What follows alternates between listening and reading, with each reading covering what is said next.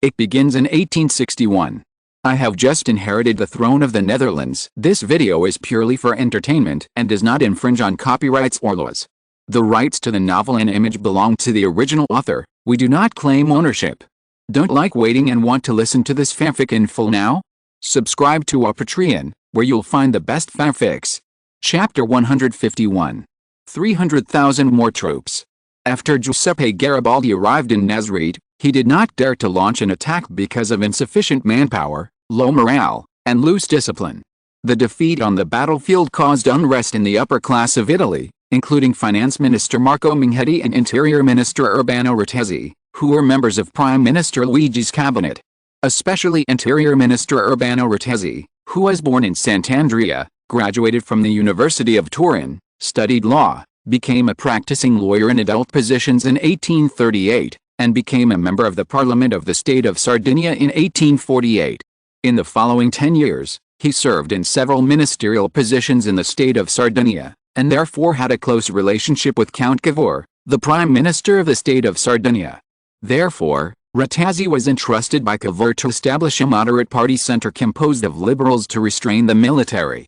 In his early years, he had many conflicts with Garibaldi, one of the three founding fathers of Italy and a senior military official, and opposed his military heroism. Many people speculated that he represented the attitude of the then Prime Minister Cavour in order to suppress the restlessness of the military. Now Garibaldi's defeat in Ethiopia has become an excuse for the moderates to attack. Among them are Urbano Rattesi, the Minister of the Interior, and Marco Minghetti, the Minister of Finance in the current Luigi cabinet. The Italian moderates headed by these two people also privately criticized Prime Minister Luigi and Victor Emmanuel II for launching this war. Interior Minister Rattesi even believed that it was impossible to win this war. Faced with a worrying war situation and opposition and objections from all sides, King Emmanuel II of Italy instructed Italian Prime Minister Luigi to tell the Italian ambassadors stationed in Berlin, Prussia and Amsterdam, the Netherlands, and the Kingdom of Prussia and the Kingdom of the Netherlands that Italy proposed a plan to divide the interior of Ethiopia, that is, Ethiopia will take the eastern territories of Ethiopia from Jijiga in the north to Mino in the south as Prussian territory, and promised the Netherlands that Italy is willing to recognize that Mino in the southeast, Goba in the north, Awassa in the west, and east of the Omo River are all Dutch territories. The remaining amount belongs to Italy. This plan is to occupy half of Ethiopia, and Italy alone occupies half. It seems that Italy has paid a lot this time. However, the ruling classes of Prussia and the Netherlands believe that this plan threatens the interests of Prussia and the Netherlands in East Africa, because it will turn the target of dissatisfaction of the angry Ethiopians to Prussia and the Netherlands. This made them, who had already obtained some of the benefits given up by Ethiopia, and open up the domestic market of Ethiopia. Neither country actively responded to Italy's proposal to decompose Ethiopia. When Luigi failed to break up Ethiopia with Prussia and the Netherlands in Europe, Emmanuel II and Prime Minister Luigi finally understood that the war could only continue and there was no other choice. So with the support of Emmanuel II, Prime Minister Luigi stepped up the dispatch of new troops to Ethiopia, and at the same time began to recruit a large number of soldiers in the country. At the same time, the ships sent to Ethiopia also carried a large number of military weapons and equipment to supplement the army. On March 1, 1863, the Italian army in Ethiopia was as high as 200,000, the cannons increased to 600, the cannons increased by 10,000, and other firearms and ammunition were also supplemented to varying degrees, specifically 20,000 troops on the Western Front and 180,000 on the Eastern Front. However, Italy has been changing its military deployment for more than a month. But Ethiopia also did not stop to watch. Since the failure of the Second Italo-Ethiopian War in Harar, the Ethiopian government has stepped up the expansion of the army, and the country's regular army has reached 300,000. Especially after the northern part of Ethiopia was captured by Italy, many Ethiopian regular troops slowly moved south and gathered in the capital Addis Ababa. The capital of Ethiopia alone occupied more than 200,000. The remaining 100,000 troops were deployed in the satellite city of Nazareth in the east of the capital. More than 10,000 troops were deployed in Negmet in the west, Motu in the southwest, Jimma in the south, Awassa, and Goba in the southeast. The remaining 30,000 were in the northern city of Desai on the western front. These 30,000 people prevented the fall of the Western Front. Amsterdam, the Netherlands. Father, Are we going to fight Italy with our own 300,000 troops now? Menelik suddenly asked Idris II. Why do you ask? This son has been very smart since he was a child. Just like this time when he was sent to trade with Prussia and the Netherlands, he has done a good job. Make them aware of the epidemic and appeal to their interests. Ethiopia has gained peace in the east and south by giving up its interests, and has also obtained the explicit or implicit support of the two countries. It can be said that he has made great contributions. He could never have imagined that his son Menelik II would defeat Italy many times later, and even became the strongest country in Africa. While European countries were colonizing various parts of Africa, Ethiopia was an exception and was not invaded by any country. Therefore, his son was called the greatest ruler of Ethiopia. Menelik said cunningly, "At present, our country has stabilized the east and the south, but father, don't forget who is lying in the west." Idris II suddenly woke up. "Are you saying that Britain will do something unfavorable to us?" Menelik said, "Britain has always been famous in Europe for its cunning. My father asked me to study European politics and history since I was a child. This time we made concessions to Prussia and the Netherlands, but did not make a deal with Britain. For the arrogant Britain, this may be a kind of contempt. I don't think they will turn a blind eye to a war with Italy." Idris II said with interest, "You said that Britain will send troops to our west to help Italy." Menelik shook his head. "Their troops in South Africa have been depleted too much, and they know that we are not easy to mess with, so they will not send troops." Seeing his father puzzled, Menelik said, "I am afraid that the offshore balancing technique that the British like in Europe will be used on Ethiopia again." Idris II was stunned at first, then looked at Crown Prince Menelik with great satisfaction, and praised, "You think carefully. It seems that you are good at Western history and political science. What is father going to do?" "Naturally, Britain will not have a chance. Ethiopia belongs to us, father and son, not the local government. Father talks a lot." Just when William IV was pointing out the weaknesses of countries such as Italy and Ethiopia in Amsterdam, he did not expect that Ethiopia would make new moves, which surprised William IV. Ethiopia actually found the hidden problem and cracked it. On March 5, 1863, Idris II mobilized 50,000 troops of the Duke of Murajida, 30,000 troops of the Duke of Amiru, 20,000 troops of the Duke of Suim and 20,000 troops of the Duke of Kaza. A total of more than 110,000 troops had been assembled in Addis Ababa, commanded by Ethiopian Army Minister de Basel.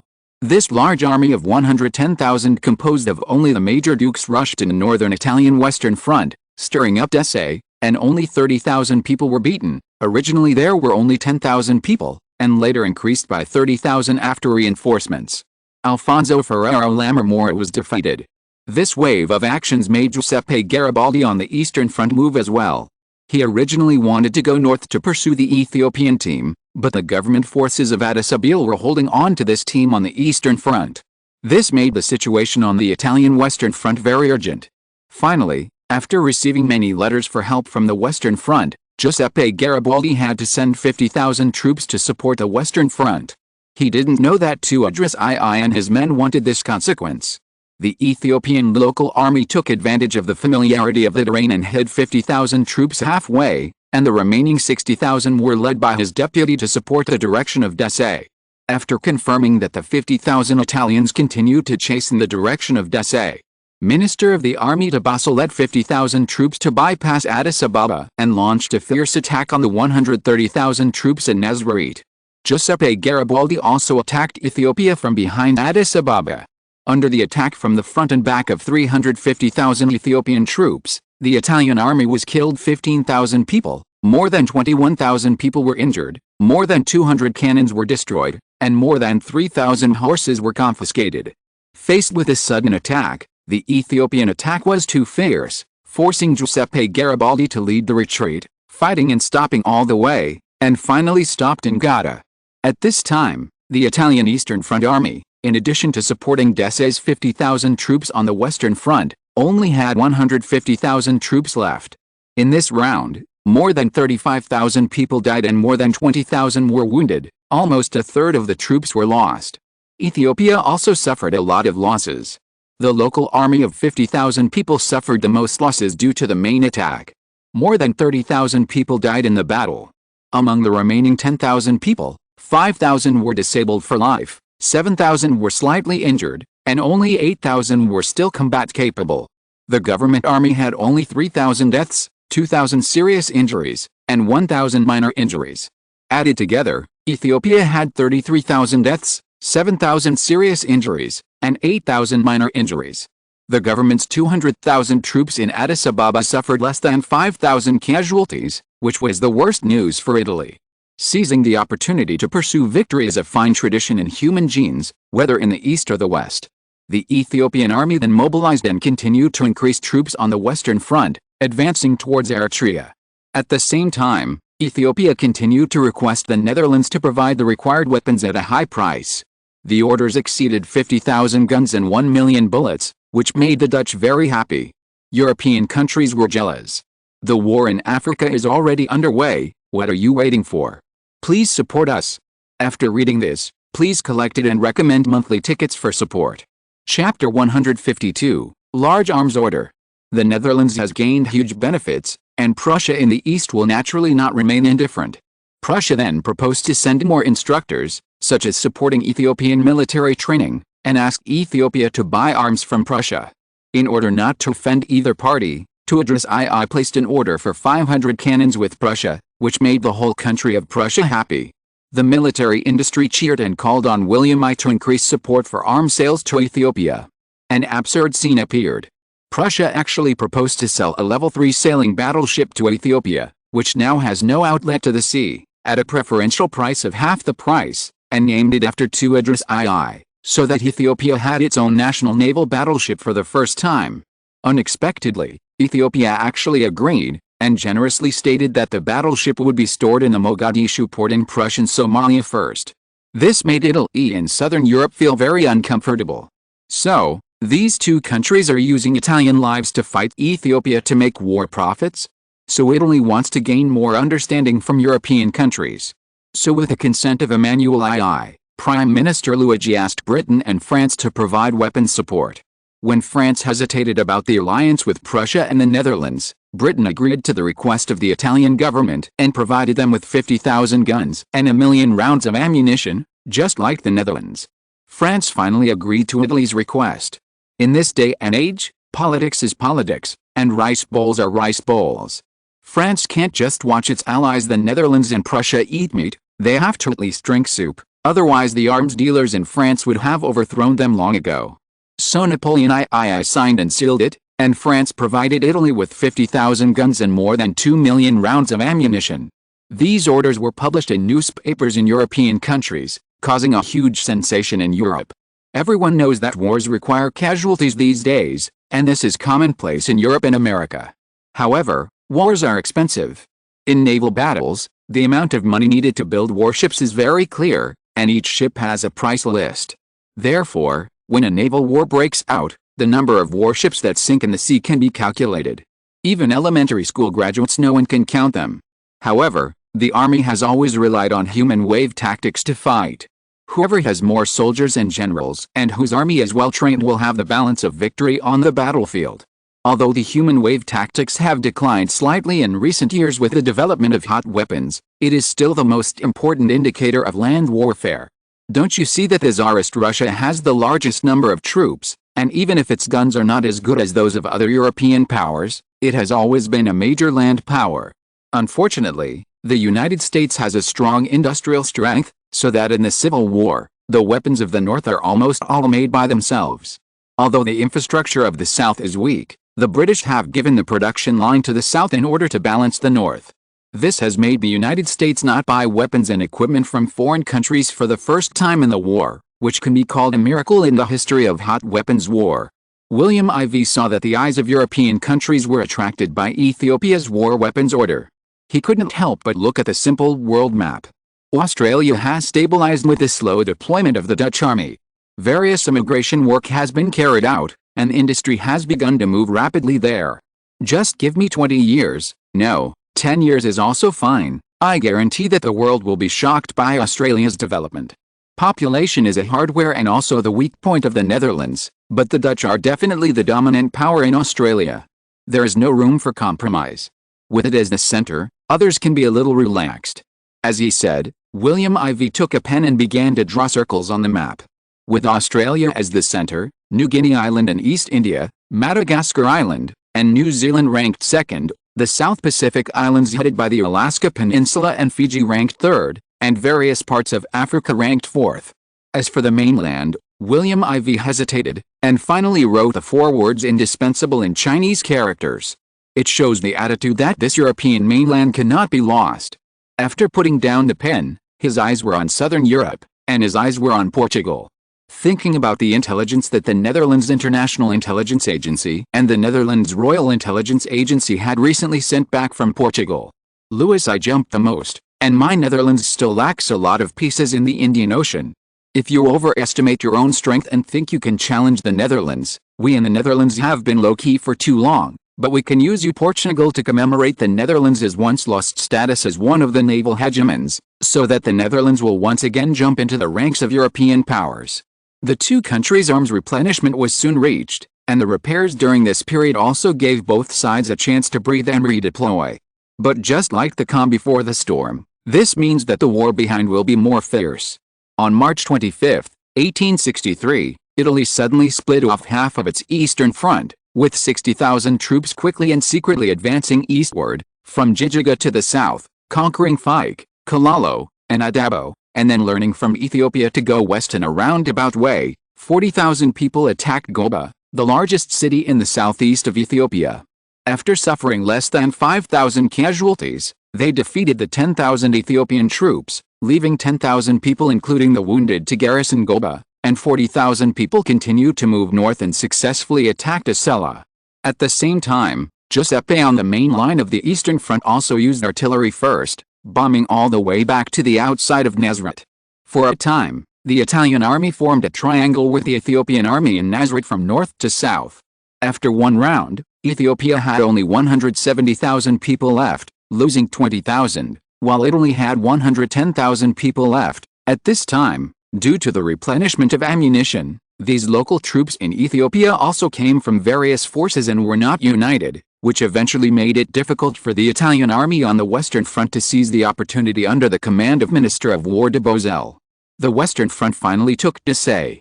In this battle, the Ethiopian army in Desai dropped sharply from 60,000 to 40,000, while the Italian army lost less than 5,000 people from 60,000. As it was captured, the Ethiopian army began to retreat all the way to the southwest because of insufficient food and weapons and ammunition. When returning to Addis Ababa, the remaining 40,000 troops were only 20,000, and Italy had 50,000 left.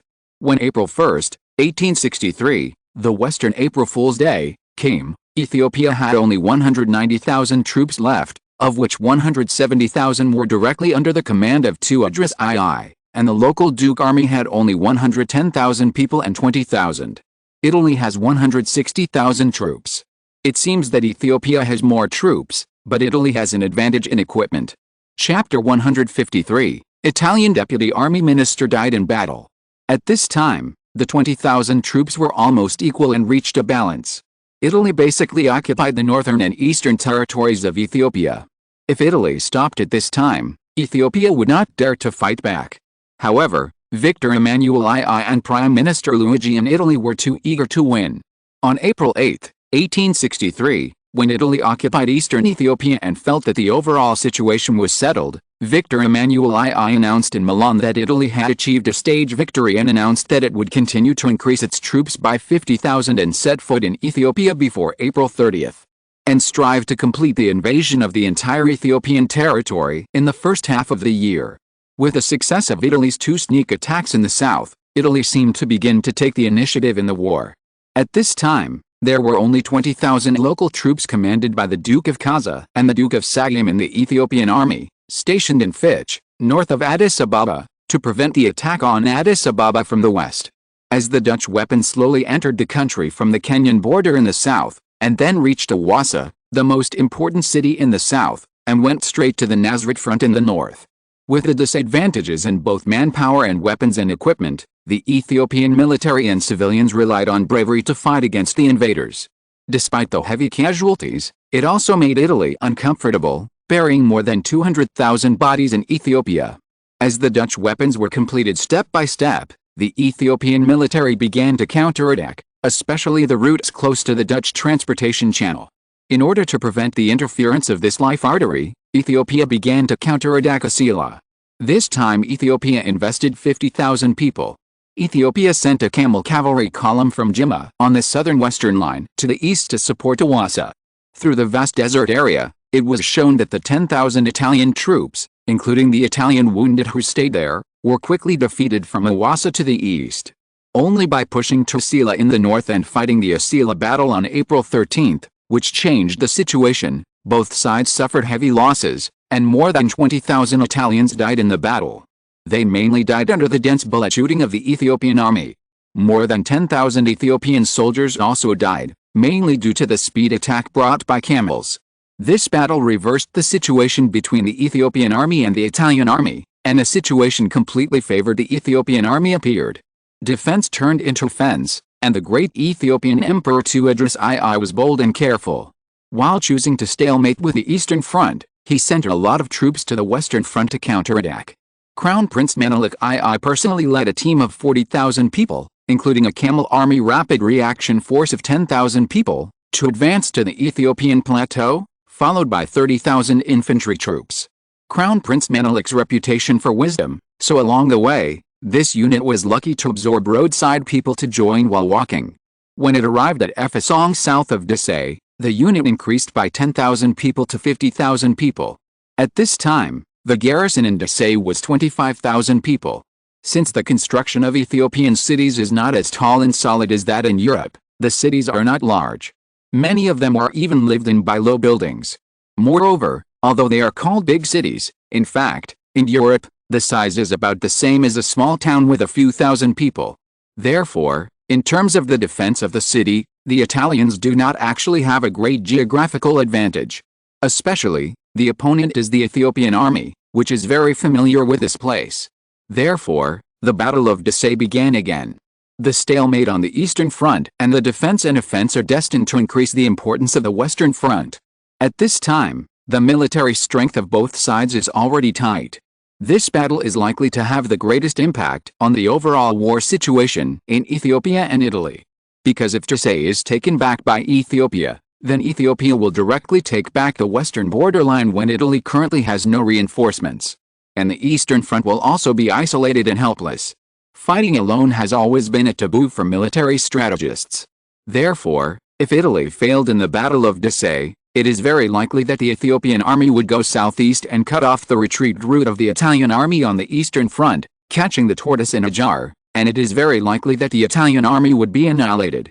It was precisely because of this situation that the news that Italy would increase its troops by 50,000 came, which made Alfonso Ferrero La Marmora, the Italian deputy minister of the army stationed in Desai, even more strong.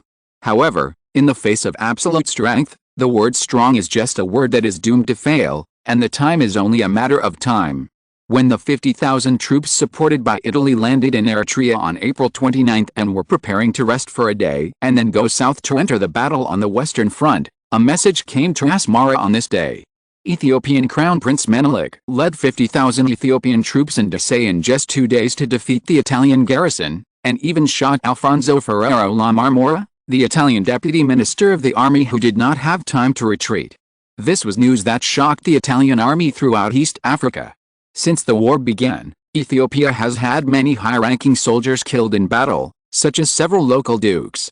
However, Italy is generally a major, a mid-level general in the army.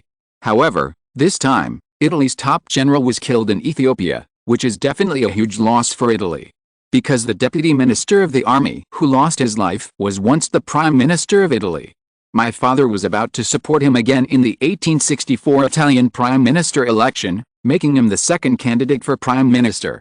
Therefore, this Ethiopian campaign was his capital to build military industry and win votes, but now he died in Ethiopia. Alice, Italy has really lost too much this time. Crown Prince Umberto became the leader of Italy's 50,000 support troops this time, but he would not enter the battlefield, but only in Asmara, Eritrea. Originally, Emmanuel II was planning to let him run a lap, and after the gilding was successful, he could establish greater prestige in the country. But as soon as he stepped into Ethiopia, bad news came, which made him embarrassed.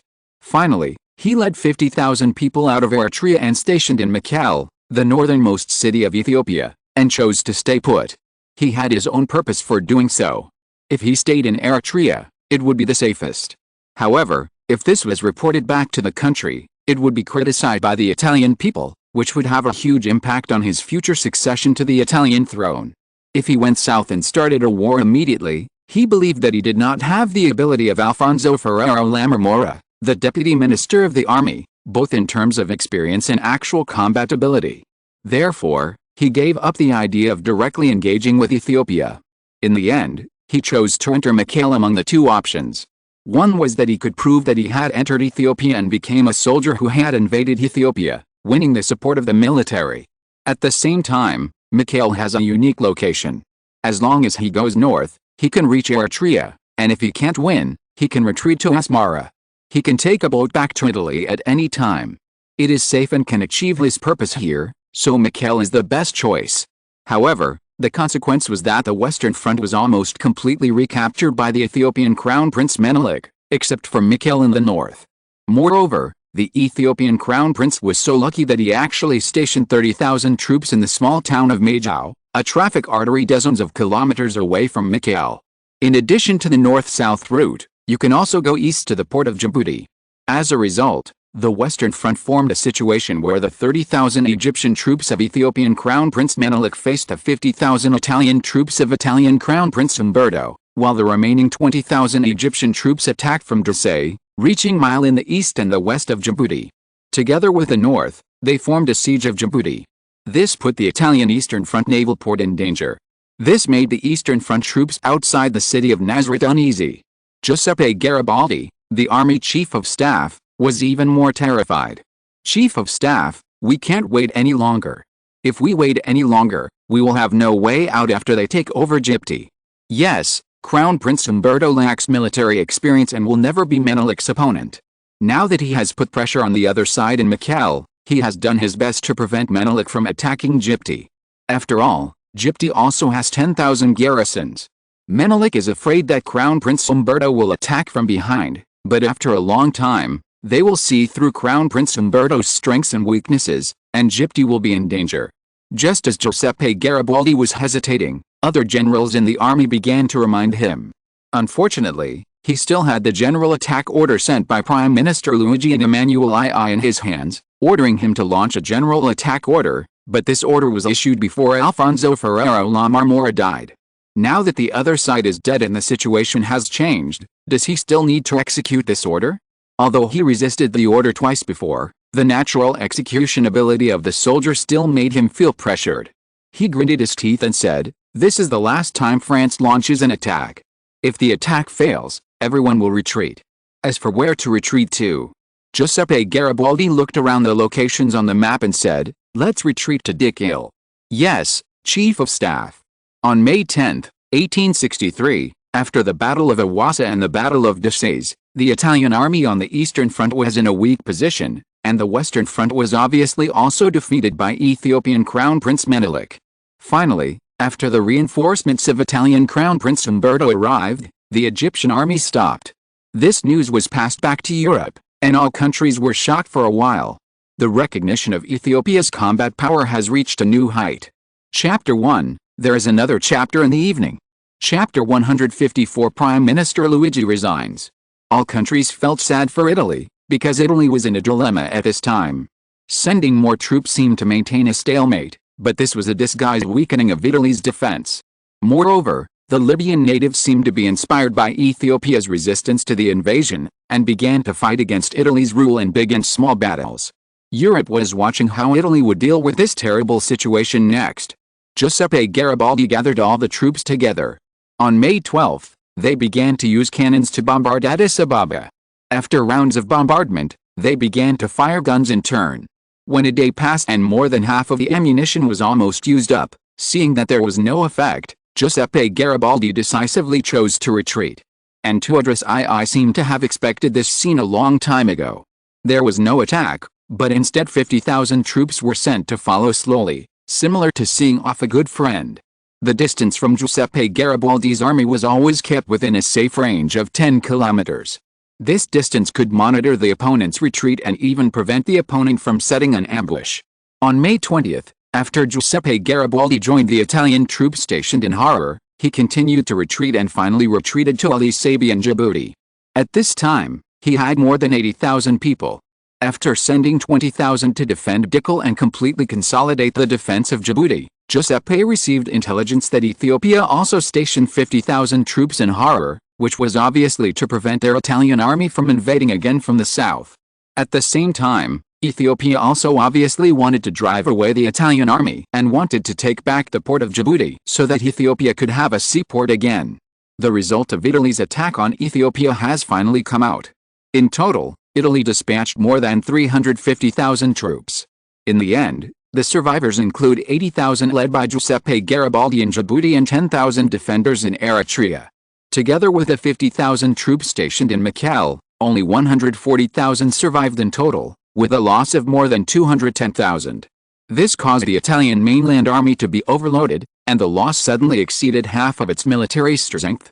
Your Majesty, it seems that with this battle, Italy will have to rest quietly for a while. Dutch Foreign Minister Hubert van said with a smile.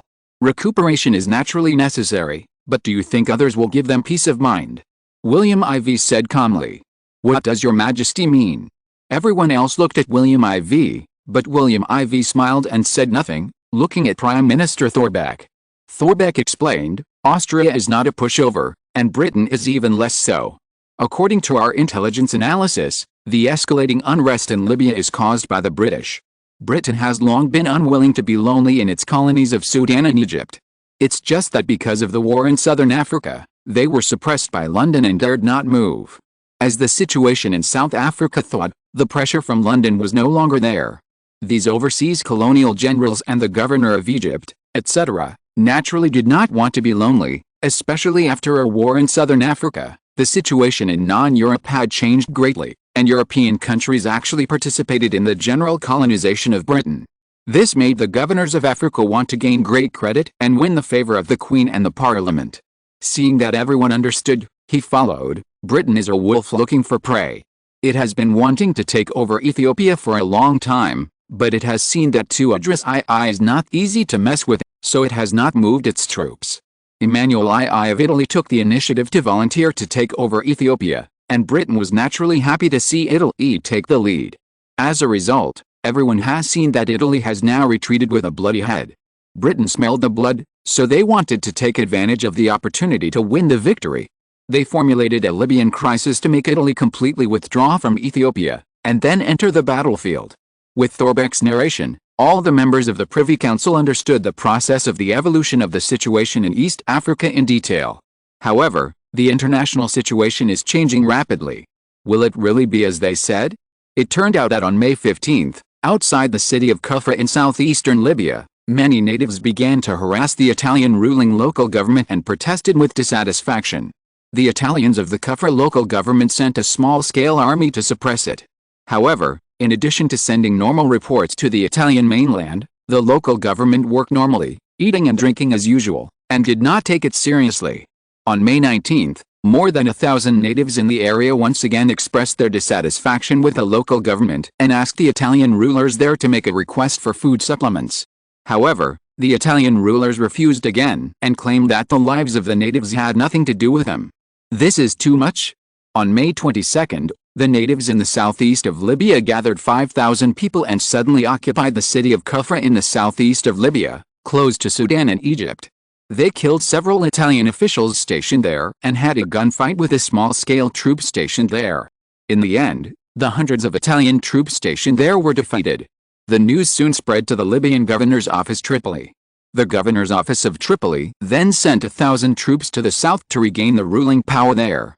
But when they arrived there, they found that this native army not only took down the city of Kulav, but also took down the Kulav Oasis and Zigan Oasis in just a few days. And from south to north, across the Rabayana Desert, the Tazarb Desert, the Libyan Desert, and the vertical Kalanchu Desert. These nearly 1,000 Italian troops finally climbed through the deserts, but got this result. Before they could react, their heads had fallen to the ground and hung on the walls of the central city of Sabha. Tripoli could tolerate it, but how could Italy tolerate it? But before they could react, a big mess broke out again. On May 25th, other places in the entire eastern part of Libya seemed to be infected, and the natives there began to become restless. Tobruk, Beta, even Sahelbi Castle, Desert City, and Soletta, these places have all seen a huge wave of indigenous resistance. The Italian garrisons in these places only have a total of 10,000 troops. The places are too big and obviously difficult to rule, Your Majesty. Italian Prime Minister Luigi has been very busy recently. The defeat in Ethiopia has almost overwhelmed him with scolding in the country, and the voices calling for him to step down have become increasingly intense. However, before he could figure out a way to get up from where he failed, the damn Libyan natives actually started to cause trouble at this time. This made him want to die. Go on, Emmanuel II closed his eyes and frowned. He had consumed a lot of energy during this period and was obviously much older. He probably guessed what Luigi was thinking, but this thing still needed Luigi to say. Luigi had been in the Italian political arena for many years, and he was also a loyal minister of Emmanuel II, and he had understood a lot of Emmanuel II's thoughts. He gritted his teeth and said hatefully, Your Majesty, we can withdraw troops from Djibouti, bring these 80,000 people back to Libya, and quickly quell the Libyan chaos. Why do you want to do this? Emmanuel II still didn't open his eyes. Because Italy's international prestige has been hit by the failure of Ethiopia, and there is not much left. If we are overthrown by the indigenous army in Libya again, it will make our domestic situation unstable, and we may also lose the last bit of prestige of a great power in the international community. Prestige of a great power? Humph. Emmanuel II opened his eyes, emitting a compelling light, and Luigi lowered his head. Just do as you say. Who do you think will accept your position? Prime Minister Luigi was shocked. Although he knew it would come soon, he was still unwilling to accept it when this moment came. However, someone had to take the blame. This person could not be Victor Emmanuel II, so it could only be him. Marco Minghetti. On May 31, 1863, the world was watching. Italian Prime Minister Luigi announced that the Italian army in Ethiopia would officially withdraw from the Eastern Front before June 10, and announced that 40,000 of the 80,000 troops on the Eastern Front would be stationed in Tobruk, Beta, Benghazi and Yala Oasis. Another 40,000 troops would go to Kulis Oasis to quell the rebellion. Ethiopia finally ended with Italy's failure, which made all countries look solemn. Because in history, this was the first time in all these years that a European power was defeated in Africa, and it was defeated head-on, and Italy's losses exceeded 200,000. Although Ethiopia's casualties have not yet been calculated, according to the data revealed by the Netherlands and Prussia earlier, the Ethiopian army lost more than 250,000. Seeing that Italy's losses were less than Ethiopia's, it seemed to have the upper hand. However, in the eyes of the arrogant European whites, this is a humiliation. Italy has actually lost the face of the noble whites in Africa. For this reason, while countries hate Ethiopia, they also show fear of Ethiopia. However, before countries get over the surprise of Italy's withdrawal from Ethiopia, Italian Prime Minister Luigi announced his resignation on June 1, and the country's Interior Minister Marco Minghetti succeeded him as Prime Minister for the rest of his term. For a time, Europe was stunned again. The Italian Prime Minister was obviously shouldering the responsibility for the failure. Countries also saw that this was an act of taking the blame for Emmanuel II. At the same time, they were also curious about Marco Minghetti, who succeeded him. Because this person was the most popular former Italian Prime Minister Cavour, who had passed away, and had long served as his close secretary. He was also a representative of the hardline faction. He had rejected the invitation of Pope Pius VI and was unwilling to become the president of the Romagna provincial parliament, which attracted the attention of Europe. What kind of changes would such a person bring to Italy at a time when Italy is in constant turmoil? Chapter 2, with the support of recommended votes and no collections. Chapter 155. Austria takes advantage of the situation. The situation in the world is changing every day. Italy just suffered a defeat in Ethiopia. After Giuseppe Garibaldi on the Eastern Front took the last ship of soldiers away from Djibouti on June 10, Italy only had Crown Prince Umberto on the Western Front, who was still squatting in Mekelle, northwest of Ethiopia. However, with a gradual increase in the number of troops of Crown Prince Menelik of Ethiopia, Crown Prince Umberto eventually withdrew from the area and sent the 50,000 people back and forth to Eritrea. The invasion war launched by Italy finally ended in failure. But will Italy be willing? Many people speculate that Italy, with its ambitions unchanged, will never give up, because from the announcement of its withdrawal to now, Italy has not signed any agreement with Ethiopia. From this, many people speculate that this is an excuse for the next invasion. At present, the priority is mainly to suppress the rebellion in Libya. However, will the world stop turning without Italy? Of course not. Because at this moment in London, there is an answer. Queen Victoria is facing the difficult problem of this answer on her desk. Opposite her sat Prime Minister Viscount Palmerston, Foreign Minister Russell, and Finance Minister Cleyston. Is Franz Joseph I of the Austrian Empire so tempted? Queen Victoria looked at the letter she had just read on the table with amusement and anger, and asked Viscount Palmerston. Viscount Palmerston nodded and said, "Yes, this distinguished Austrian emperor wants to take advantage of the opportunity." Queen Victoria said unhappily, "He knows how to choose the day, and he actually chose it after Italy's failure." "Your Majesty, Austria has no choice," who told Emmanuel II to get ahead of him. Hearing Cleyston's teasing interruption, everyone present smiled knowingly. Originally, Austria was preparing to use force against Ethiopia at the beginning of the year, and even issued a conscription of 50,000 soldiers for this purpose. However, before half of the conscription was completed, Italy, with the approval of Britain, used the Suez Canal controlled by Britain and quickly launched an attack. Now, Italy was originally separated from Austria and became an independent country. Later, it fought with Austria because Venice started a war a few years ago. With the support of France, it successfully defeated Austria, which made Austria lose face again and again. Now Italy is forcibly trying to occupy the colonies that Austria has set its sights on, which makes the whole Austria very angry. As a result, the 50,000 troops originally recruited to fight Ethiopia were slow to move, but some people claimed that it was to deal with Italian conscription, and the conscription was full in just 1 month. The person who came up with the idea was the current Prime Minister of the Austrian Empire, Archduke Rainer Ferdinand. Under the enthusiasm of many Austrians, they saw Italy's repeated defeats. No Austrian would think that Italy was a weak country. This can be seen from the previous few wars between Italy and Austria. Italy is not weaker than Austrian soldiers. Even Italy ended in failure. Can Austria do it? This made the Austrians hesitate. European countries even envied Austria's good luck. However, it was under such circumstances that Britain, which had just agreed to invade Ethiopia for Italy in order to fight against a British, Italian and Austrian alliance formed by France, Prussia and the Netherlands, once again received a request from another ally to use the Suez Canal. Austria wants to invade Ethiopia behind Italy. Let's talk about it. What should Britain do? Queen Victoria asked the people present. Russell, the foreign minister who had been silent, said at this time, "Your Majesty, Austria has suffered successive defeats and is facing the erosion of Prussia and Italy, and its strength has been greatly weakened. This is already somewhat precarious for our balanced policy in Europe. If Austria is increasingly suppressed by other countries, then its role in pressuring and balancing the surrounding powers will be reduced, and other countries will shift their attention from the continent to overseas, and Britain's overseas policy will face more challenges. Just like the recent swarming of countries to devour African colonies. Therefore, I think that Britain's overseas colonies will not be much more than one more Ethiopia, and one less will not be a big loss. We might as well let Austria show its power and consolidate its position. This will be more effective for Britain."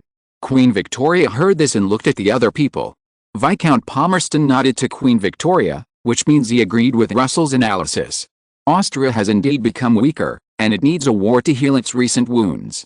Claxton also said, "Franz Joseph I has learned to take advantage recently, but I also think that his position has begun to align with that of Britain. Compared with Prussia, I believe that Austria can bring more diplomatic benefits to Britain." After listening to the words of several people, Queen Victoria picked up the pen on the table and signed her name. She said, "I hope Austria will not perform too badly." The others all showed strange expressions. Will Austria follow in Italy's footsteps? On June 20, 1863, the world's attention was focused on Vienna. Because on this day, Italy had just announced its complete withdrawal from Ethiopia for 10 days, and a press conference was held in Vienna, the capital of Austria. The press conference was held by Austrian Prime Minister Archduke Rainer Ferdinand. "We started recruiting soldiers to enter Ethiopia several months ago, but there was an accident in the middle. Although this accident has disappeared now, it does not affect our preparations for this. Did Archduke Ferdinand mean that Austria will promote the action of sending troops to Ethiopia? Of course, we will proceed according to the established arrangements. Will this embarrass Italy? Does this have anything to do with Austria? Isn't the Austrian Empire afraid that it will fall into the same situation as the Kingdom of Italy? What two words did you add after Austria just now? Empire, that's right. Austria is an upright empire. Are we as weak as other countries? As Archduke Rainer Ferdinand announced in Vienna that the Austrian Empire would send 50,000 troops to Djibouti, he also called on Idris II to recognize the situation and surrender to Austria to Josephine. The world was once again in an uproar. Austria actually chose this time to invade Ethiopia? Austria really knows how to choose the time. It is here to make a profit. When William IV saw the news, he was also stunned. There was no such thing in his previous life. Italy invaded Ethiopia several times and failed many times. This was a shame for the white people in Europe. But Austria has never appeared in Africa, and it doesn't even have colonies. But William IV also turned to laugh. No wonder, Austria originally had no colonies, but now it has Nigeria and is fighting with Prussia. Nigeria and Cameroon have quarrels every few days. This has become a common thing in Europe. I just don't know, if Ethiopia is successfully conquered by Austria, will Prussia and Somalia next to it become the target of Austria's attack? William IV thought about it and felt a little excited. At the same time, William IV also felt that Africa seemed to be getting more and more lively, so lively that almost everywhere had the potential to become a powder keg. In southern Africa, because of the competition for southern Rhodesia, Britain, Prussia, the Netherlands, and Portugal confronted each other for several months, and they are still in a stalemate. It depends on who blinks first. Although Spain and France have a close relationship, they are also competing for interests in West African colonies such as Mali. The Gulf of Guinea in western Central Africa is even hotter and makes people sweat. Prussia and Austria, the two giants of the German Confederation, came to Africa from Europe and continue their quarrels in Nigeria and Cameroon. Denmark in Ghana and Sweden in Togo, as well as Côte d'Ivoire in Tsarist Russia, are also in trouble because of border divisions. Anyone with a discerning eye can understand that someone is manipulating the situation in Libya, but Italy can only keep a low profile and handle it on its own. Ethiopia has just experienced a war with Italy and is preparing to develop its economy in order to recover its vitality. Unexpectedly, Austria wants to take advantage of the situation now? William IV finally understood that he was the butterfly that stirred up the world's changes, or because of flapping his wings. It led to changes in the world. The world situation has begun to change. I just don't know whether Britain will become weaker and weaker, and European powers will compete more overseas to share the hegemony of Britain and France, or Britain and France will become more and more centralized, and other countries will be annihilated faster. Ethiopia's Idris II looked at the intelligence sent back from Europe, his face full of anger. His son, Crown Prince Menelik, had been urgently recalled to Addis Ababa. Father, Austria saw that we had just fought a war and believed that this was the time when we needed to recuperate the most and were the weakest. They really knew how to pick the time. Looking at Crown Prince Menelik, Idris II smiled and said, "Then do you think we are weak?" Crown Prince Menelik was stunned, then shook his head. "Not only have we not become weaker, but we have become stronger." Idris II, what's the strength? Crown Prince Menelik said confidently, "Borrowing foreign troops has helped us to eliminate various local forces in the country, which is more conducive to your rule, father." Seeing Idris II nod in approval, he said, "More importantly, it has made everyone in our country realize the greatness of father, and that only under the leadership of our royal family can we resist the invasion of European countries. This is a huge medal of honor that will make father recognized by the people, almost like a god." Idris II said, "Your analysis is good, but there is one more point. We have opened up exchanges with Prussia and the Netherlands for this, and these two countries are also the most important factors in whether we can defeat Austria again next time." Menelik was surprised and said, "Father, do you want to use barbarians to control barbarians?" Idris II, is there a better way? If you're listening to this novel on a channel other than Fanfic World, it means they downloaded and uploaded it without effort. We cordially invite you to visit our channel, Mundo Fanfic Novelis. There you'll find the original version of this story and you can explore many other novels of various genres. We're waiting for you to immerse yourself in a world of incredible novels. Chapter 156, The Wedding of William IV. Since Austria announced on June 20, 1863 that it would send troops to Ethiopia. All parties have made statements. We do not oppose countries to strengthen their strength, but we need to act according to rules. The rules formulated after the Vienna Conference in 1815 are the truth, and we hope that all countries will continue to abide by them. Britain is biased towards Austria, and it is obvious that Britain supports Austria. France thinks that Africa is large enough to accommodate the competition among European countries in Africa, so it hopes that European countries can resolve disputes peacefully. As expected, it is the French Empire, and its words are enough to anger Africans on a continent. But who can blame them for being confident now? Tsarist Russia thinks that Africa can be more balanced, just like the European continent. What does Tsarist Russia mean by this? Like Europe? You, Tsarist Russia, have the largest land area in Europe, and you are now hiding in a small place in Guinea. Are you unwilling to accept it, so you complain that Europe and Africa are treated unequally? But who cares about you? The Netherlands has always been a peace-loving country. Our national policy is to establish a country through trade. Therefore, we still think that we should use as little force as possible in Africa. Trade can solve all troubles and violence. When the Netherlands said this, other European countries were about to go crazy. New York, the earliest colony in North America, was snatched by the Netherlands from the Indians with their blood. The same is true for East India. One of the earliest countries that started out with violence overseas, said such peaceful words, which made all countries itchy. Sweden only thinks that Africa can be more peaceful and become a place for Europeans to live overseas. It does not think that the war in Africa will contribute to the peace of the European continent. No wonder Sweden is getting weaker and weaker. After the Nordic powers were defeated and replaced by Tsarist Russia, they began to abandon themselves and became a small partner who can only be close to the Netherlands. Although there is a conflicting army, such a non-competitive word makes Sweden feel that the threat of Sweden to European countries has been reduced to the lowest. But no one knows whether this is the result Sweden wants. However, Prussia is a bright spot. This time, Bismarck said it himself, Austria has committed many brutal murders in Nigeria. We are disturbed by what happened there. This is not the demeanor of a peaceful country. On the issue of Ethiopia, we ask all countries to respect Ethiopia's sovereignty and to negotiate with Ethiopia in a peaceful manner to safeguard the interests of all countries. At the end, Bismarck, the Prussian Prime Minister, also said meaningfully, we oppose the invasion of Ethiopia. We still have a request with Ethiopia. We will continue to do everything we are doing now, including various transactions and various planned cooperation. When asked whether the plan included Prussia sending troops to support Ethiopia in fighting the invaders, Bismarck did not answer directly, but said that everything was possible. Such an ambiguous answer shocked European countries, and at the same time, they felt more simple and confused about the situation in Ethiopia, and aroused curiosity about the future direction. On June 23, the Austrian warship fleet filled with 50,000 troops officially set sail in the Adriatic Sea. On June 30, 1863, when William IV of the Kingdom of the Netherlands and Princess Alexandra, the eldest daughter of Crown Prince Christian of the Kingdom of Denmark, were having a grand wedding in Amsterdam that shocked Europe, the fleet finally arrived at the port of Djibouti after more than a week of sailing. After a round of bombardment, the Austrian army officially took over the headquarters of the Italian Eastern Front Operations Command half a month ago. With 50,000 people coming down from the fleet, Djibouti once again became another important hotspot for European powers to start wars in Africa.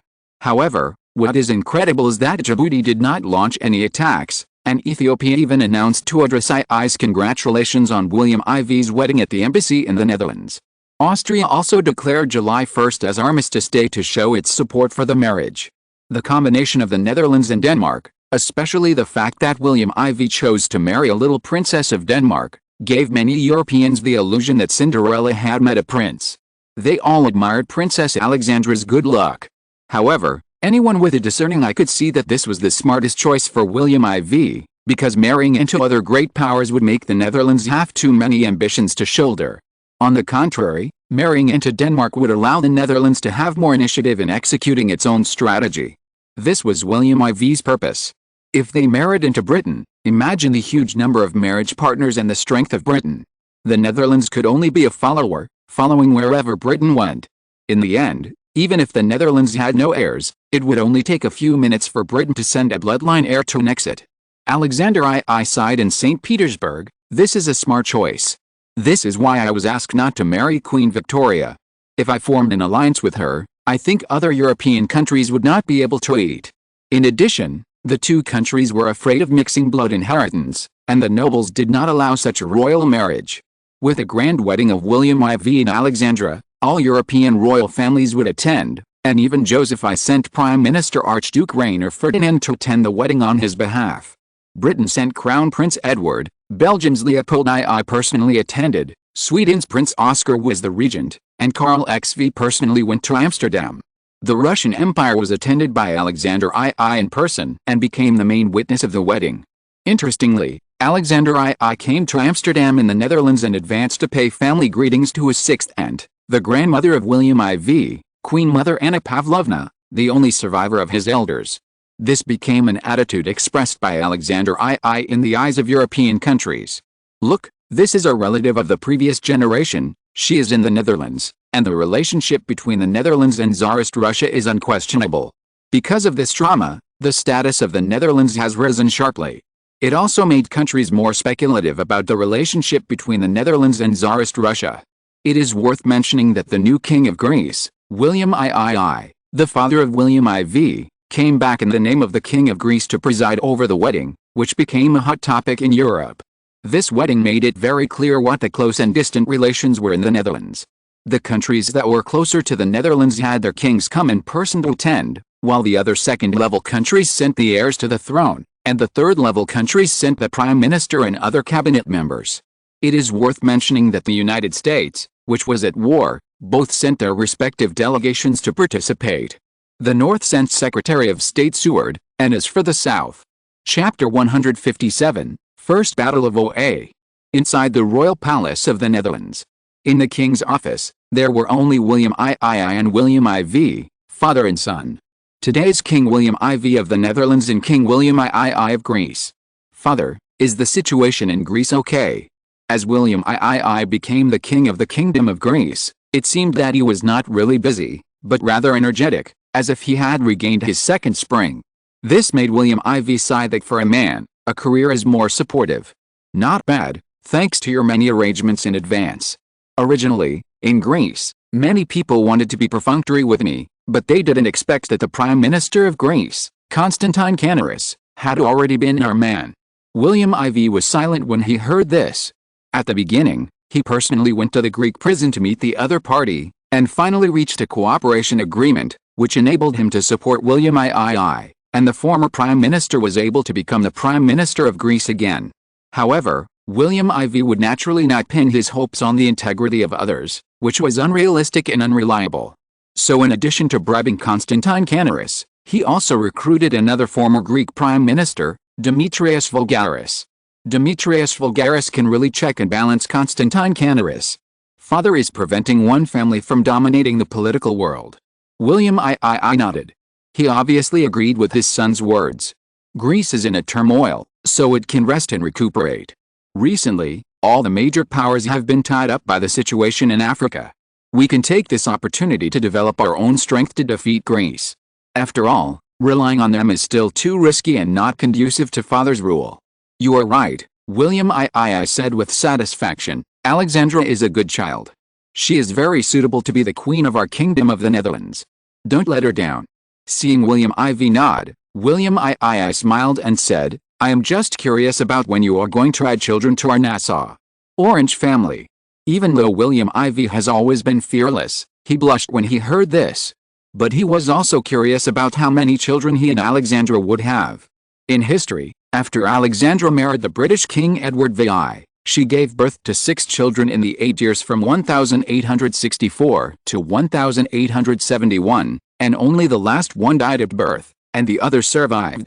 Therefore, 5 more royal family members were added to the British royal family, including 2 princes and 3 princesses. One prince also died young. It can be said that this is very important for the inheritance of the British royal bloodline. It is precisely because of this that William IV chose Alexandra, because she was fertile and safe. He originally wanted a British princess, but hemophilia made him give up. At the same time, many of Queen Victoria's princesses were childless, so for William IV, the political value is reduced in his eyes. William II didn't know what his son William IV was thinking, So he continued, now Greece has fallen into the hands of you and me, father and son. The power of the Orange family has expanded. What are you going to do next? How can Greece help you? William IV said, the most important thing about Greece's geographical location for the Netherlands is that it now has an extra eye near in the Mediterranean. Father doesn't need to do anything else now. The most important thing is to consolidate your position and be careful not to cause a backlash. As for the Netherlands' future plans, Australia is the foundation of Nassau Orange's future. I have transferred most of Nassau Orange's wealth there.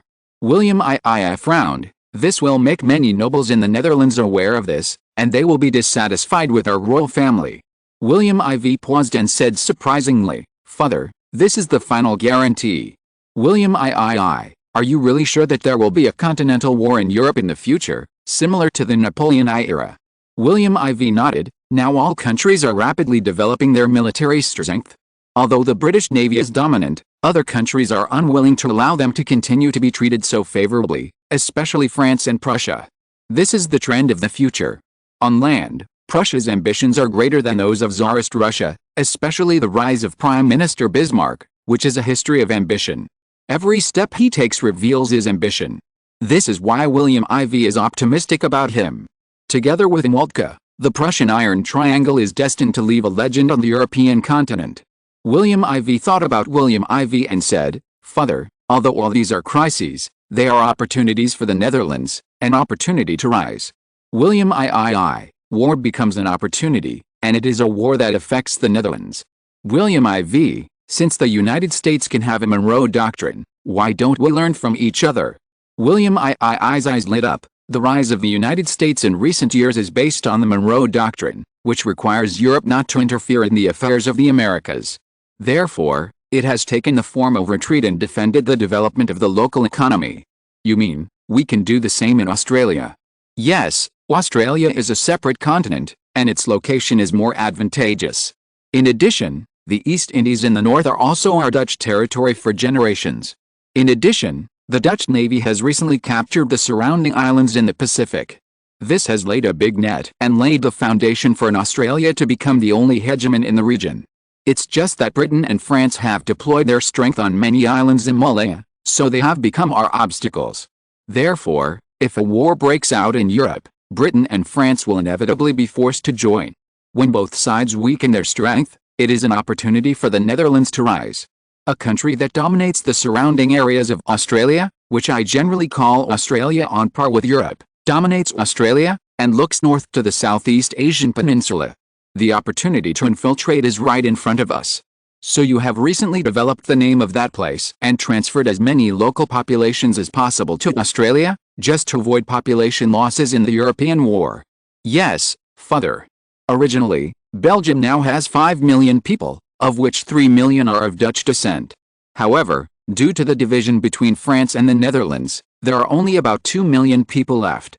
Now, because of the acquisition of the two northern provinces of Belgium, the Dutch mainland has increased its population by 1.8 million. The other 1.2 million are of French descent, becoming the current French. The Netherlands therefore has 7.8 million people, and because of the return of 500,000 people from the Transvaal Republic and the Orange Free State in South Africa, our current population is about 8.3 million. It's already a lot. How many local Dutch people do you plan to keep? William I was curious about how his son William IV would arrange it, so he asked. William IV, 3 million people are enough. I think it will take 3 years to immigrate the remaining 5 million people. I will speed up the development of Australia, East India, and even New Guinea and Madagascar. This is my core. As long as these places develop and their status is stable, the Netherlands' position in the world will be based on the vast Pacific and Indian Oceans, and it will be enough to successfully enter the ranks of world hegemons, on par with the Russian Empire, the French Empire, and the British Empire. Why not Prussia and Austria? Father, these two countries are located in the middle of Europe, which is a place of war on all sides. It is surrounded by major powers and has no depth in the rear. Therefore, it is difficult for the status of a major power to last, especially in the rapidly developing technology in the future. Therefore, in my opinion, it is difficult to match the other three countries in terms of status. Where is Denmark's help to the Netherlands? William I couldn't help asking. in Iceland and Greenland. For the Netherlands, this is a key point of a future route to Alaska. Of course, Denmark is located at a key point in the Baltic Sea that leads to the Atlantic Ocean, which makes Britain wary of our cooperation in the Atlantic Ocean. Father, don't forget the grievances between Sweden and Denmark. We are of the same roots, why are we so anxious to fight each other? William I sighed. Now that Norway has changed from being ruled by Denmark to Sweden, the three Nordic countries can't get rid of the thorn in the hearts of the two countries. This is a dead end. Father, what you said is not right. Why is it not right? William I asked curiously. If the two countries really want to reconcile, then this knot can actually be untied. Seeing William I's interested eyes, William IV said, did Father forget that Norway's own independent forces have gradually formed? Sweden's Karl XV has privately complained many times that this is all caused by the forces of Britain and Denmark, especially the remnants of Denmark left there. If the two countries really want to reconcile, I think Liang Gong might as well change his mindset and arrange a royal marriage between the two countries, send the prince to become the new king of Norway, and the woman to be the queen. This can indeed lead to reconciliation between the two countries, but in this way, Sweden's status as a great power will be even more uncertain. Therefore, I estimate that Sweden does not have this market now, and Denmark will not easily get involved. Upon hearing this, William I immediately agreed. The father and son were chatting very enthusiastically. If there were outsiders, they would definitely think that they were not father and son, but colleagues. However, now that both of them are kings of their respective countries, it is not bad to call them that. King to king, what else is not colleague? On July 3, 1863, the third day after the wedding of William IV of the Netherlands, the Austrian Empire officially began to attack Ali Sabi. The 10,000 Ethiopian troops who had been waiting for Austria, the new enemy, were not afraid to meet the challenge. In the end, they failed under the impact of 40,000 Austrians. Ethiopia lost more than 3,000 people, and the rest retreated to the direction of Harur. The Austrian Empire's army was the main attack, so the loss was slightly greater than that of the Ethiopian army. 4,000 people were killed, and the remaining 1,500 people were injured to varying degrees. The first battle ended with Austria's victory. However, this battle made the Austrians solemn, because the strength of the Ethiopian army made them realize the fact that the Austrian army was not much better than Italy. The one who led the team south this time was Prince Auersperg, who was the first prime minister after the establishment of the Austro-Hungarian Empire in the history that William IV knew. This is a notorious chicken thief. It was also because of this that he gained the trust of Franz Joseph I, who believed that he could establish a colony for Austria in Africa. He was different from the famous Italian general Giuseppe Garibaldi, who liked to fight head-on. But Prince Auersperg liked to combine the strange and the regular, and emphasize the strange. This also made Idris II suffer unprecedented pressure when he was in Britain and Austria. Chapter 158 Prussia enters the game. Now, Austria took Ali Sabi and consolidated the defense of Djibouti port.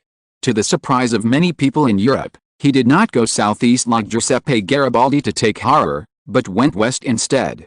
He took the city with 5,000 Ethiopian troops stationed in Dikil in a way that caught the Ethiopian garrison off guard. He only lost 1,000 people out of 20,000 people, and took it. Moreover, the Ethiopian army lost more than 3,000 people, and the remaining 2,000 people withdrew to the west with varying degrees of injuries. This victory made Austria admired in Europe. In contrast, the previous Italian attack seemed inferior. This made Victor Emmanuel I and Giuseppe Garibaldi look unhappy. There is no harm without comparison. Now, Emmanuel I must be unhappy, right? Franz Joseph I said with a smug smile. Archduke Rainer Ferdinand, as the current Prime Minister of the Austrian Empire, was also very happy. In recent years, when Austria faced the surrounding major powers, it lost more than it won in the wars it launched. Therefore, there are more and more examples of people with strong diplomatic skills as prime ministers in Austria, which makes Archduke Rainer Ferdinand quite dissatisfied, because this will reduce the power of their nobles in the Austrian government. Therefore, this war in Africa is a very important opportunity for the nobles to show their strength. Although the loss is more than 5,000 people, Ethiopia has lost more than 7,000 people, which is completely acceptable for Austria, which is the main attacker. Compared with Italy, it highlights the stronger strength of the Austrian army. Your Majesty, now we have gained a firm foothold. Next, Prince Auersperg will perform his favorite tactics. I think many people in Europe will be dumbfounded next. Yes, we did show our might this time, but it's not enough. Let the storm come even harder, Franz Joseph I said hopefully. But it seemed that he was lucky, because on July 15, 1863, news about the war in Ethiopia spread throughout Europe, making everyone's military ability of Prince Auersperg once again rise to the ranks of famous European generals. Even William IV had to sigh and say to the members of the Privy Council, Prince Auersperg is a subject worthy of military research in European countries. It turned out that after taking down Dickel, the Austrian prince did not stop there, but once again rushed towards the defeated army in different directions. He did not take the opportunity to chase these defeated Ethiopian troops to the big city of Desai, but went north. In just 5 days, he actually achieved the same level of attack and took down the northern city of Mikhail.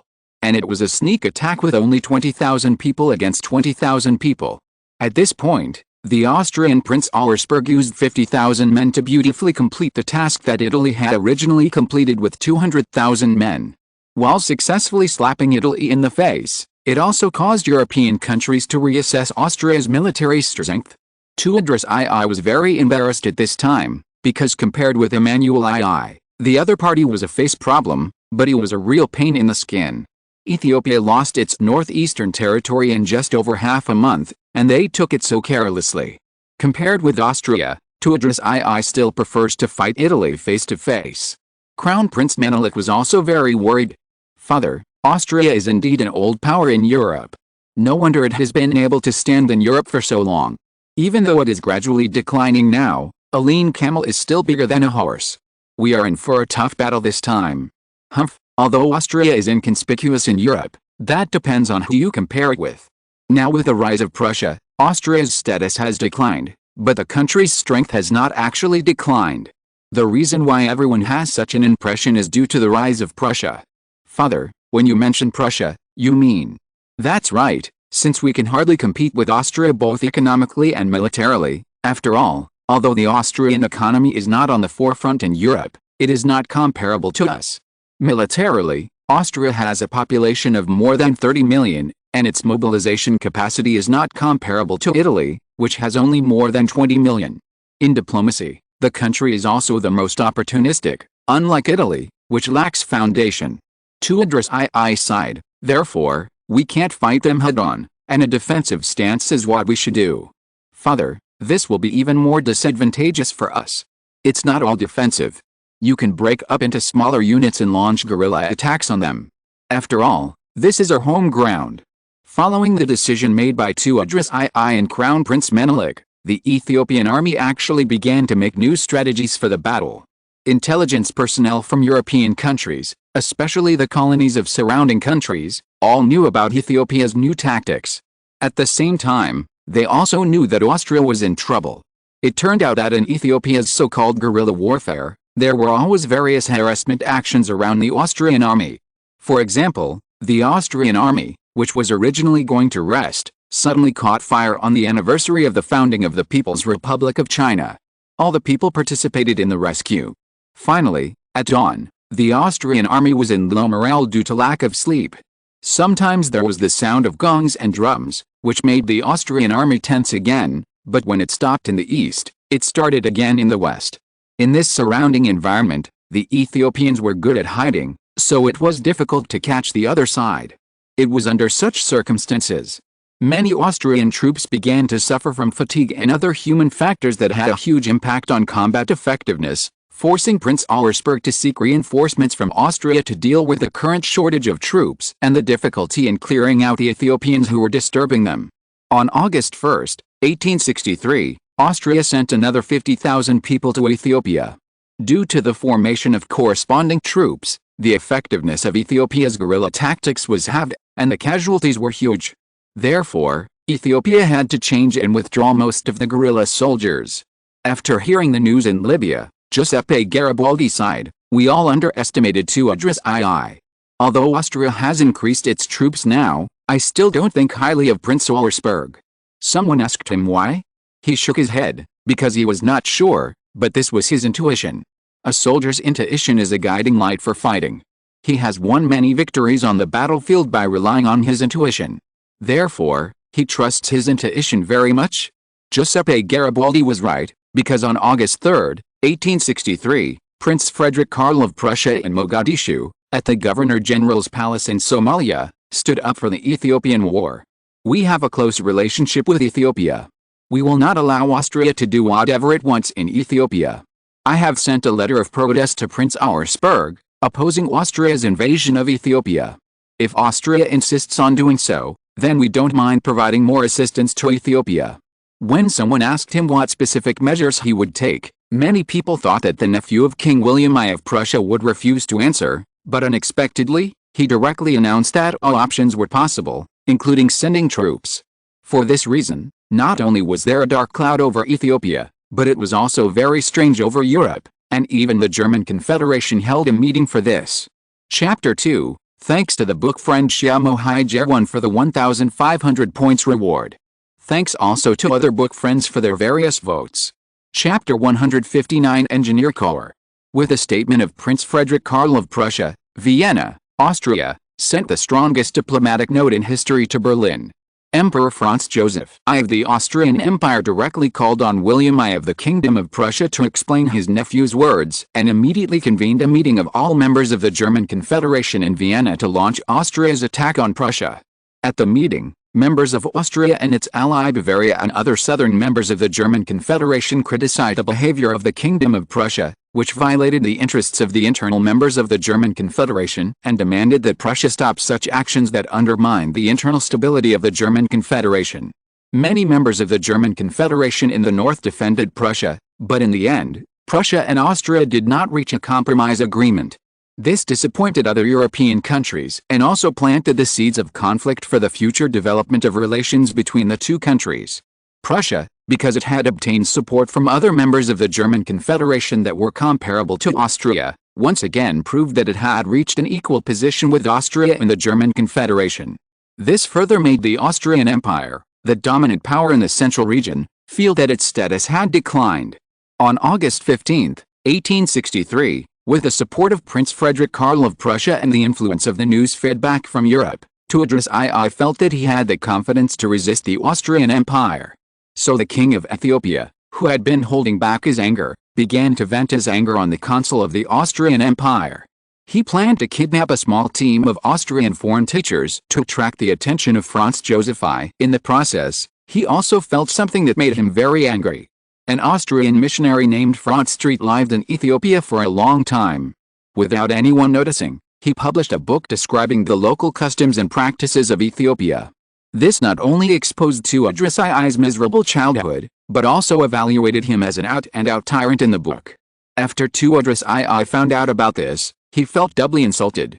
Because according to Ethiopian tradition, the princesses all come from the noble bloodline of the ancient King Solomon, and it is impossible for them to have a down-and-out experience. Franz Street's works tell the Western world that he was not only born in a humble family, but also ruled the country with his own hands. So he ordered people to imprison a missionary couple with Austria, and ordered their servants to be beaten to death. The news soon spread to Austria, which caused Austria to issue a diplomatic note. However, Tewodros II wanted to bargain with this, but found that the other party demanded unconditional release. But Tewodros II naturally refused. So the angry Austrian Franz Joseph I gave an order and directly asked Prince Auersperg to speed up the invasion of Ethiopia. Because the local mountains in Ethiopia are rugged and winding, Vienna soon ordered to gradually learn from the British to form an engineering corps. In Vienna, an expeditionary force was also formed, and it went to the Ethiopian mountains without hesitation. After Prince Auersperg got the support of the engineering corps, so the previous troops took on the task of fighting. In order to deal with the Ethiopian fortress, the experienced Prince Auersperg also started with a navy, and ordered the Austrian naval fleet stationed in Djibouti to send artillery units and land teams to participate in the war with heavy artillery dismantled from warships. When Prince Auersperg was formulating a battle plan, he found that the biggest difficulty was to deal with Ethiopia's poor transportation. Long-term wars and remoteness have made the country's Djibouti port relatively small, and there are no qualified roads inland. Coupled with the strong rule of Tewodros II, the previous rule by local warlords has added many unexpected factors for no reason. Therefore, Austria is ready to use the Austrian Engineer Corps to open the way and build ports, camps and roads locally. There was no logistics supply to collect enough manpower and animal power. On October 20, 1863, after the landing of the Engineer Corps, it took them only 1 month to expand the port of Djibouti by more than 5 times. It has become a medium-sized temporary port in Europe. By the end of November 1863, Austrian engineers had completed the railways in 3 places occupied by Austria, including Ali Sabi and Dickel, and built 8 large iron bridges for these places. They also built a road around the Bay of Tajira. In addition, a road from Dickel to the northern city of Mekelle is about to be built. With the gradual improvement of these roads, Austria's dominance has been consolidated. These measures taken by Austria made everyone very solemn. Unlike Italy's previous operations, Austria is obviously building a very stable rear area and is not in a hurry for a quick result of the war. On the contrary, Prince Auersperg likes to nibble away a little bit. Italy, headed by Emmanuel II, was originally waiting to make a joke, but suddenly felt the seriousness of the situation. Because according to the current Austrian model, even if it fails on the front battlefield, with the construction of these transportation network facilities, Austria, with its huge troop mobilization capabilities, will be able to quickly deploy troops with the completion of these transportation network facilities. This was something Italy did not have before. The emergence of this result makes it difficult for Austria to withdraw from Ethiopia after being defeated in the future. If that is the case, how will Italy have the opportunity to invade Ethiopia again? European countries are also closely watching Austria's military operations there, trying to evaluate Austria's combat power. In particular, military experts in Berlin quickly analyzed all of Austria's actions, and the results of the analysis were presented to the desks of the highest level in Berlin, providing them to William I, Bismarck, Moltke and others. William IV of the Netherlands, who has been married for 3 months, also formed his own think tank of the Ministry of Defense to analyze the war reports of various countries. In this think tank, William IV divided it into various groups for this purpose, such as the British group, the Tsarist Russian group, the Austrian group, the Italian group, the American group, etc. Almost all countries above medium-sized powers have formed analysis groups, but the number of people is different. This was done by William IV under the influence of think tanks in various countries in later generations. Not only the Ministry of Defense, but also the Ministry of Foreign Affairs and the Ministry of Finance have formed their own corresponding groups for various countries to analyze the policies of various countries. These groups have 1 or 2 people in small countries, and groups of large countries such as Britain and France, 10 people are not too many. The purpose of these think tanks is to analyze the military, diplomatic and economic policies of various countries, so as to obtain the latest information for the Netherlands and to quickly make corresponding policies in the new policies to gain benefits for the Netherlands. Austria's engineering corps is well built. The Netherlands should also have its own engineering corps, so that it can develop the Far East and rule Africa faster.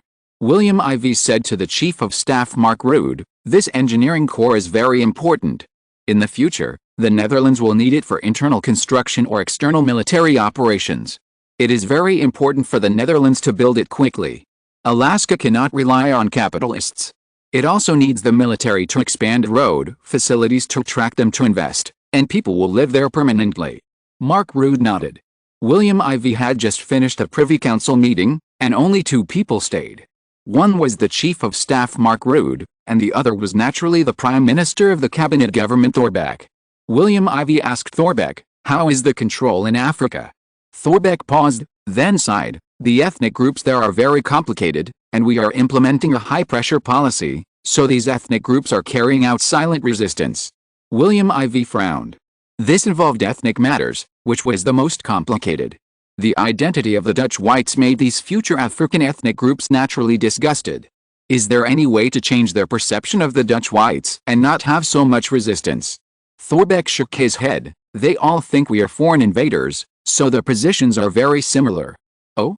Do you mean the positions are converging?" William IV thought of something and asked again to confirm. Although Thorbecke didn't understand why William IV had to confirm again, he nodded and said, "Yes." Mark Rudd also said, "That's true. Our troops there have also encountered a lot of hostility. Congo is okay, at least we used the influence of the King of Congo to change our image, so that our army did not encounter much resistance. But Kenya and Tanzania are a bit bad." William IV, "How many East Indian natives have we immigrated to Tanzania and Kenya?" Although he didn't understand why William IV suddenly turned to this topic, Thorbecke still listed them all. Currently, there are 300,000 immigrants from Kenya and 500,000 from Tanzania.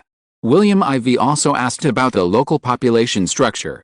The total population is about 800,000, with the Kikuyu accounting for 17%, the Luhya 14%, the Kalenjin 11%, the Luo 10%, and the Kamba 10%, as well as some other ethnic groups. As for Tanzania, it is more complicated, with a total population of about 5 million. The Ugandan region at the northern end of Lake Victoria in Bugago has 700,000 people, mainly Hutu accounting for 70% and Tutsi 30%. The difference in Burundi is even greater, with 80% Hutu and less than 20% Tutsi. However, on the Congo side of Lake Victoria, the Tutsi occupy a large position. They have always worked closely with the King of Congo, so their status in Congo is very high. William IV heard the words, frowning, and after hearing it, he suddenly relaxed to the surprise of Thorbecke and Mark Rutte. Your Majesty, have you thought of a solution? Chapter 160 The Chaos in the Dutch African Colonies? The news that the Kingdom of Prussia increased its troops by 20,000 in East Africa caused a huge response in Europe and affected the African policies of many countries. Prussia actually sent 20,000 troops to Somalia. King Emmanuel II of Italy asked in confusion, "What is William I up to?" Marco Minghetti, former Italian Interior Minister and new Prime Minister, said, "Your Majesty, I think that Prussia has no longer made any compromises with Austria. Obviously, the two countries have entered an era of pure competition."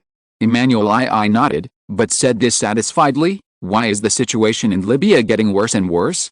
Giuseppe Garibaldi is also a veteran in the army, and he can't even deal with the natives in Libya." Marco Minghetti smiled bitterly and said, "He doesn't want to, but who told him that he didn't meet those natives?" Seeing that Emmanuel II's expression eased a little, he understood that he knew the reason for the situation there.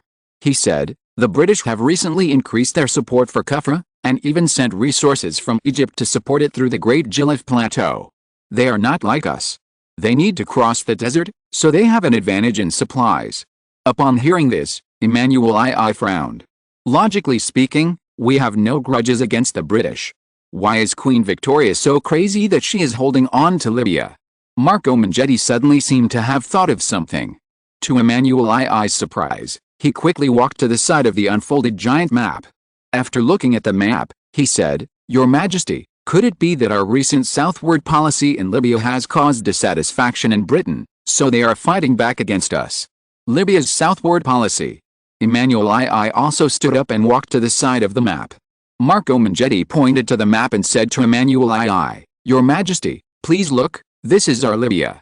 To the north is the Mediterranean Sea, to the east is Egypt, a British colony, and to the southeast is Sudan, a colony that Britain just acquired. To the west of Libya are Tunisia and Algeria, two colonies of the French Empire." He pointed to Niger and Zard and said seriously, "Niger is currently occupied to the north by our Libya, to the west are Mali and Algeria of France. To the south is Austria and Nigeria. And to the east of Zard, the situation is much more complicated. To the southwest are Austria and Nigeria, Prussian Cameroon, and Central Africa, where various countries are now occupying territory, including the Netherlands occupying Congo in southern Central Africa, and to the east is British Sudan.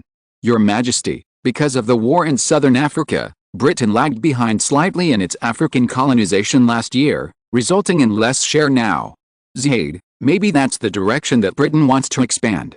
We went south from Libya some time ago and took over Zwar, a big city in the north of Zaid. This may have made Britain unhappy, so they used the natives in eastern Libya to tie down our energy and trap our southward pace." Following Marco Minghetti's analysis, Emmanuel II slowly agreed with this statement. Now that the war in southern Africa has stabilized and India has entered a stable period, the British have put more energy into other parts of Africa. This is not surprising. Emmanuel II suddenly asked, "What about Louis I? The son-in-law of Portugal?" Louis I is not a quiet man. During this period, he kept selling Portugal's dissatisfaction with the Netherlands. This has made people feel that this little guy who just became king the year before last has great ambitions. Marco Minghetti said, "Portugal has been mobilizing troops recently, and it seems that it is defending something. The troops have been transported to Angola and Mozambique in the south." He hesitated for a moment, and then said, "Your Majesty, I suspect that His Majesty Louis I seems to dislike the Netherlands very much. Will the increase of troops in those two places cause war?" Emmanuel I shook his head and said, "I know what you are worried about. We can't control the affairs of other countries, but if there is benefit for Italy, we don't mind helping him." Marco Minghetti was amazed when he heard this. He was afraid that Emmanuel I would go to war with the Netherlands for this new son-in-law, which would be very unfavorable for Italy. While the Italian monarch and his ministers were describing the situation in Europe, King Louis I of Portugal, who was far away in Lisbon, did not know that his father-in-law had already made the upper and lower limit decisions on the relationship between Italy and Portugal. He was facing his Prime Minister Nuno Barreto in the Lisbon Palace, mocking his father-in-law Emmanuel I, saying, "Italy has been losing ground in Ethiopia, which is really a shame for the white people. We thought Italy was very strong, but after being exposed, it turned out to be a weak thing. Think about how we have been in Angola and Mozambique for so many years, and we have always made the natives obedient and controlled them tightly." Barreto responded with approval on his face, "Yes, I didn't expect Italy to be so weak, but Your Majesty, this cannot be blamed on them. Who said that they are a newly established kingdom? How can it be compared with our great kingdom of Portugal? You know, even Brazil belongs to us." Portugal. Barreto is a well-known person who can read people's faces in Portuguese politics. No one can match his ability to change his mind according to the situation, but no one says that he relies on his real strength to get to the top. But it is undeniable that his skills in talking make Louis I feel very comfortable. The young Louis I likes such a satisfactory prime minister, and he was comfortable with him. "Have the troops from Angola and Mozambique arrived?" Louis I asked seriously after a long time. He was very wary of the Netherlands, but more dissatisfied. Barreto naturally understood Louis I's thoughts. This is the so-called you lying complex. If there's you, why is there lying?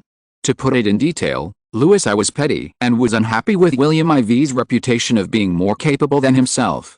To put it in a broader sense, Portugal was not much different, but the Netherlands was getting stronger and stronger. On the other hand, Portugal continued to be conservative, enjoying the legacy left by its ancestors without making any progress.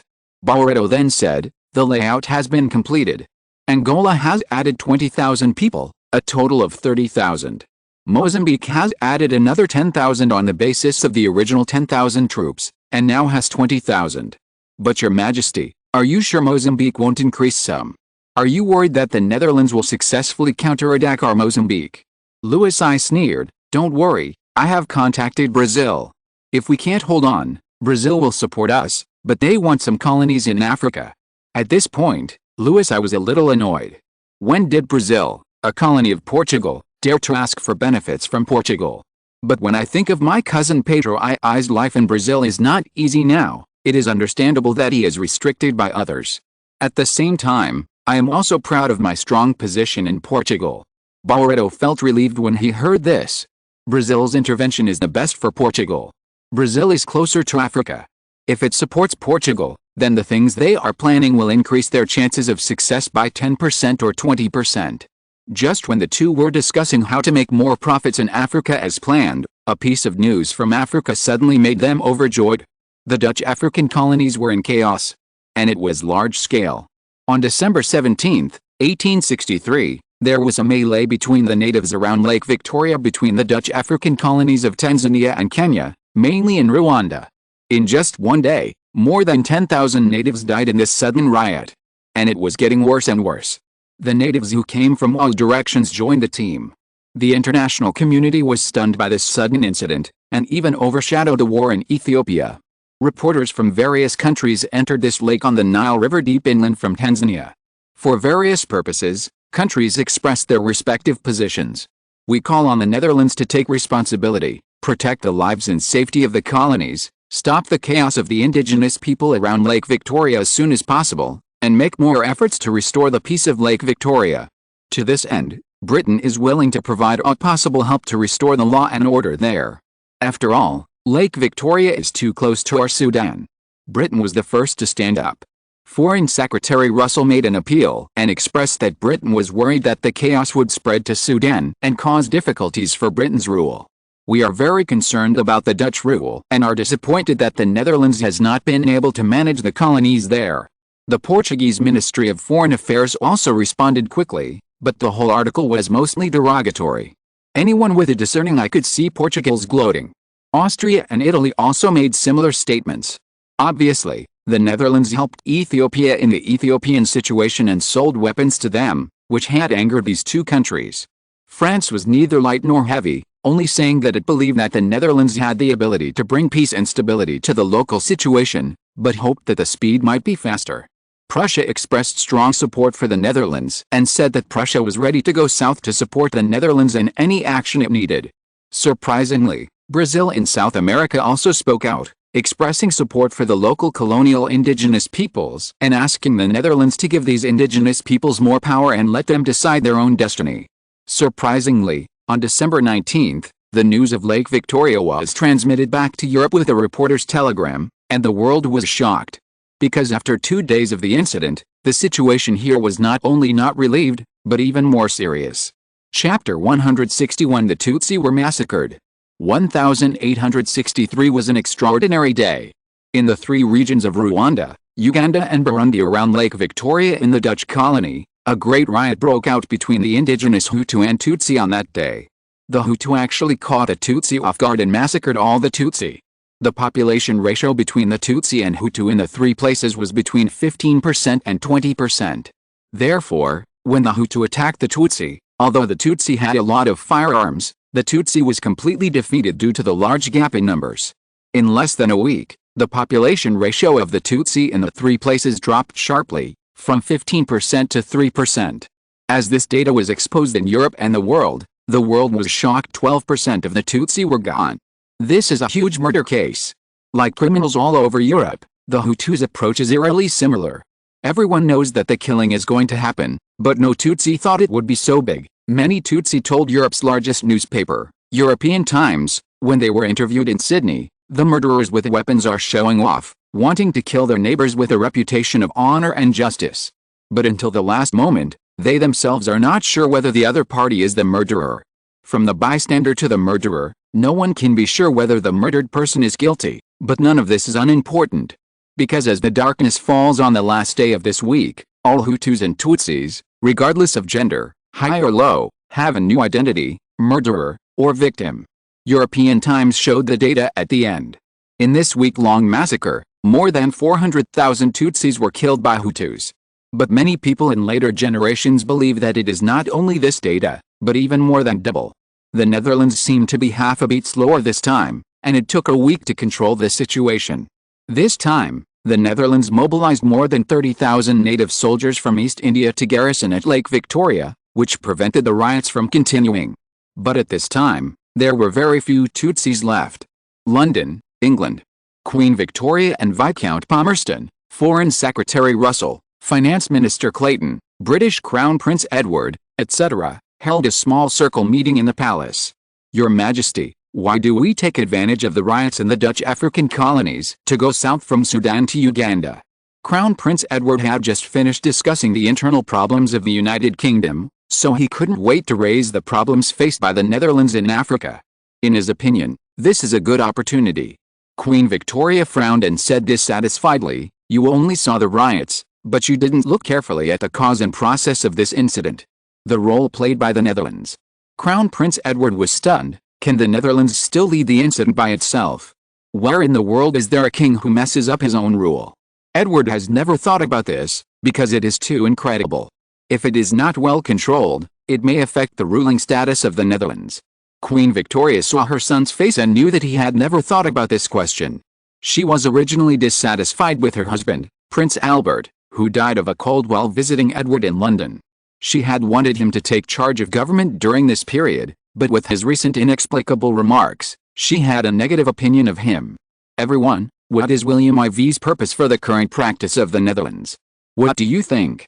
The Netherlands is creating conflicts among the indigenous peoples. Russell knew that he was being asked, so he said, the Tutsi and Hutu peoples have lived together for a long time and have always been at peace. However, since the Netherlands seized these colonies last year, they have faced 2 ethnic groups with a unified stance around Lake Victoria. The 2 major ethnic groups add up to more than 3 million people. For the Netherlands, although it can rely on advanced firearms and heavy artillery to forcibly rule, The cooperation of these two ethnic groups is very important to the Netherlands. The convergence of the Tutsi and Hutu positions has put pressure on the Netherlands. After all, a Dutch army of 10,000 or 20,000 can suppress millions of indigenous peoples for a while, but not for a long time. To break this crisis in the Netherlands, it is natural to break the tacit understanding between the two ethnic groups. This is the cause of this massacre. When Crown Prince Edward heard this, his heart moved immediately. At the same time, he also regretted his previous remarks. Was the Netherlands really the driving force behind the scenes? The words of the Minister of Finance, Claeston, at this time, made him understand that this matter was absolutely true. Claeston also said, "Minister Russell is right. The cause of the incident is that after the Netherlands obtained Tanzania, Kenya and other places in October last year, it actually chose the Tutsi people with lighter skin and only about 15% of the population to administer Uganda, Burundi and Rwanda. This caused great dissatisfaction among the Hutu people, who accounted for the majority of the population. In addition, the Netherlands also put great pressure on the Tutsi rulers, requiring them to impose huge taxes on the Hutu people, which made the Hutu people breathless. This caused serious dissatisfaction among the Hutu people in the three places. The funny thing is that this was originally what the Dutch did.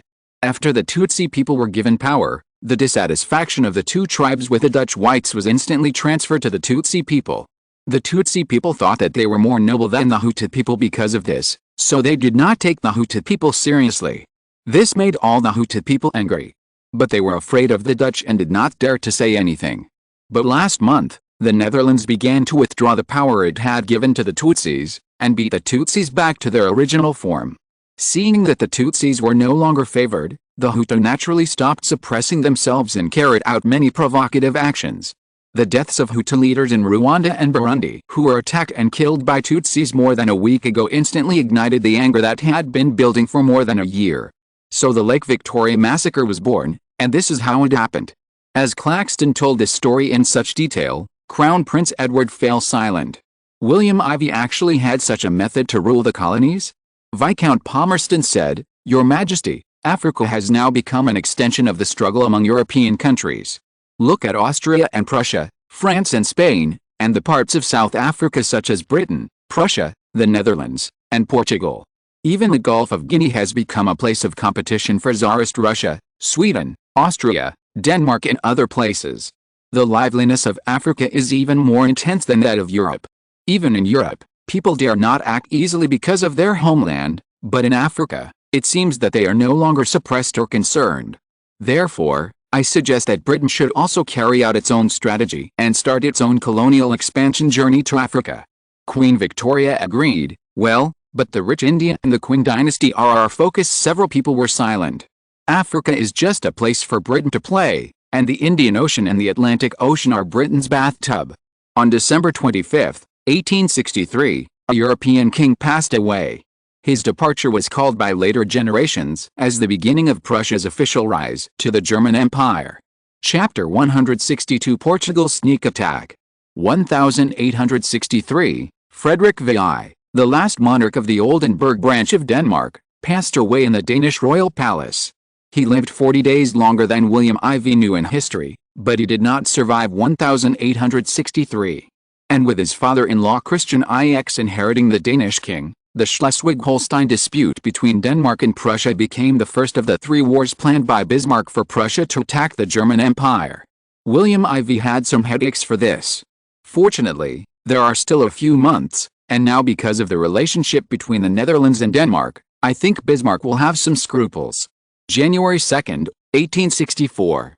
Dutch Prime Minister Thorbecke held a press conference, expressing his deep sadness about the riots around Lake Victoria and his heartache for the Tutsi. To this end, he chose to say that in order to prevent such a tragedy from happening again and to check the escalation of hatred between the two ethnic groups, the Netherlands said that it would replan the three places.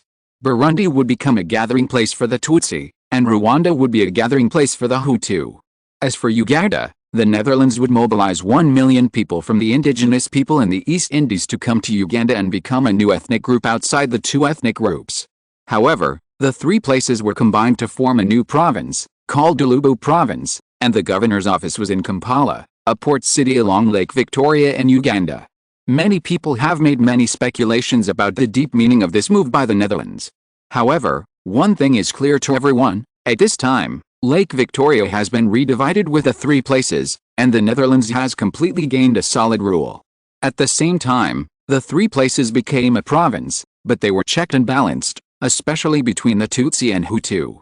Because of this incident, the two ethnic groups no longer have the possibility of real reconciliation, which will be a handle for the Netherlands to make the two ethnic groups obedient. The addition of the natives of the Dutch East Indies is a plan for the Netherlands to kill two birds with one stone. First, it is to reduce the population ratio between the Dutch in East India and the local indigenous people. If 1 million people migrate here, the proportion of the Dutch in East India will quickly reach 30%. Second, as the indigenous people of East India arrive in Uganda, the ethnic ecological balance here will be broken, and countries will have doubts about the East India because they do not understand Unawi. This nation cannot integrate into the surrounding environment, and it needs the name of the Dutch government to check and balance the surrounding ethnic groups and become more dependent on the Netherlands. After these two steps, the Netherlands has firmly grasped the fault zone between Tanzania, Kenya in East Africa and Congo in West Africa, and completely consolidated the rule of this Dutch colony. It also formed a threat to the surrounding ethnic groups. With the first batch of 10,000 people in the Dutch East India natives on January 20th, they reached Kampala directly through the road built in Kenya, and then the speed was accelerated. By the way, with the increase in immigrants in the Netherlands in recent years, the Dutch government has restored an old super industry in the country, that is, the transportation industry of the sea coachman.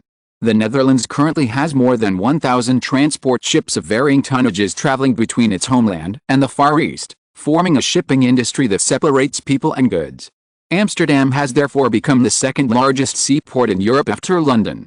Although the scale of Jakarta, the largest seaport in the Dutch East Indies in the Far East, is much smaller, it is currently ranked first in the Far East.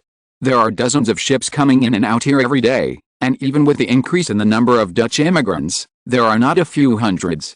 The local transport ships brought the local Dutch immigrants to Australia and New Guinea, and then drove the transport ships to the East Indies, carrying the natives across the Indian Ocean to Kenya and Tanzania. After that, they returned to their homeland via the Mediterranean Sea through the Suez Canal to the north, or returned to their homeland from the Atlantic Ocean to the north through the Cape of Good Hope to the south. These two routes are vital to the Netherlands. On January 5, 1864, when William IV brought his wife, Queen Alexandra of the Netherlands, to the Danish royal palace to attend the coronation ceremony of Christian IX, a piece of news made all the participants look at him with strange faces. Because on this day, Africa brought bad news for the Netherlands. The Portuguese garrison in Angola, an African colony, unexpectedly attacked Congo and the estuary port of Banana, and then went north to occupy the largest port city of the Netherlands in the South Atlantic, Cabinda. When the news came back, Portugal was attacking the Atlantic port city of Cape Noir in northern Congo. William IV's face was very gloomy when he heard the news.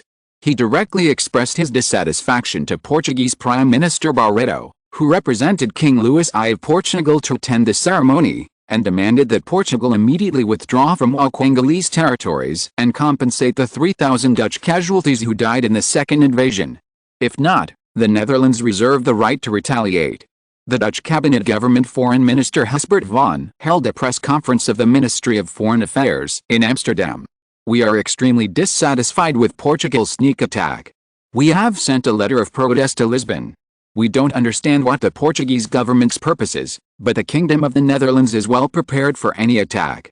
When asked whether the Netherlands would launch a counterattack immediately, Chancellor Van said firmly, in the face of the sneak attack on the Kingdom of the Netherlands, we will use all means to safeguard all our interests, including life and property safety. It is difficult to appease the anger of the Dutch people if the attackers are not brought to justice. When asked what the Netherlands was going to do specifically, Chancellor Van said, "Let's wait and see."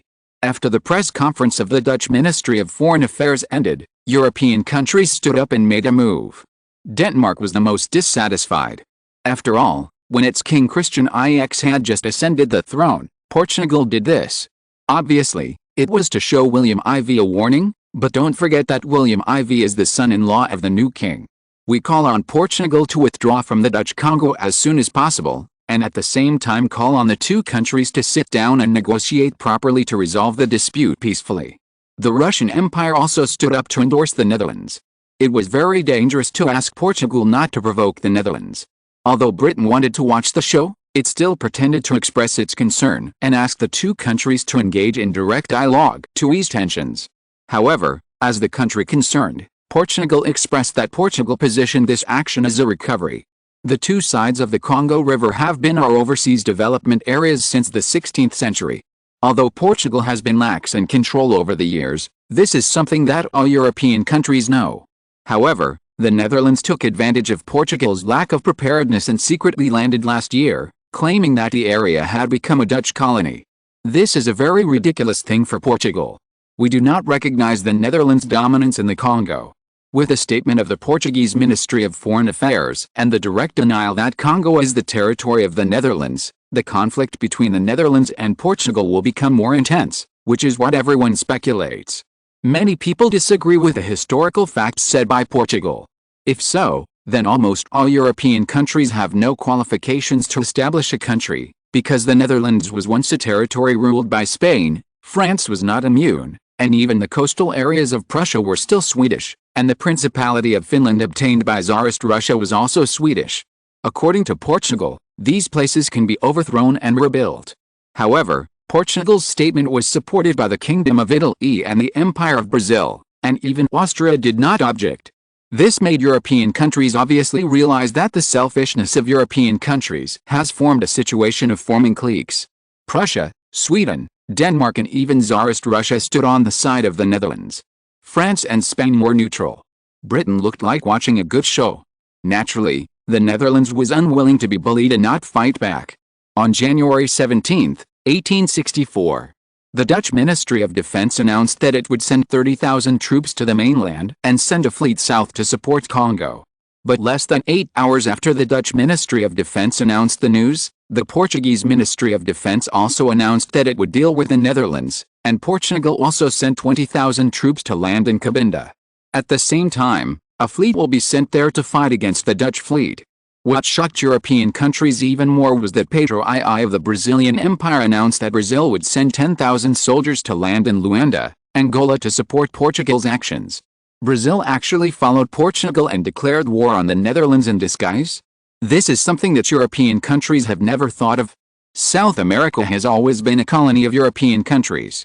Now with Brazil's actions, people feel it. This former colony has also resisted to the point of backbiting Europe. However, the Netherlands was not scared by this.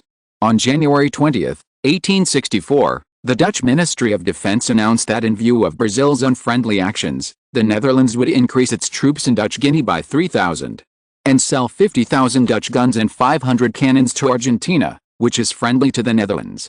On January 23, 1864, the Dutch Ministry of Defense agreed to Venezuela's request to sell 20,000 Dutch guns and 100 cannons to Venezuela.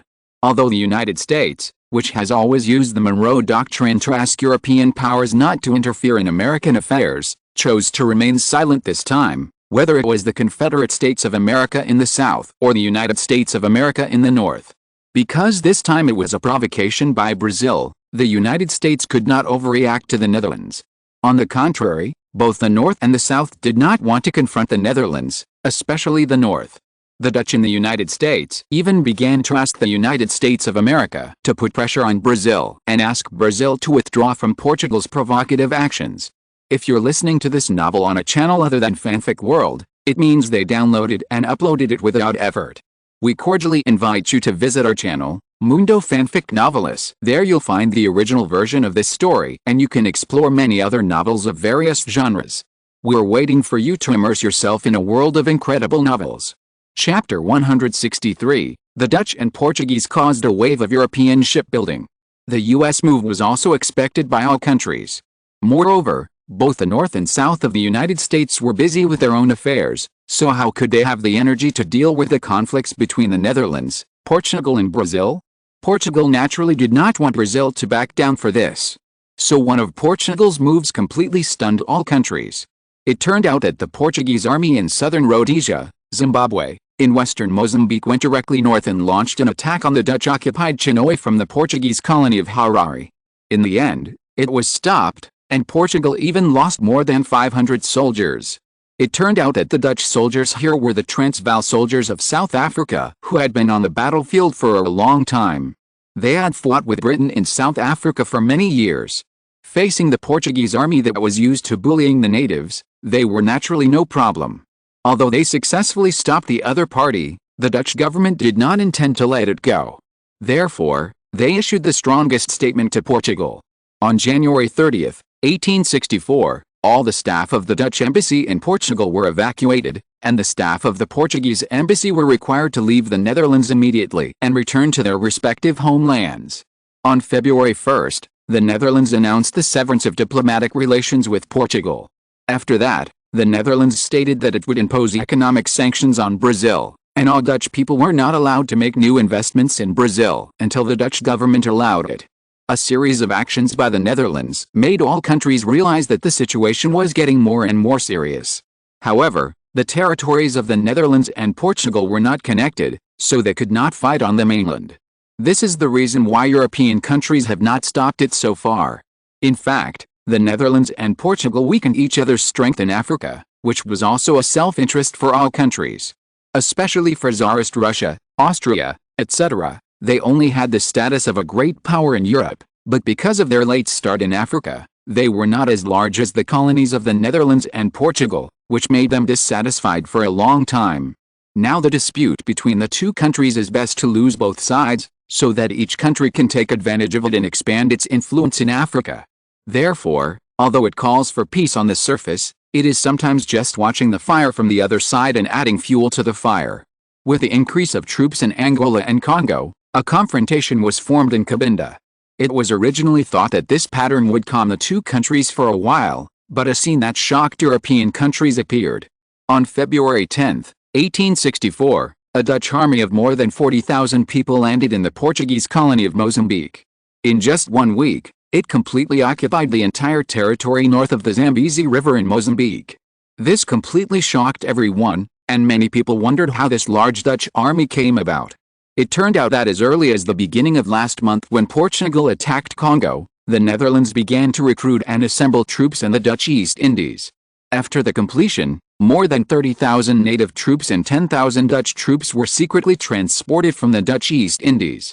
After crossing the Indian Ocean for half a month, they stopped in the northern port city of Antsiranana and Mahajanga, also called Mahajanga, in Madagascar.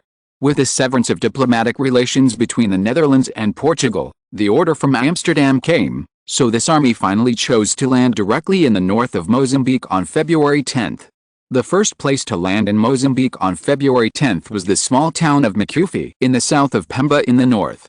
The Netherlands landed 10,000 people here, but the Portuguese garrison here also had 5,000 people, and the defense of the city was not much weaker than the 10,000 Dutch troops attacking the city. It was not easy for the Netherlands to attack the 5,000 Portuguese troops inside Pemba. The Netherlands naturally would not have only this deployment. Just when the Portuguese defenders were puzzled, the Dutch chrysanthemum army appeared in the north and moved south. It turned out that the Dutch army from Tanzania had already assembled. Within the agreed time, long before the Netherlands landed in Mozambique, the Dutch Tanzanian army had already begun to move south, forming a north-south attack on Pemba. In the end, under the joint attack of the Dutch warships on the north and south land and at sea, the 5,000 Portuguese troops in Pemba finally surrendered after more than 3,000 casualties. As soon as the gate to northern Mozambique was opened, the North Dutch Army, together with the 50,000 indigenous troops composed of the Tutsi, Hutu, and East Indian tribes in Africa, began to sweep all the way south. Meppur fell soon. When the time came to February 15, the 30,000 troops that landed in Quelimane soon fell into the hands of the Netherlands.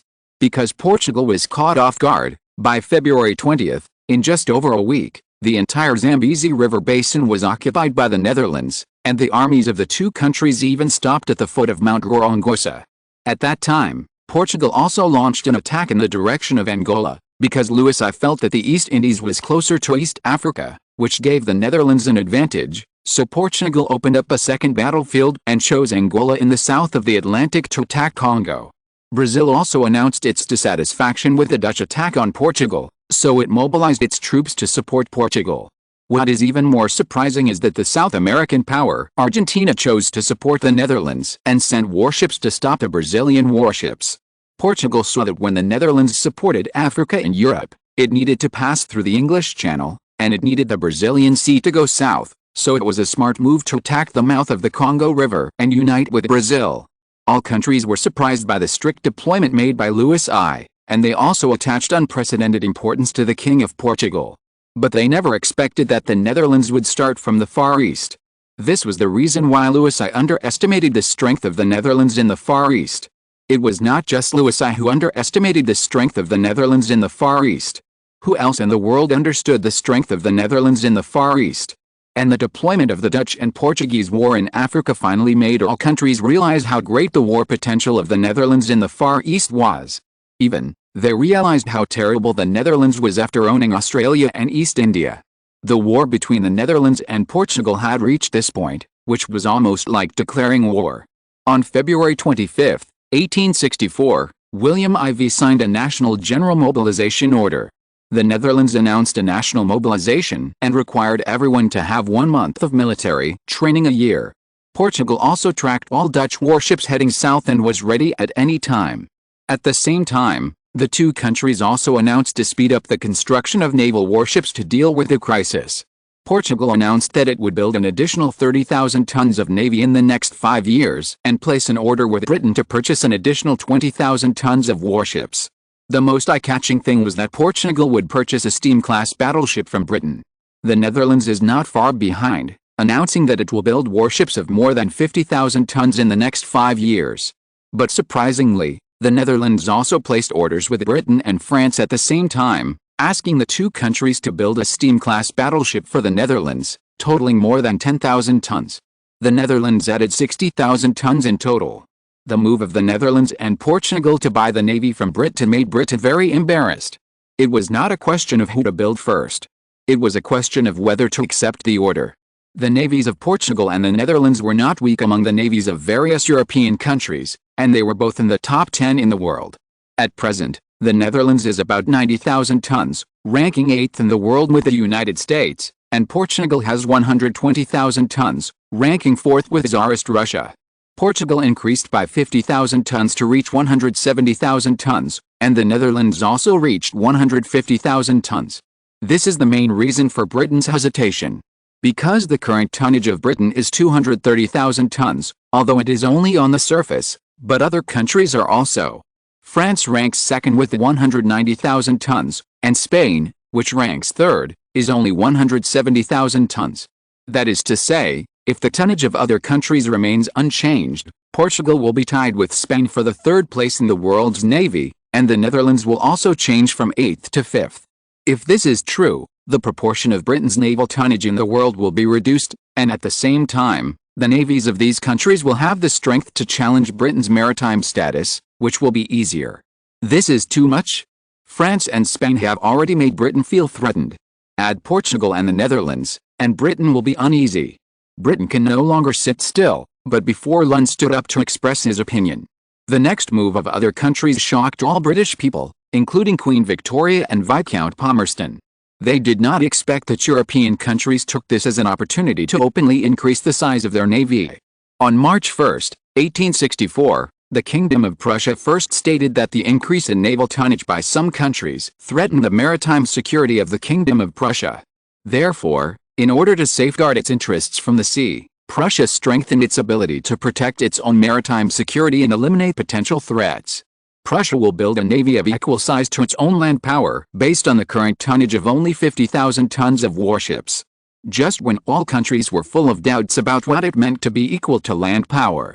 On March 3, 1864, when Prussian Chief of the Army General Staff Moltke was asked this question at a public event, he said that the Prussian army was currently in the top 5 in Europe, so Prussian naval colleagues could use this as a consultant. Top 5? If Prussia really uses this as a reference, then to enter the top 5 navies, it must at least reach the level of the Dutch Navy, that is, it must reach 150,000 tons in 5 years. In other words, in just 5 years, it will be twice the size of the current Prussian Navy. This really scared all countries, especially the Austrian Empire, which was at odds with Prussia. So news came from Vienna, announcing that the scale would be at least doubled from 70,000 tons, in order to increase the deployment of more warships in the Mediterranean, the Gulf of Guinea, and the Red Sea. Although the relationship between Austria and Italy has eased due to the mediation of Britain, and because both countries have been provoked by Prussia on the Ethiopian issue. However, in terms of the threat in the Mediterranean, Italy's biggest threat still comes from Austria, because the Austrian naval headquarters is in the eastern part of the Adriatic Gulf next to Italy. So Italy also announced that it would increase the scale of no less than 30,000 tons to 150,000 tons. The Russian Empire has more room to display at sea because of North Kalimantan province and Ghana. Therefore, it also means that at a scale of 120,000 tons, it will at least reach the top 3 naval scales, so it also means that it will increase by 50,000 tons in the next 5 years. France is naturally unwilling to lag behind, so it announced an increase of no less than 40,000 tons to reach the current level of Britain. Britain was stunned to see this because of Portugal and the Netherlands, which led to countries announcing the construction of naval warships at sea. In desperation, they also joined the trend in Britain and announced that they would build warships with a tonnage of more than 70,000 tons in the next 5 years, reaching 300,000 tons. At the same time, Britain was afraid that other countries would continue to compete to increase the number of their navies, so it joined forces with France to demand that the Netherlands and Portugal stop the war and hold peace talks in London on April 1. Chapter 164, The North-South Split Caused by the Hungry Submarine. Just when Britain was afraid that other countries would vigorously build up their navies, which would lead to the British Navy narrowing its advantage. On March 4, 1864, the latest news came from the North American Civil War. This news was undoubtedly a shocking news to all countries that were paying attention to naval construction. It turned out that the Battle of Fort Sumter, which was first provoked by the southern United States to the northern United States, foreshadowed the outbreak of the American Civil War on April 12, 1861. The First Battle of Manassas on July 21, 1861 caused the southern United States to lose more than 3,000 people at the cost of 2,000 people, which completely awakened the North. And the South laid the foundation for the first victory. The Battle of Antietam and the Second Battle of Manassas made the northern United States retreat step by step, and finally the North led by President Lincoln could only retreat step by step. It also made people know how poor the North's preparations were. On February 10, 1864, at the Battle of Fort Fredericksburg, General Robert Lee, the commander of the Southern military, successfully defeated the North's advance to the south again, causing the victory that the North had just won in other places to disappear in an instant. The southern United States and the northern United States returned to their original state. However, after the outbreak of the war, the Indian region in the central part of the South, Kansas, and Arizona became allies or territories of the South.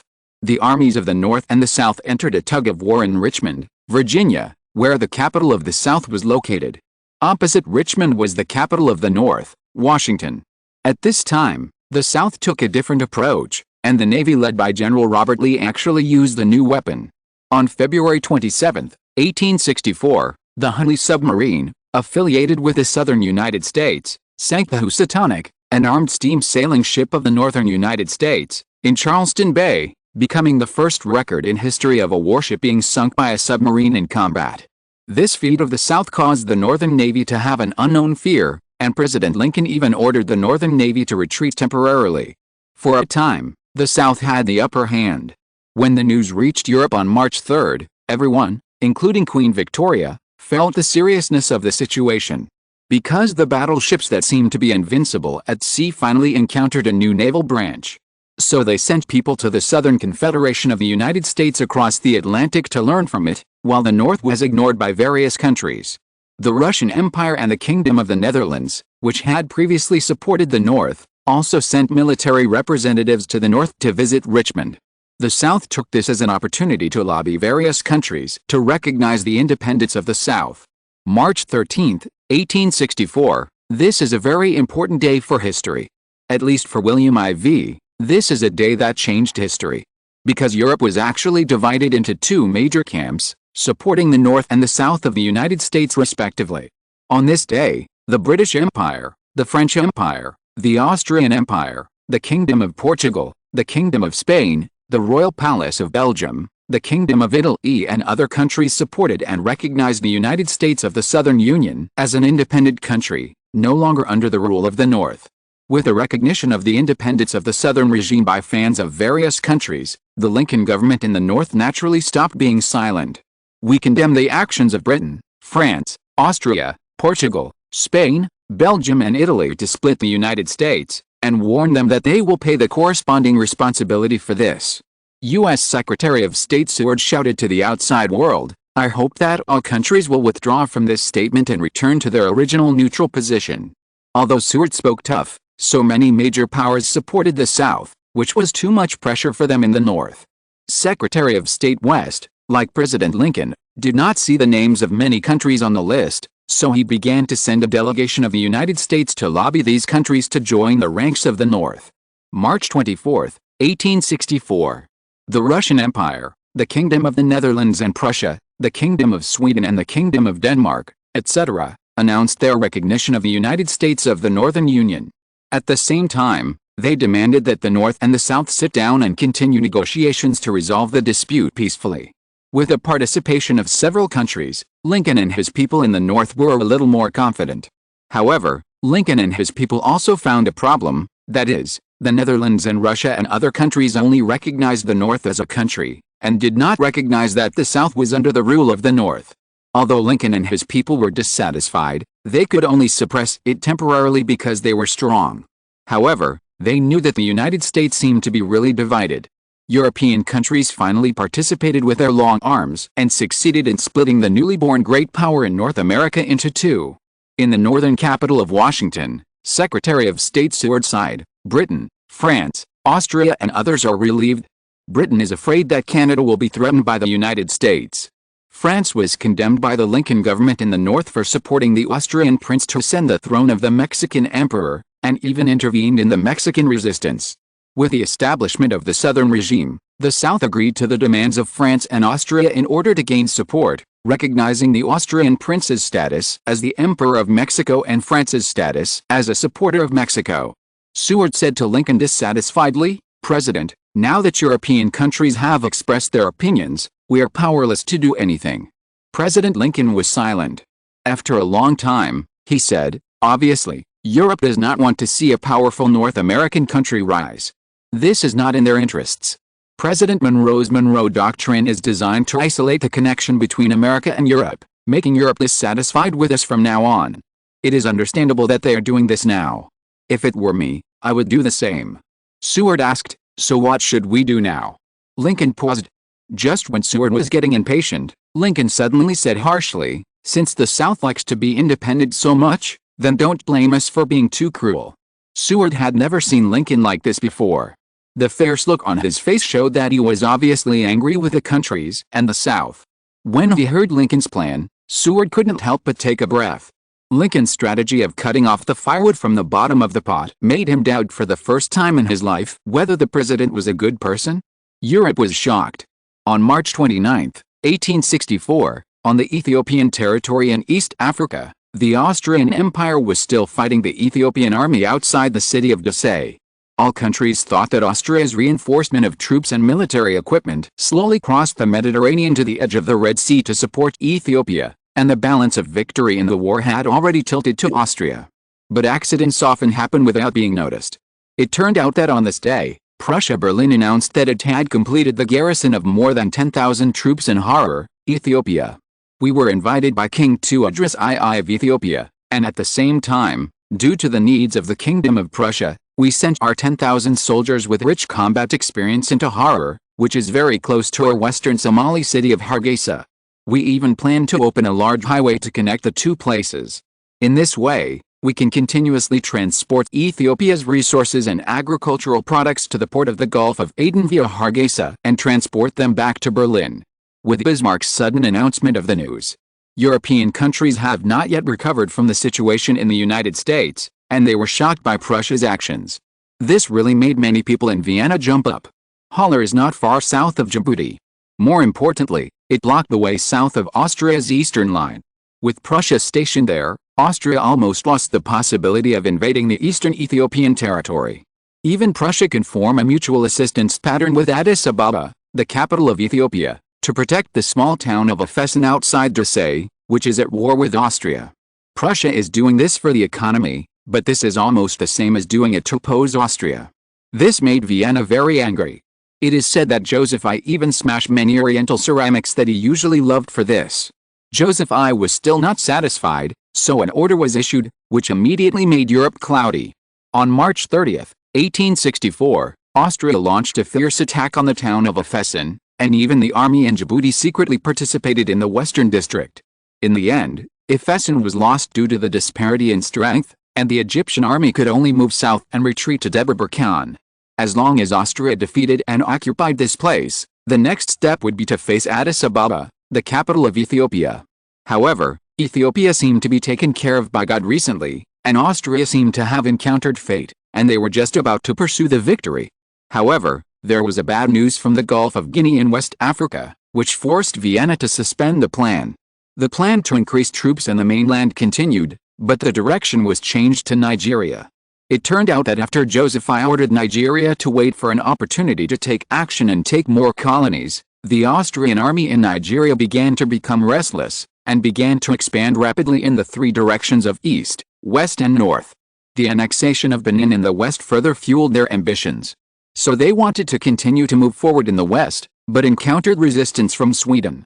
After many unsuccessful attempts, they chose Niger in the north, although they knew that this was an indigenous force supported by the French. But they no longer had any scruples. With His Majesty's orders, what else were they afraid of?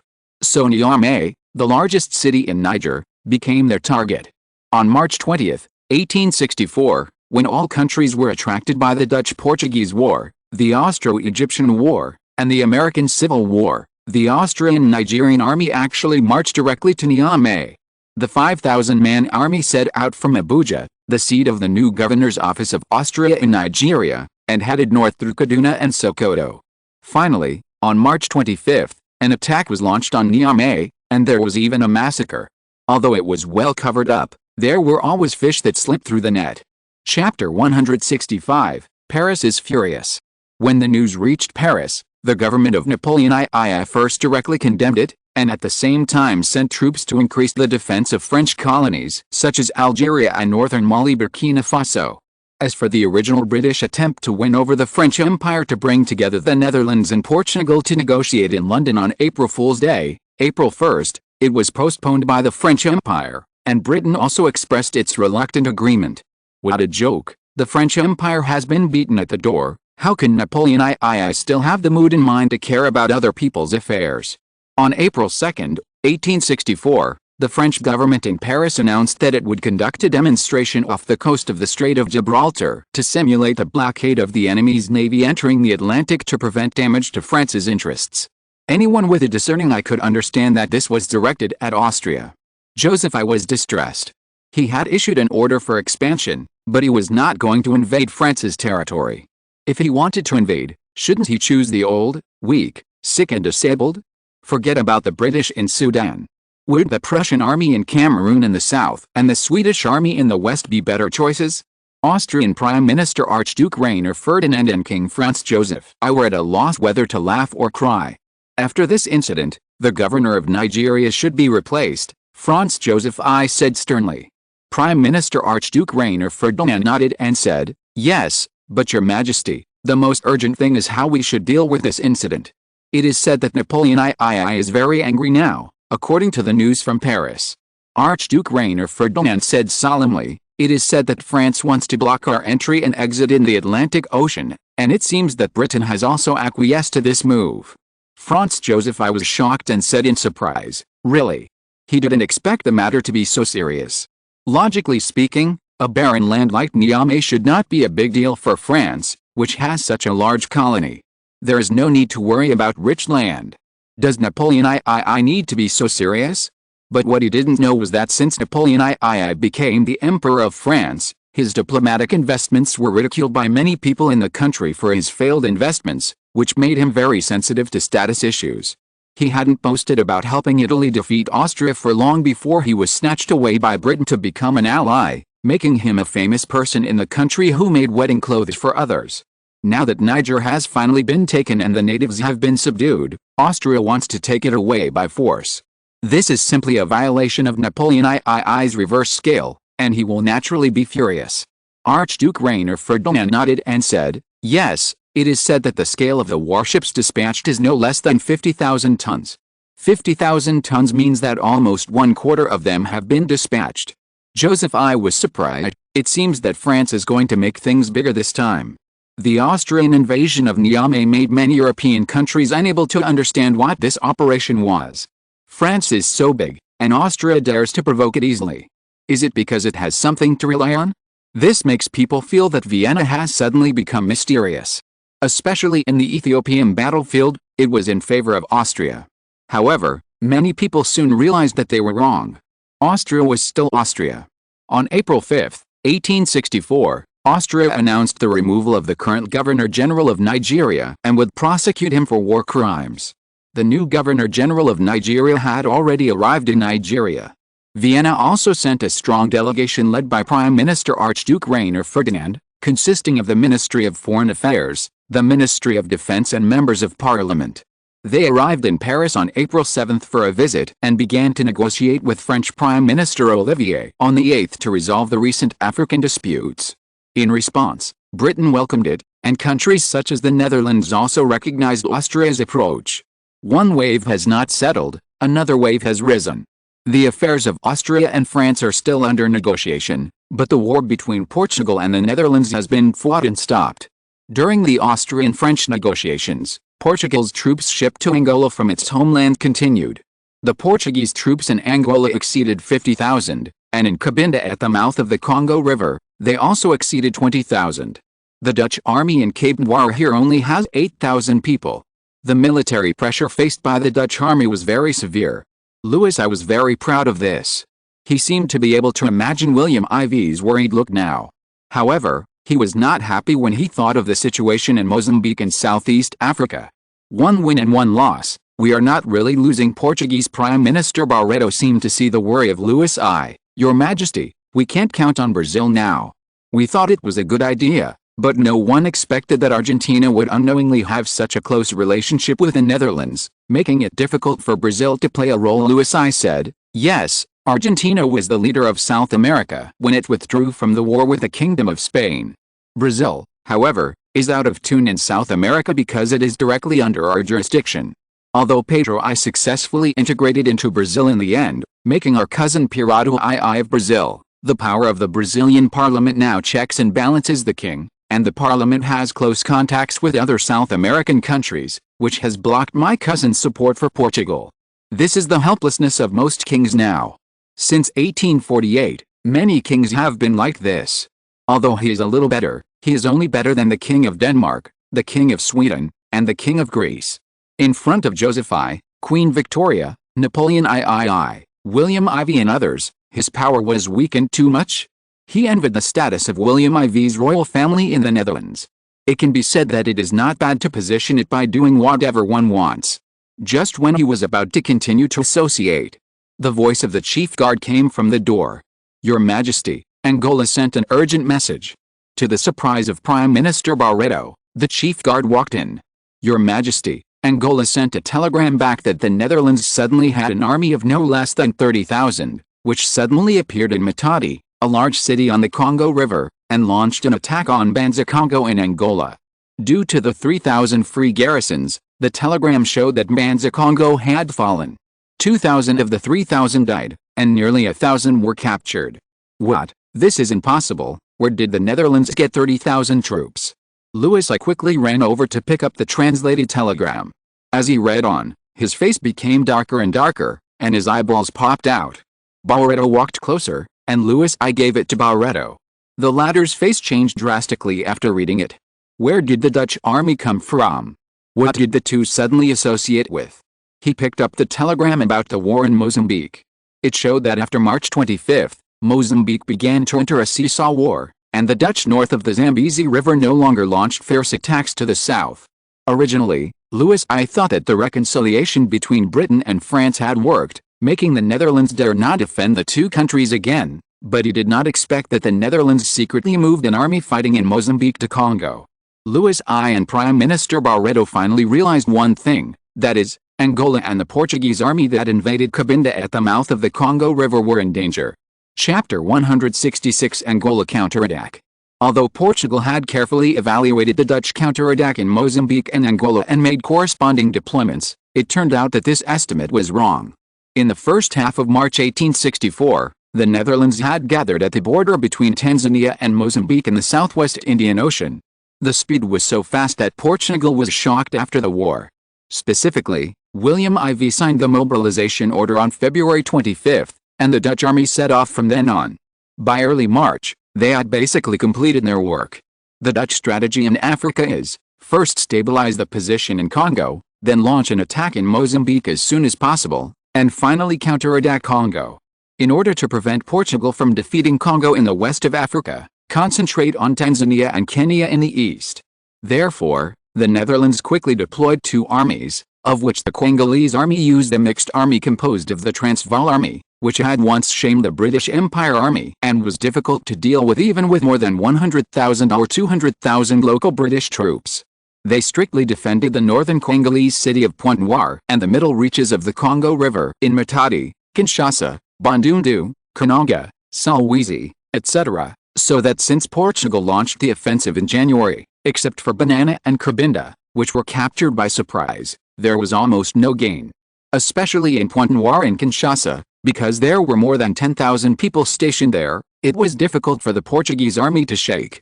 Although Angola was geographically located in the territory of the Dutch Congo, there were only two practical routes of attack. The Congo River coast to the north of the region and Lukapa in the northeast were the routes of advance respectively. However, Kinshasa in the north was well defended, and there was Bandundu behind Kinshasa. The Portuguese army could neither bypass them nor conquer them in a short time. Once they invaded the Congo River area, they would inevitably face the many river swamps composed of the Kwilu River, the Congo River, and the Kasai River. There were many indigenous people in these places that could not be crossed. In the east, they also had to face the huge wilderness composed of the upper reaches of the Kasai River and the Sankuru River. In addition, the Dutch also heavily guarded Kananga and Alibo in Congo along this route. If Portugal attacked, it would be difficult to get out, like being stuck in a quagmire. What's more, Portugal had to face the Dutch Transvaal soldiers, a white alternative combat force that was feared in Europe. It was the strongest in field warfare, no one else. So from the beginning of the war to now, apart from the naval advantage of Portugal being more convenient and closer to the Netherlands in the Atlantic Ocean, Portugal did not actually have much advantage in the army. Even many people, such as Louis I, suspected that the deployment of Transvaal soldiers in Congo more than a year ago seemed to be as if the Netherlands had predicted Portugal's invasion today. Angola in the west annexed Congo, but bad news came from Mozambique in the east. It seemed that Portugal had been in turmoil in these two colonies for hundreds of years. Portugal had no choice but to split its troops into two groups and attack the Netherlands in the east and west. They wanted to cooperate, but because the two places were far apart and the two armies had their own leaders, it was actually very difficult to cooperate. In contrast, the Netherlands had a great advantage in coordinated operations. The reason was naturally that the Netherlands was in Africa, bordering Tanzania and Kenya in the east and Congo in the west. And more importantly, the army leaders of Tanzania and Kenya in the east were George Nash, the leader of the Orange Free State in South Africa, who made Britain helpless, and now the deputy minister of the Dutch army. On the Congo side was Martinez, the leader of the Transvaal Republic, who was the best partner in the fight against the British in South Africa. The tacit understanding of the two partners over the years enabled them to quickly and beautifully complete the combat plan in the Netherlands. Martinez defended against the Portuguese troops from the sea in Angola and Congo, while George Nash cooperated with Leon Booker, the deputy chief of staff of the General Staff from Madagascar, in Tanzania to attack and land in Mozambique.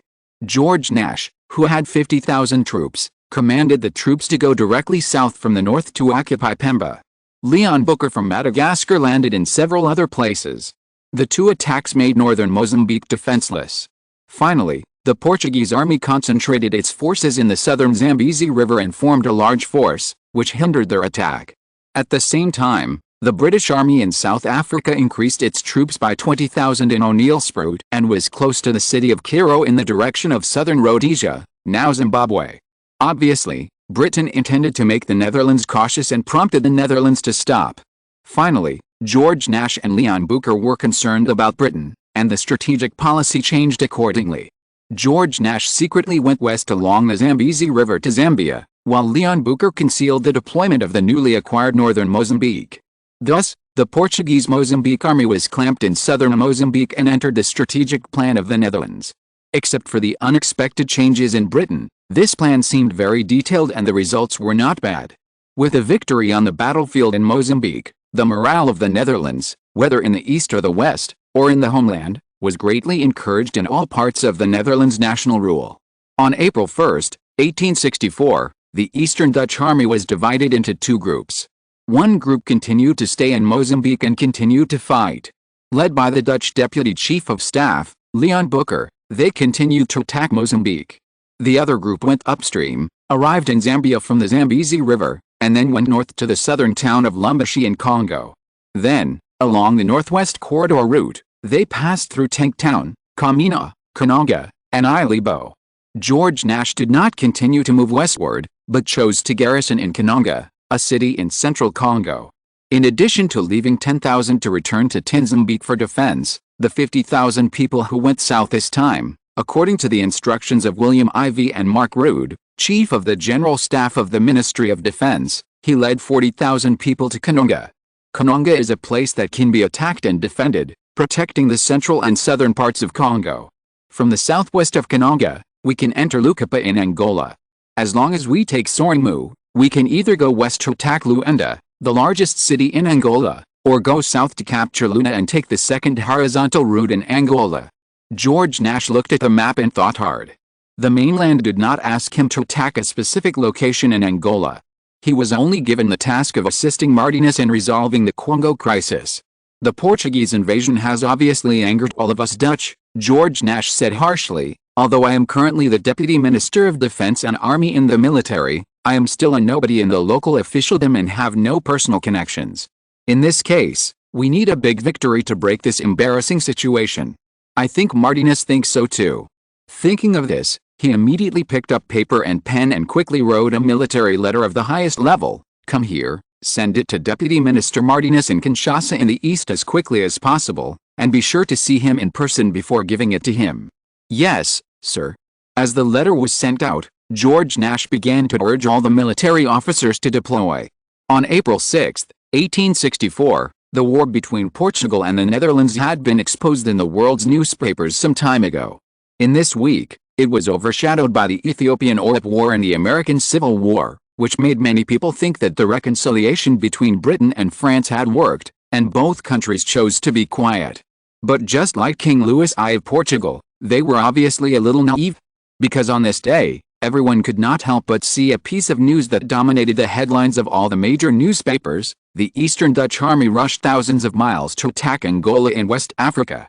The Netherlands has been sending its main combat force from East Africa, thousands of miles away. After arriving in Kananga in southern Congo, it launched an attack on Angola on the 7th. In just 3 days, it occupied Lukupa and Sormu.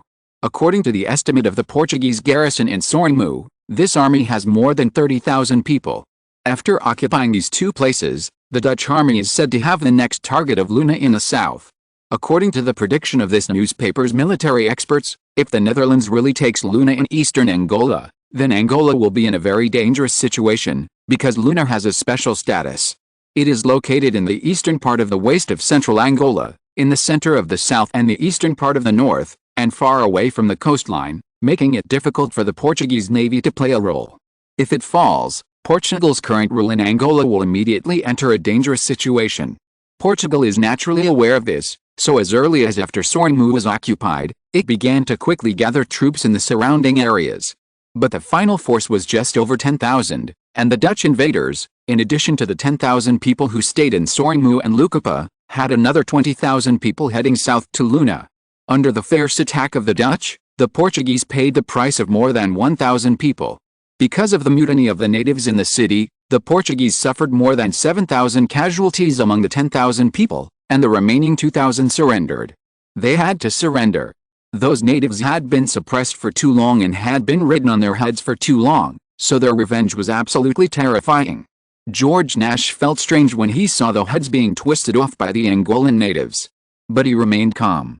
This action was thanks to the Lunaba Congo leader in front of him. As Congo fell into the hands of the Netherlands, The King of Congo explained the history of the Kingdom of Congo. Therefore, the indigenous chakra in Angola also became an important condition for this operation, because in the King of Congo's account, the Bakongo people who migrated to the north of Angola in the early years actually had the intention to return to Congo, and the treatment they received in Angola was to be exploited by the Portuguese, which was more suitable to be recorded clearly. Therefore, George Nash used the Bakongo people to cooperate internally and externally and achieved unprecedented victory. As Luna fell into his hands, his reputation would immediately expand in Europe in the Portuguese-Dutch War. In fact, he guessed correctly.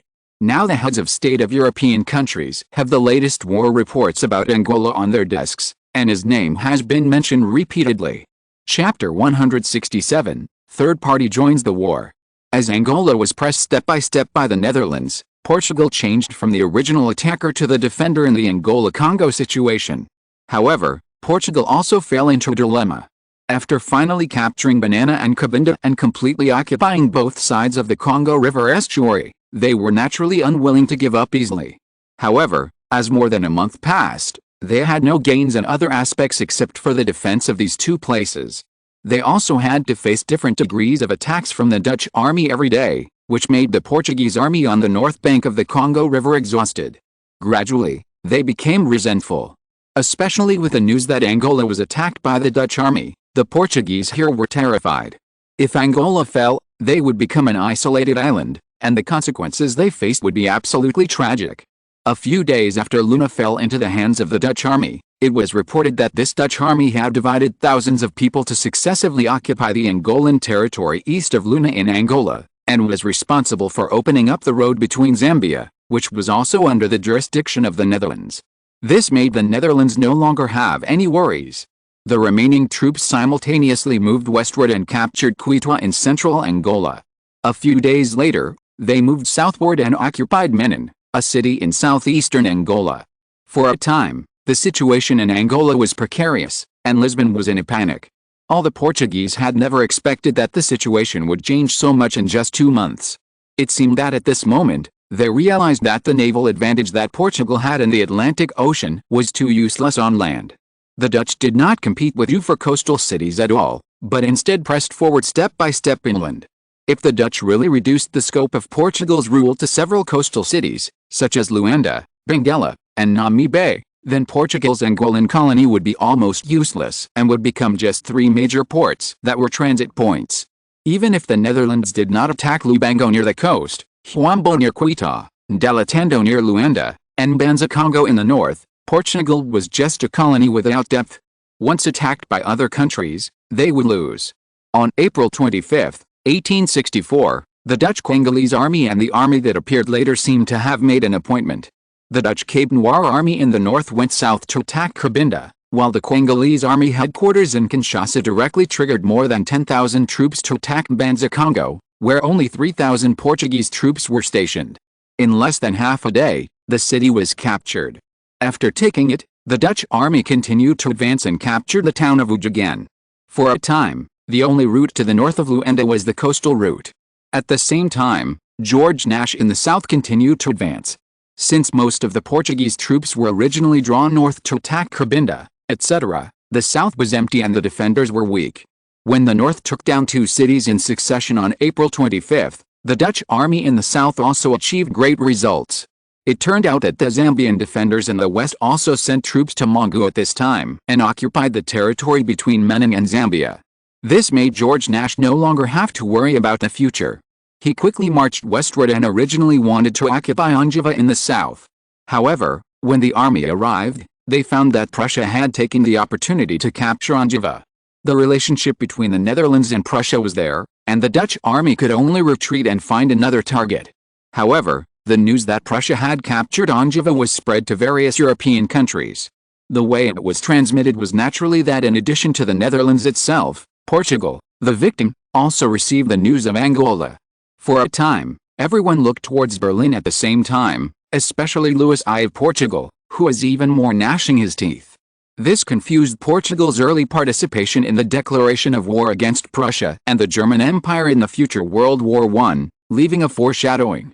With Luna occupied by us, the initiative in this war with Portugal will be in our hands. William IV looked around and saw that all the members of the Privy Council were smiling. He said, "Louis I of Portugal thinks he can stand shoulder to shoulder with me. Humph, in fact, in my eyes, he is just a bug that can be easily dealt with." Looking at the confident William IV, including Thorbecke, everyone seemed to be looking forward to seeing what the future of the Netherlands would be like. William IV asked Mackay John, "How have the countries responded so far?" Mackay John, as the head of the Dutch intelligence agency in various countries around the world, is William IV's most powerful assistant in mastering the world dynamics. Although Bill Charles's Dutch Royal Intelligence Department's intelligence capabilities are not necessarily worse than his, the latter is mainly in the Netherlands and its surrounding areas. Although the areas of management occasionally overlap, each has its own focus. Mackay John said, "At present, neither the North nor the South of the United States has any discussion on this, but it seems that because we support the other side, the newspapers in the North generally support the position of the Netherlands. The United States is now divided into the North and the South. Looking at the current situation and the attitudes of countries around the world, it seems that the situation in North America that they most want to see is nothing more than what it is now. I believe many readers think so too." In order to sympathize with the possibility that the future overlord, the United States, will no longer appear, William IV even had the urge to set off some fireworks to celebrate. Prime Minister Thorbecke, at the beginning of the founding of the United States, the North and the South began to develop according to their own models, and they were balanced.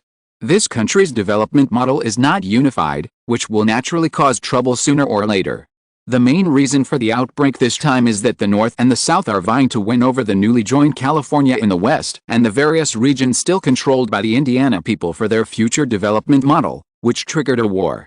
Your Majesty, the potential of the United States is too great. I also think that the Netherlands must formulate a strategy to ensure that the North and the South of the United States are divided. This is the most beneficial to the Netherlands. Otherwise, a unified United States will be a huge challenger to our interests in both the Atlantic and Pacific in the future. After all, their current economic scale ranks fourth in the world, second only to Britain, France, and the German Confederation. Even now that the South has separated, the North still occupies this position, and the Netherlands is only seventh. William IV naturally agreed with Thorbecke's warning. Everyone knew and hated the United States, the hegemon of the previous life. Its hegemony was well known in the world. It plundered the economic development achievements of other countries and provoked disputes among countries to reap the benefits. Those who believed in it were allowed to be slaughtered by its economy. Those who did not believe in it were shot by guns, cannons, and planes.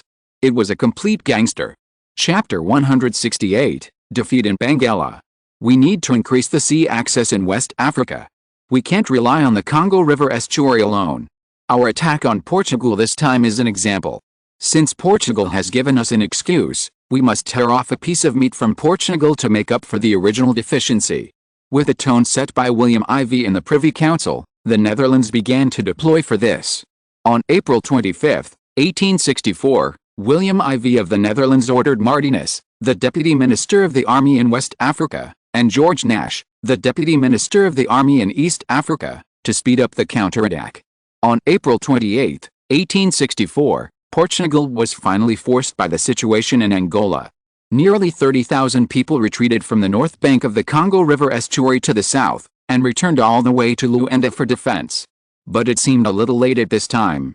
The Netherlands also sent 20,000 mixed soldiers from Cabinda on the north bank of the Congo River to the town of Nzero in the north of Luanda. At the same time, the 20,000 Transvaal troops in Uge were in action in the east of Luanda. More than 10,000 people went south and attacked Nderatando fiercely, letting people know what a combat master is. When the time came to April 30th, the Dutch national anthem Wilhelmsong was sung there.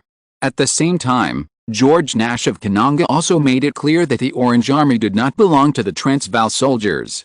When George Nash personally led the 10,000 Orange soldiers to capture Malanja and rushed Nderatando to preside over the eastern attack on Luanda. And Huambo in the south was also captured. So far, in just 1 month, all the big towns in Angola except Luanda, Benguela, Namibe and Lubango were occupied. Even now, with the encirclement pressure brought by George Nash in the east of the Netherlands and Martinez in the north of the Dutch army after crossing the Congo River, Portugal's situation in Angola is precarious. Portugal can no longer stay. So Portugal launched a diplomatic action. On May 1st, Portuguese Prime Minister Barreto visited the Kingdom of Italy. After paying a courtesy visit to King Emmanuel II of Italy, he held talks between the prime ministers of the two countries with Prime Minister Marco Minghetti of the Kingdom of Italy. Later, Italian Prime Minister Marco Minghetti stated at a press conference that day that Italy firmly supports Portugal, Italy's ally, in response to the position on the battle for African colonies between the Netherlands and Portugal. The formation condemned Prussia sending troops to occupy Angeva.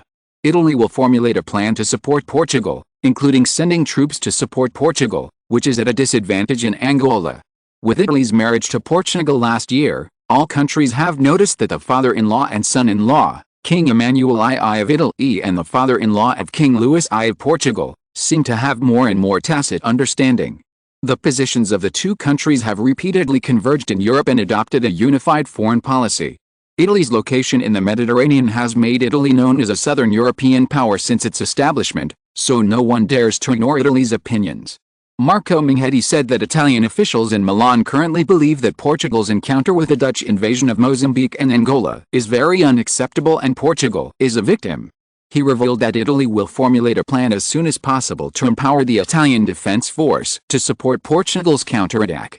He said that the tools Italy can use include not allowing Dutch ships to dock in Italian ports and Italian-Libyan ports in the Mediterranean, and suspending the purchase of Dutch products, while increasing the voice of condemning the Dutch invasion in the international community. Marco Minghetti pointed out at a public press conference in Milan, what Portugal did to the Netherlands is an obvious invasion. The Netherlands is using the methods of attacking Africans to attack the Portuguese. This is undesirable and a form of coercion. They are pointing their guns at white Europeans. We must put pressure on them to stop this dangerous activity. The Dutch and Portugal fell out because Portugal ignored the Dutch rule in Congo in Africa and declared that Congo did not belong to the Netherlands. When the Dutch persuasion failed, Portugal sent troops to invade the north bank of the Congo River. Then, the Netherlands announced the severance of diplomatic relations with Portugal. The Netherlands then fought back and penetrated into the eastern and central parts of Angola and the north bank of the Zambezi River in Mozambique. It even sanctioned Brazil for this. Italian Prime Minister Marco Minghetti said, "It doesn't matter what the reason for the fight between the Netherlands and Portugal is. The key is how the Netherlands chooses to deal with the Netherlands' dissatisfaction." He stated that although Italy has no prejudice against the Netherlands, a big country in Northern Europe, and respects King William IV of the Netherlands very much, but he believes that this does not mean that Italy can tolerate the Netherlands' invasion of Portugal. We cannot cover up our dissatisfaction with the good feelings of Italians towards the Netherlands, and we cannot maintain the harmonious relationship between Italy and the Netherlands at the expense of our sympathy for Portugal. Therefore, we stand on the side of Portugal in this dispute. The day after the Prime Minister made these remarks in Milan, when Portuguese Prime Minister Barreto had just returned to Lisbon, Angola brought news that made the two people uncomfortable. And this news completely made the situation in Africa a matter that the kings, cabinets and prime ministers of European countries could no longer sit still. It turned out that on May 2nd, Luanda, Angola was finally captured by Martinez and George Nash. Benedetto Caroli, the Portuguese governor of Angola, led more than 10,000 remnants of the army under the cover of the navy, all the way south across the Kwanza River and arrived at the city of Sumba. However, since small towns such as Kibera and Musand had already fallen into the hands of the Dutch army, Benedetto Caroli was worried that he was in a dangerous environment, not to mention that the Dutch army in the north was also moving south and would soon arrive outside the town of Gabara. So 5,000 Portuguese troops were left to defend Sumba, and they went south to Benguela, a big city that Portugal had built for many years, and at the same time applied for reinforcements from Lisbon. Is the Netherlands going to occupy the whole of Angola? This made all countries change their faces. The Netherlands is already large in Africa, even larger than France, and second only to the United Kingdom. How embarrassed is this for other countries? Therefore, the speech of Italian Prime Minister Marco Minghetti has led to different interpretations by various countries, but it is also an excuse, especially for countries that are dissatisfied with the Netherlands. Austrian Prime Minister Archduke Rainer Ferdinand criticized the Netherlands for invading Portugal. He pointed out that over the past years, Europe's great development and progress in colonization around the world was the result of the constraints of the European colonial system, rather than the influence of various countries. When asked, Archduke Rainer Ferdinand said that last week in London, The foreign ministers of the United Kingdom, Austria, Portugal and Italy held a meeting, and all countries have understood the importance of this issue for many years. He also said that everyone at the meeting had a clear understanding of this. He even announced that one of the most important items at the foreign ministers' meeting held in London a few days ago was the war between the Netherlands and Portugal. He said, "We all believe that colonial wars should never be carried out at any time." He also said that the foreign ministers in London promised to cooperate more through this dialogue to ensure that this situation will not happen again in Africa. The Austrian Empire does not border the Netherlands, but with the Austrian Empire's invasion of Ethiopia, the Netherlands sold various weapons to Ethiopia, making Austria's invasion of Ethiopia more difficult. Therefore, there have been deep complaints about the Netherlands. Moreover, in early 1862, when William IV chose to ally with Austria's old enemy Prussia, the relationship between the Netherlands and Austria began to show tension. The Austrian government at that time persuaded the Netherlands, but it was ineffective. Even when Austria threatened to join the customs union of the Southern German Confederation, the Netherlands remained indifferent, and even used the Duchy of Luxembourg to intervene in the struggle between Austria and Prussia within the German Confederation from time to time, which made Austria helpless. After all, Luxembourg was also in the Southern German Customs Union. And more importantly, many members of the Southern German Customs Union relied on Dutch ports to transport products, so they did not want to offend the Netherlands. This made Austria's position on the Netherlands not recognized by other countries. Austria was angry here, but it could only bear it at the time. This war between the Netherlands and Portugal gave Austria an excuse to scold.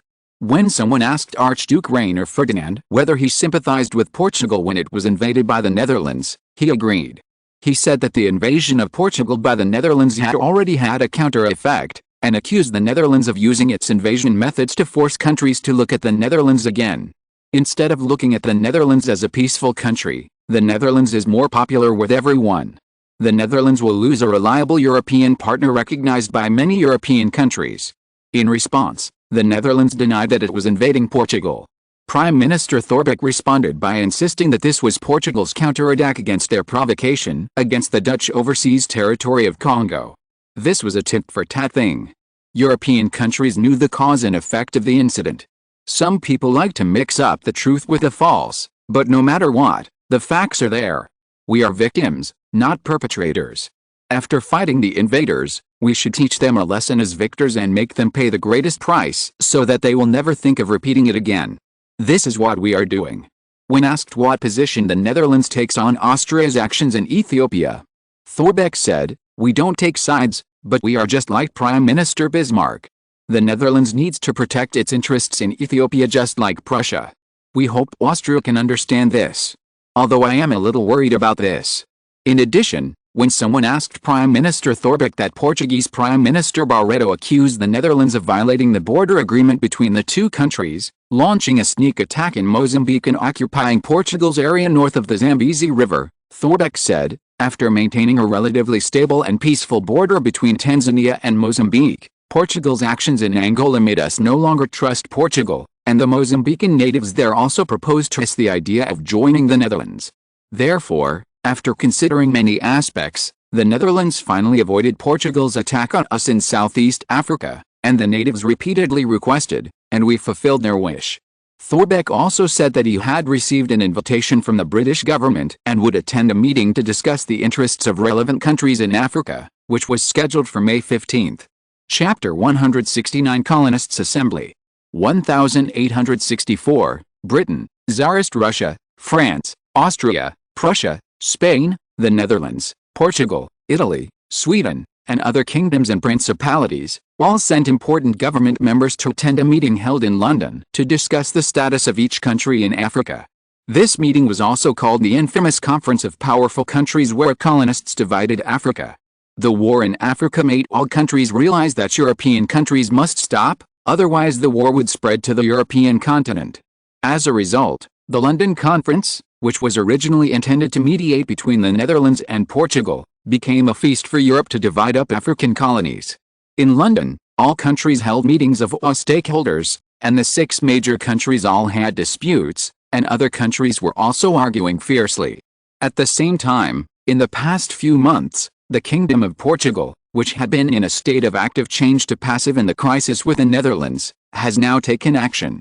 During the London conference, Portuguese Prime Minister Barreto publicly called on Dutch Prime Minister Thorbecke to hold talks between the two countries on the dispute between the Netherlands and Portugal. Portugal also formally asked the Netherlands to increase military transparency and explain the reasons for its in-depth invasion of the two Portuguese colonies in Angola and Mozambique. The Portuguese Prime Minister in London said that Dutch Prime Minister Thorbecke rejected Portugal's request and did not explain the large-scale Dutch invasion in the two places. Barreto said that the Portuguese cabinet government led by him had asked the Netherlands to hold a prime ministerial meeting between the two countries during the London meeting last week to explain its intentions to him. Barreto told reporters from various newspapers in London, in response to the Dutch talking about Portugal's invasion of Congo first, "We reiterate that we have been there longer than the Dutch, since the 16th century, and the King of Congo at that time also recognized this. The Dutch did not appear until the 17th century. The Dutch occupied there only more than 2 years ago, so we have reason to disagree with the Dutch rule. But there are no controversial issues in Angola and Mozambique.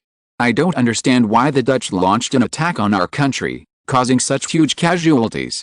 If the Netherlands is a country that is serious about peace, it should fulfill its commitments to maintain, be more transparent in military affairs, and withdraw from Angola and Mozambique to ease the tense confrontation and provide recognition to the Netherlands by various countries." King Louis I of Portugal also called on William IV in Amsterdam and Lisbon, and even invited William IV to visit Lisbon. He proposed a reconciliation plan between the two countries to the Netherlands. Louis I said, "If William IV comes to Lisbon in the near future, it will be a strong signal to help ease and stabilize the current tense situation between the two countries." However, William IV did not respond positively.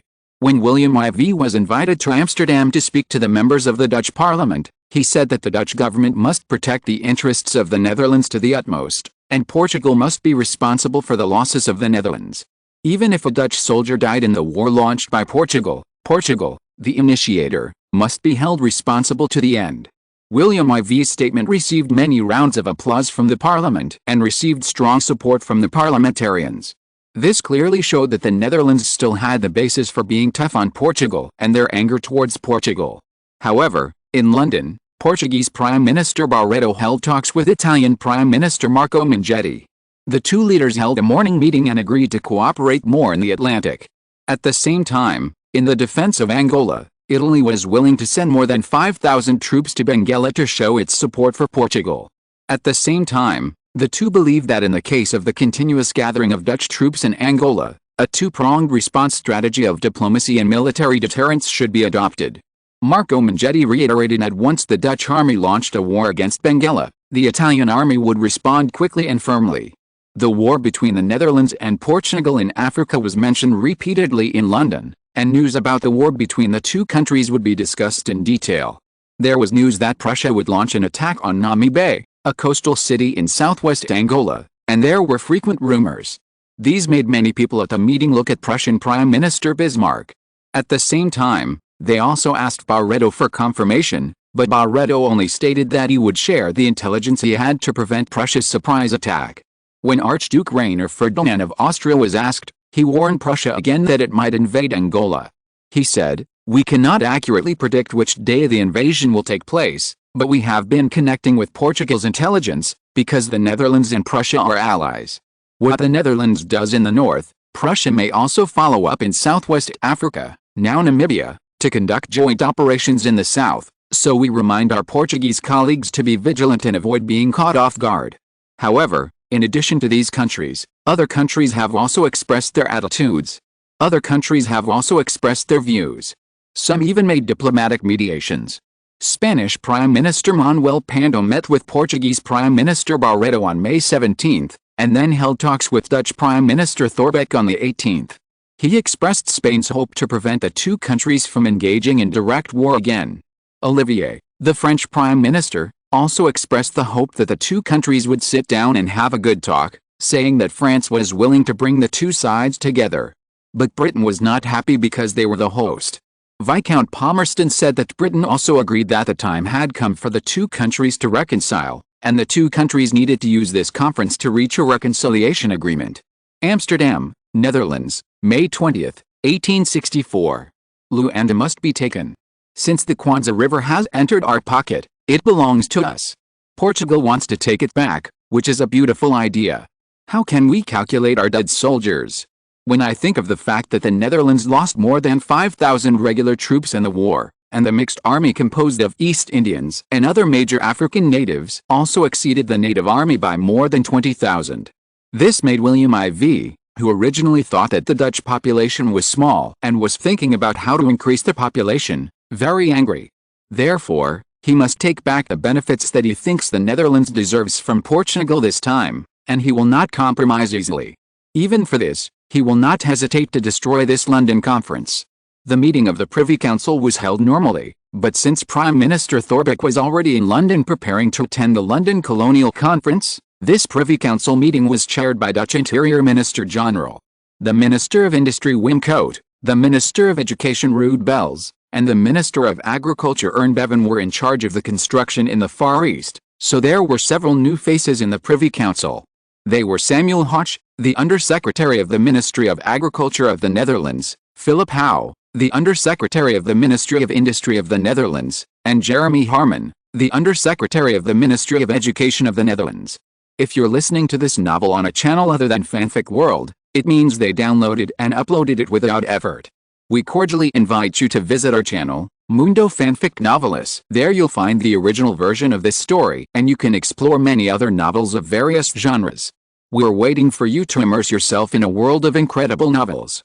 Chapter 170, An African Conference Without Africans.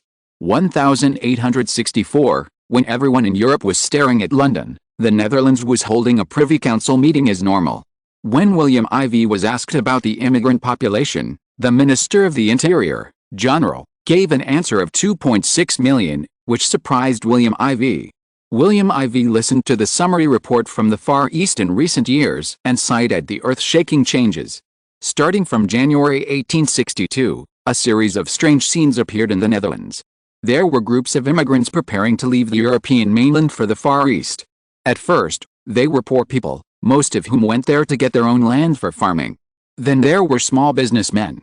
In addition to getting land for farming, they felt that there were huge business opportunities there. In the second half of July 1862, even capitalists began to immigrate to the Far East on a large scale with their families, because with the increasing number of immigrants, whether it was business or investment, there were opportunities everywhere. Then, when New Guinea, Australia, Madagascar and other islands fell into the hands of the Netherlands had too many areas to invest in compared to the Netherlands. Especially in Australia, the population is more than 70% of immigrants, because in the southeast region, the atmosphere is warm and the temperature is not much different from that in the Netherlands, which is more suitable for Dutch immigrants to live than other places. Therefore, after the immigration wave initiated by the Dutch government in February 1862, as of May 20, 1864, more than 2.6 million Dutch people lived in the Far East in the Netherlands. Among them, there are 300,000 Dutch people who have lived in East India for hundreds of years. Jakarta in East India is the second largest city in the Netherlands in the Far East, with more than 300,000 Dutch people living there. It is worthy of being the Far East city where the Dutch have been operating for the longest time. Among the 600,000 people in Jakarta, it just accounts for 50%. The largest city where the Dutch live is the deputy capital Melbourne, with a population of over 400,000, of which the Dutch population exceeds 350,000. Sydney is the largest international city in the Far East. The Dutch population in Sydney exceeds 250,000, the indigenous population is 30,000, and the rest are people from other places in Europe, America, Asia and Africa, with a population of more than 20,000. The Dutch population in Brunswick is mainly concentrated with a Dutch population of 220,000, of which the Australian indigenous population accounts for 50,000, and other East Indian indigenous and African indigenous populations exceed 30,000. The Dutch population in Adelaide has also reached 180,000, but the ratio is higher, and there are only 20,000 people from other ethnic groups. The population of Perth also exceeds 150,000, but the Dutch account for 110,000, of which Africans account for 10,000, Australian indigenous people account for 20,000, and the rest are from Asia and America. The population of Darwin is only 100,000 Dutch, with more than 50,000 indigenous people and 50,000 other ethnic groups. It is indeed a concentrated area of indigenous people. William IV said, as General said, that the current 5 major cities in these Australian cities have more than 100,000 people. Jakarta, Indonesia has more than 300,000 people, and the ratio also accounts for 50%. The Dutch population in Serbia is a little less, accounting for 20% of the total population of 500,000, and there are also 100,000 people. The percentage of other places is basically below 20%. However, New Guinea Island is an exception. The indigenous population is small, so the population of 200,000 people in the area near Paradise Island in the east and 150,000 people in Port Moresby in the east account for more than 80% of the population. William IV can understand why the population is so concentrated. Safety is what they care about most. People are always group-leading animals, not to mention those who have just immigrated. As he listened to the ministers talking about the development of their respective departments, William IV was generally very satisfied. He would ask about the development of the Far East in the Privy Council every week. This is something that all the ministers attending the meeting know, so everyone has done their homework. At present, the population of Dutch people has reached more than 8.5 million from 8.3 million last year. There are more than 2.6 million in the Far East, and the remaining more than 6 million in the mainland. The continuous high birth rate is the national policy of the Netherlands. According to the immigration rate of more than 500,000 per year, more than 8 million people will arrive in the Far East in 10 years, focusing on Australia. The goal is that Australia's population will reach about 5 million 10 years later. William IV thought of his homeland, which maintained an annual birth rate of more than 3% from the 1960s to the 1980s.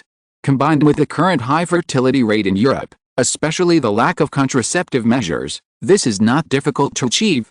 Talents led to productivity, and many industrial technologies that require manpower in William IV's plan can be carried out. I believe that by then, Australia's population will be enough to go further on the road of industrialization. William IV thought of this and couldn't help but guess that London must be very lively now. He thought with a sneer, this meeting is specifically about Africa, but no country or even one person from Africa participated. In fact, London is indeed very lively now. The number of participating countries has increased this time. They are the 17 most powerful countries in the world today. They are the British Empire as the host, the French Empire, the Russian Empire, the Austrian Empire, the Ottoman Empire and other 5 empires, as well as the Kingdom of Prussia, the Kingdom of Spain, the Kingdom of the Netherlands, the Kingdom of Portugal, the Kingdom of Italy, the Kingdom of Sweden, the Kingdom of Belgium, the Kingdom of Denmark, the United States of America, North, the Confederate States of America, South, the Brazilian Empire, the Kingdom of Greece, etc. What surprised many people was the latter. The original United States was actually divided into 2, and each sent its own representatives. This is tacitly understood by everyone. The United States, a big country in America, has finally split. This made European countries feel a lot more comfortable. I think Britain is the happiest. This conference was nominally to resolve the war between the Netherlands and Portugal over the Congo region, and then expanded to the issue of the war between the 2 countries in Africa, but in fact, it discussed more about the general principles of the major powers to divide Africa. This conference was specifically to discuss African affairs, but as William IV thought, this was a conference to discuss the future destiny of Africa without the participation of Africa. For this conference, the issue between the Netherlands and Portugal always occupied an important position, but this issue is actually resolved outside the conference. Barreto took advantage of the fact that all major powers were afraid of the Netherlands, so he held them hostage and fought against Thorbecke of the Netherlands at the conference. He intended to use diplomatic means through this conference to force the London Conference to finally agree to Portugal's request that the Netherlands withdraw from Angola and Mozambique, and deliberately brought Congo to the attention of all countries, so that countries that wanted to get involved in Congo would stand up against the Netherlands. This can be said to be a plan to kill 2 birds with 1 stone. Even for this reason, Portugal secretly communicated with Italy and Austria about the division of Congo. According to this secret agreement, Austria even got the North Congo, Italy got the South Congo, and Portugal got the hinterland of the upper reaches of the Congo River. Unfortunately, the counterattack of the Netherlands was sharp. It made it difficult for the 3 countries to implement many plans. The Netherlands even took out the signatures of the King of Congo and the signatures of hundreds of thousands of people in Congo to recognize the rule of the Netherlands. This surprised Portugal and other countries. They didn't expect that the Netherlands would quietly receive such a book of nations to declare the legitimacy of the Netherlands. So all countries had no objection to the sovereignty of Congo. With this settlement, Portugal truly became an invader and sat down. So in terms of war reparations between the two countries, the countries were obviously divided into factions.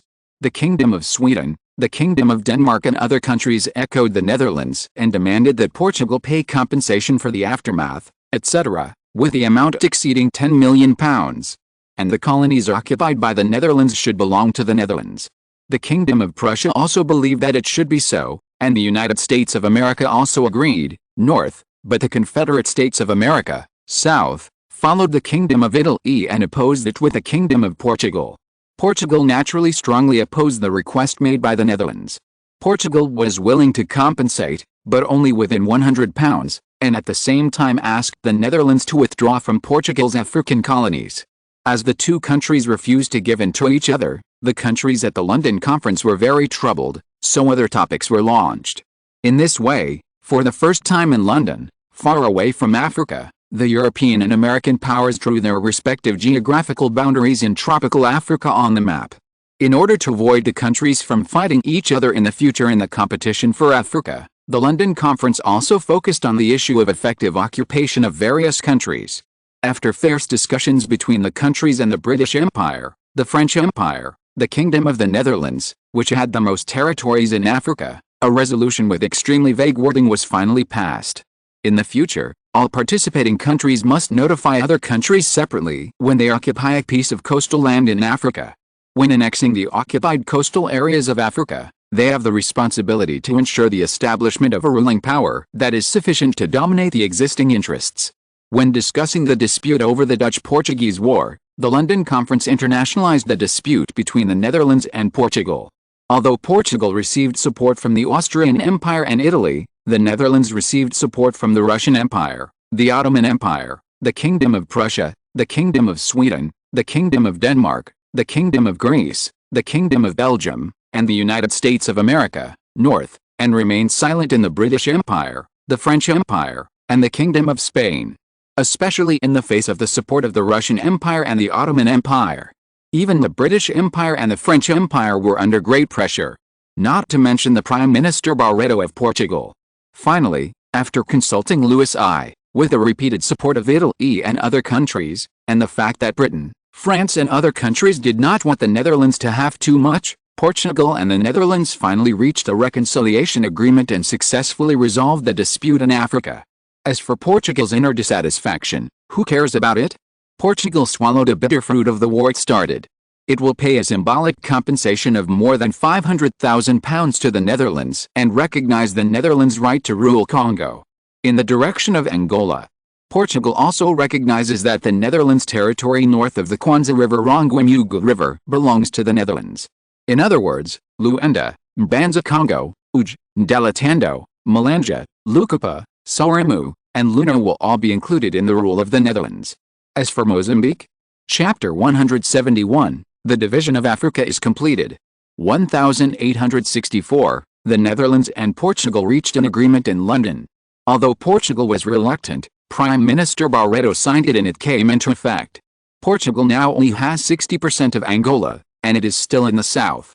The Netherlands will gradually withdraw from the occupied area in southern Angola and take over the northern part of the two rivers, including Luanda in the agreement. In the direction of Mozambique, the overall requirements are the same as those of the Netherlands. The two countries will rule each other with the Zambezi River as the boundary. Portugal originally disagreed, and Britain and other countries also felt that the Netherlands was too much. After all, Angola had already allowed the Netherlands to take advantage of it. Although it was Portugal that launched the war, Mozambique did not. The Netherlands took action first. Now, with just one mouth, it took away half of Mozambique, which seems to be a bit too much. Britain was more afraid of the Netherlands' strength in Central Africa, because this time it clearly supported Portugal. Other countries were also in hesitation. Indeed, the Netherlands' colonies in Africa were already large. Now if they were divided according to the division, the Netherlands' position would be further consolidated. This is not necessarily a good thing for the African colonial powers such as Britain and France. Seeing this, Dutch Prime Minister Thorbecke naturally understood what they were thinking. Fortunately, before he came, he had conducted a sand table simulation with William IV and got a backup plan for retreat. So after pretending to be dissatisfied, he proposed that the Netherlands was willing to use the Zambezi River as the boundary and stated that this was to avoid future disputes. For this reason, the Netherlands was willing to give up the Dutch-occupied areas in southern Rhodesia. As soon as Thorbecke's conditions came out, Viscount Palmerston of Britain chose to remain silent, and Bismarck of Prussia was even more surprised. The retreat of the Netherlands turned the entire southern Rhodesia from a three-party struggle into a two-party struggle, especially when the Netherlands in the north retreated. Britain, Portugal, and Prussia had much more room to maneuver. Therefore, Bismarck saw through the essence of the Dutch move, but Prussia had to accept it. Those present were not newcomers in the political arena. Even if they rarely participated in international disputes, they were bound to fight in their own countries. They saw through this conspiracy. The move by the Netherlands made Portuguese Prime Minister Barreto feel a little hot, but he had to take over. He obviously felt the cannibalistic gazes of Bismarck and Viscount Palmerston. Obviously, it was better for southern Rhodesia to fall into the hands of Portugal than into the hands of the Netherlands. This should be the idea of the two people, and even Barreto guessed that this was the idea of everyone in the conference at the moment, which made him smile bitterly, because this represented how ridiculous it was that Louis I had always proved that Portugal was not weaker than the Netherlands. Your Majesty, do you know that because of the war you are going to launch, countries used to think that the Netherlands was stronger than us, but now they no longer question it and it has become a definite reality. Of course, the problem between the Netherlands and Portugal is just one of the topics in this conference. Regarding the issue of free navigation in African inland rivers, it was finally passed that the Congo River Basin, like other basins such as the Nile River Basin, can allow countries to pass through, but each country must report to the country. The London Conference attempted to resolve the conflict between the Netherlands and Portugal caused by the division of Africa, which was actually carried out during the informal meeting of various countries. Instead, it was not formally brought to the conference table for discussion, but was resolved through political transactions under his command. Therefore, there is no content about the dispute between the Netherlands and Portugal in the London Conference Protocol. There are other meetings going on throughout the conference, including the timely resolution of the dispute between the Netherlands and Portugal. The limited results of this conference show that the European powers have formed a balance of power in Africa, marking the innovation of the replacement of old and new forces. It also marks that the crazy competition for African colonies by various countries has completed the first starting point. After this London conference, the pace of European countries to divide Africa has greatly accelerated. With the end of this conference, Africa has entered a state of division by warlords. At present, the areas in Africa that have not been occupied by various countries include Ethiopia and the southern part of West Africa. These are now the places where European countries are competing for the next hotspot. Ethiopia is still okay, but West Africa is being stared at by countries that do not have colonies at the conference. Obviously, after the end of this meeting, Thorbecke can imagine that there will be thousands of troops and hundreds of ships from European countries. In 1850, Europe occupied only 10% of the land in Africa. In 1861, it only rose to 20% in more than 10 years. However, in 1864, it rose to about 80% in just 2 years. It may not be necessary to finish the 1860s. It will be divided up by then. Africa has become a subsidiary continent of African countries. In the unprecedentedly fierce competition for Africa, the British Empire and the French Empire are still the biggest players, and the Netherlands is the new king. Other countries such as the Kingdom of Portugal and the Kingdom of Spain are expanding slowly, and Italy, Sweden, Tsarist Russia and Denmark are just newcomers. In short, countries have begun to formulate ABCD plans for their expansion in an attempt to exert their strength in Africa. Thorbecke can predict that although the London Conference recognized the current territories of various countries and wanted to stop and reduce conflicts, but the effect may be just the opposite, causing serious disputes and conflicts. These disputes and conflicts may become important factors leading to the African War, which is more clear than now. Just like the European wars that have been demarcated for hundreds of years, but have been repeated again and again. There was no set time for the London Conference. When the dust settled, it was already June. As the results of the conference were announced in major newspapers, people all over the world had mixed opinions on the above content. The Portuguese were naturally dissatisfied, no, very dissatisfied. Many people even thought that this was a loss of power and humiliation, and even impeached Barreto. Although it was finally saved by Louis I, it also caused the historical party founded by Barreto to lose in the new election and become the Prime Minister of the slope. And Louis I could only helplessly use the support of the royal power to keep the Barreto cabinet running. The Netherlands was a different look, full of the joy of victory everywhere. The war initiated by Portugal eventually lost money and territory, which blocked the anger of the Dutch, which was the biggest help for the Dutch cabinet government. In this poll, the Thorbecke cabinet became the highest support in the history of polls, reaching 80%, and William IV became the most beloved king of the Dutch people. This Dutch-Portuguese war was a commendable battle for the Netherlands. It was also the first war faced by a European power during the reign of William IV. This was very important for the Netherlands as it no longer had any fear when facing European wars in the future. Chapter 172, Europe's Strength Rises and Declines. 1864, in the Royal Palace of Denmark, Hans Christian Andersen, the famous Danish fairy tale master in Europe and also the tutor of the 6 children of Christian IX, was giving lessons to the children of the Danish king Christian IX. Except for Princess Alexandra, born in 1844, who had married William IV of the Netherlands, all the others were present. They were the eldest son, Crown Prince Frederick, born in 1843, Prince George, born in 1845, Princess Dagmar, born in 1847, Princess Thyra, born in 1853, and Prince Valdemar, born in 1858 and now only 6 years old.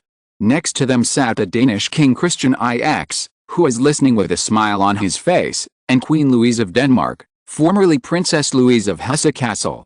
After Andersen finished telling Princess Thyra and Prince Valdemar their favorite fairy tales and answered the 2 little princes and princesses' questions about whether he would continue to write new fairy tales, he was asked by Crown Prince Frederick about recent international politics, and the most popular London conference was naturally not spared. Andersen answered under the watchful eyes of Christian IX. In May 1864, the London conference was held. 17 countries, including the host country, the British Empire, sent representatives to attend. The dominant countries were the British Empire, France, the Kingdom of Prussia, Austria and the German Confederation, the Kingdom of the Netherlands, and the Kingdom of Portugal. At the conference, everyone tried their best to plan how to divide Africa in an elegant manner. It was this conference that opened the curtain of the crazy colonization of Africa by major European powers, allowing the world to see the ugly deals behind the scenes, and it was even more fresh in the memory of Latin American countries. This is just like what is described in my fairy tales. Many fables of stories have their own ideological transmission. For example, when I often write fairy tales and integrate Christian ideas such as kindness, fraternity, and dedication into the fairy tale world, I have not forgotten to convey the Christian original sin consciousness and the idea of soul salvation to the world in the conversation. For example, in The Red Shoes written by the teacher, the lovely and beautiful little girl could not suppress her desire to wear red shoes, and forgot to sing hymns and recite prayers. Andersen looked up and saw that it was Princess Dagmar, who was already 17 years old and had grown into a beautiful and charming lady. Princess Dagmar asked Andersen again. Sister Alexandra once said that in Andersen's A Story, there were several major sins written on the walls of all the houses in flames. Helen, the daughter of the Swamp King, was a beautiful woman during the day but very cruel in her heart, and a frog at night but very gentle and kind. The prince and the evil prince loved war. In The Girl Walking on Bread, Inger walked on bread because he was afraid of dirtying his shoes and clothes. The mother in Anne Lisbeth was greedy for vanity and became a nurse in a noble family and abandoned her own children. Sister Alexandra said that this was the teacher's story, carrying the characters of selfishness, vanity, arrogance, greed, evil, cruelty, etc. Christian IX and Queen Louise were stunned when they heard this, and they both thought of the second child, the eldest daughter Princess Alexandra, who had married to the Netherlands. Thinking about what happened between William IV and her, the 2 children can be said to be a couple who finally got married. Alexandra is now the Queen of the Netherlands, and she is quite happy. Andersen was also stunned, then smiled and praised, Princess Alexandra is indeed the most gifted woman I have ever seen in terms of keen insight. This is the original sin in human nature. Only by getting the salvation of the soul can one have the purity of a child, so as to be close to God and enter heaven. This is the punishment that the characters in my story received for violating God's sacred teachings. Just as the language of God in the Bible has been verified, in The Evil Prince I wrote, the prince was driven crazy by the mosquito that drilled into his ear. Inger, who walked on bread, fell into a swamp because of his arrogance and vanity, and lived with cold and ugly toads, fire snakes, and flies. The little girl in the red shoes naturally could not escape the severe punishment. The pair of red dancing shoes clamped her feet, so she kept dancing and had no way to stop. She had to let the executioner cut off the feet wearing the red shoes. Why do teachers always issue such severe accusations to the protagonists of the stories? Asked 19-year-old Prince George. Andersen said this, then looked up at the young Danish princesses and princes and said, "The reason why I asked them to do this is to let the children face up to the evil thoughts and ugly behaviors in human nature, reflect on themselves, stay away from evil, and realize the salvation of the soul." Crown Prince Frederick asked, back to the issue of the London conference just now, so the teacher thinks that the transaction held in London this time will cause a humanitarian crisis in Africa. No, it's for Europe. I don't know if you have noticed it. Andersen warned, both the Netherlands and Portugal have obtained a large number of colonies in Africa, and they were obtained with a small number of soldiers and warships. This has created a very intuitive point of view, that is, it is very difficult for European countries to occupy the territories of other countries in Europe, and even the benefits paid are not proportional to the benefits, while Africa is making huge profits. Small price and big rewards, the greed of human nature grows so rapidly. Prince George, but that is Africa, which is too far away from us. After all, as many people say, we eat fish, we can't feel sad for the fish. Andersen was surprised that Prince George would say such a profound word. He looked at him with appreciation, and then sighed. The fear is that the scene in Africa, greed will not decrease as time goes by, and will eventually backfire on the European land where you and I are. Hearing this, everyone was silent.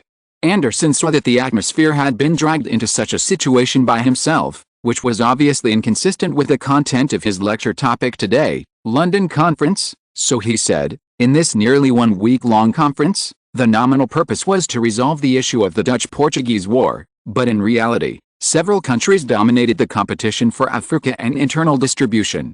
After solving the nominal problem, the participating countries began to discuss a number of general principles to coordinate the relationship between the countries. However, in the London Agreement, the term sphere of influence appeared, which means that a country can not only control the coast of Africa, but also go deep into the interior of Africa. In order to protect its legitimate rights and interests and reduce conflicts, countries have proposed the principle of effective occupation. Only when the occupying country effectively controls a colony can it be regarded as truly owning the area, rather than just building a stronghold and announcing its ownership to the outside world. Prince George said, "Teacher, now that the London Conference has ended, the rules of conduct of the 17 countries in Africa have almost been confirmed, although there are still differences in the power of each country. We Denmark also have a colony in Africa, that is Sierra Leone. I learned that Denmark's main interest there now comes from fisheries. There are abundant bonga fish, tuna, yellow croaker, herring, prawns, etc. The production of mahogany and red ironwood is also good. Of course, the labor of the indigenous people also promotes our economy. But these do not seem to be enough to offset the energy consumption of ships from Copenhagen to Freetown every year, and the thousands of soldiers we send there. It seems that the income is not proportional to the cost. What can Denmark get from here? And by analogy, the gains of various countries in Africa seem to be not much different, so why are all countries so enthusiastic about Africa now?" Christian IX heard this, looked at George, then looked at Crown Prince Frederick, and finally communicated with Andersen, and fell silent for a moment.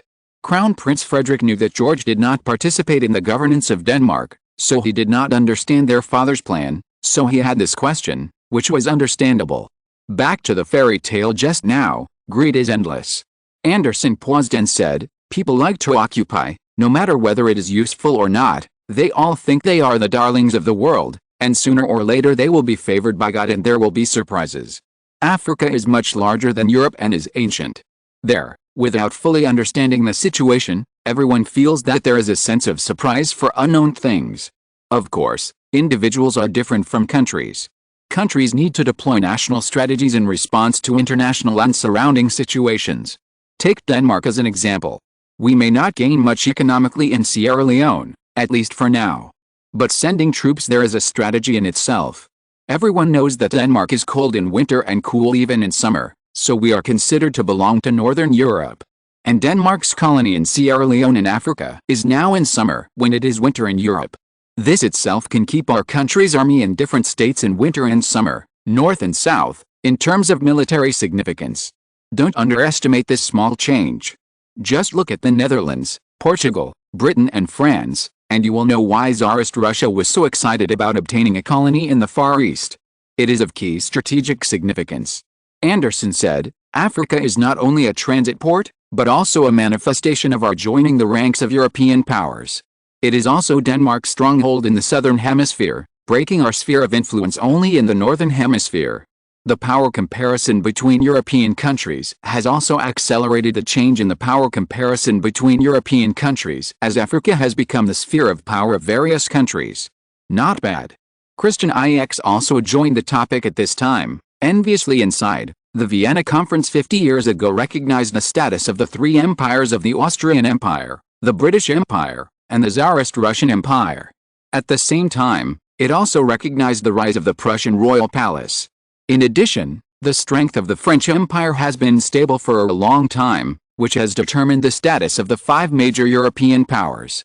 The establishment of the London Conference was the biggest change in European countries in decades, and it was of great significance to the world. The status of the British Empire rose the fastest, and now almost no one would deny its position as the first empire.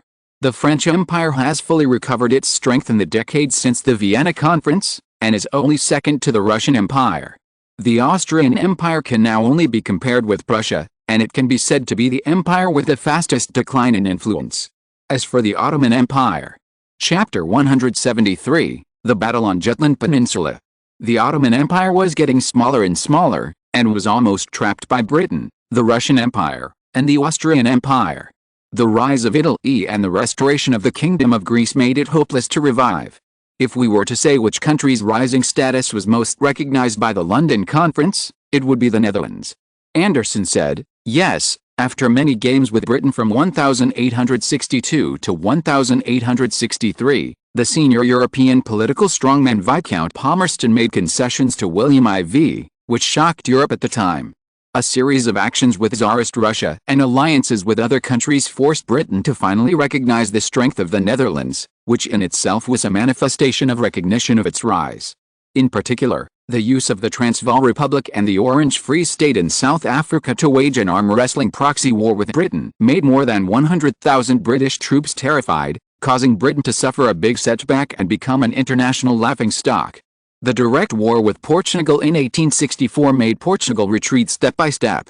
As you can see, King Louis I of Portugal at that time thought that he had won over Italy, Austria and Brazil, and showed strategic contempt for the Netherlands. Unexpectedly, he suffered the consequences in the end. The Netherlands actually received support from Denmark, Sweden, Tsarist Russia, the United States of America, Greece, and the Kingdom of Prussia. Even the Ottoman Empire stood on the side of the Netherlands.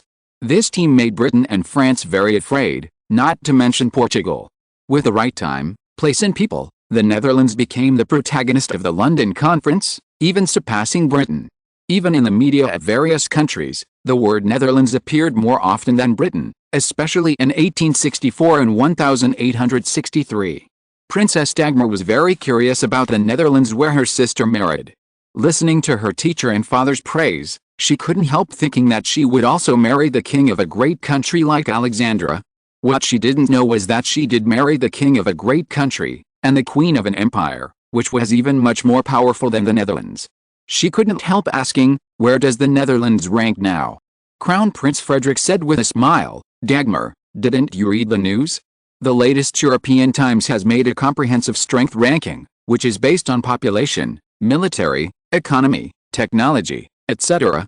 The British Empire ranks first in comprehensive strength with military, economy and technology. The French Empire ranks second with military, economy and technology. The Russian Empire ranks third with population and military. The Austrian Empire ranks fourth with population and military. The Kingdom of Prussia ranks 5th with military, economy and technology. The Ottoman Empire ranks 6th with military and population, and the Netherlands you just asked about, relies on economy, military and technology, and is tied for 7th with the Confederate States of America, which relies on economy, technology and population advantages.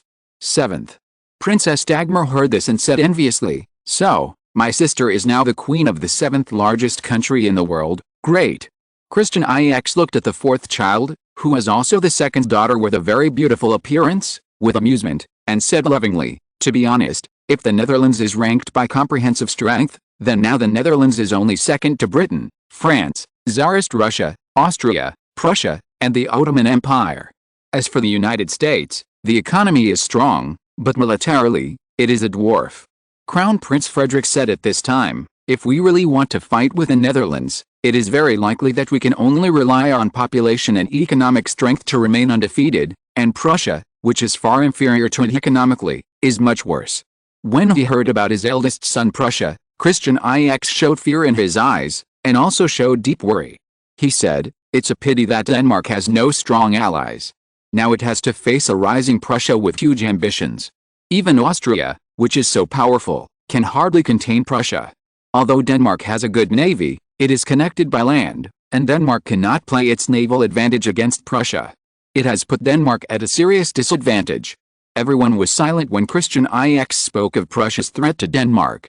With Prussia's recent support for Schleswig-Holstein, a duchy nominally governed by Denmark, Prussia has increasingly challenged Denmark's rule over Holstein, with Schleswig-Holstein being the only duchy under Denmark's control. Prussia relied on the Germans to quickly infiltrate Holstein, especially after Bismarck's cabinet was elected prime minister in 1861, which accelerated a Prussian influence in Holstein. If that were the case, his predecessor Frederick V and he would at most be vigilant. After all, Holstein was also dominated by Germans. However, what made them dissatisfied was that Bismarck's cabinet had no scruples and infiltrated Schleswig, where the Danes were the majority. And it was carried out openly, even providing financial and political support there, and even forming a number of teams to propose to the Danish government the idea of breaking away from Danish jurisdiction, which was difficult for Christian IX to accept.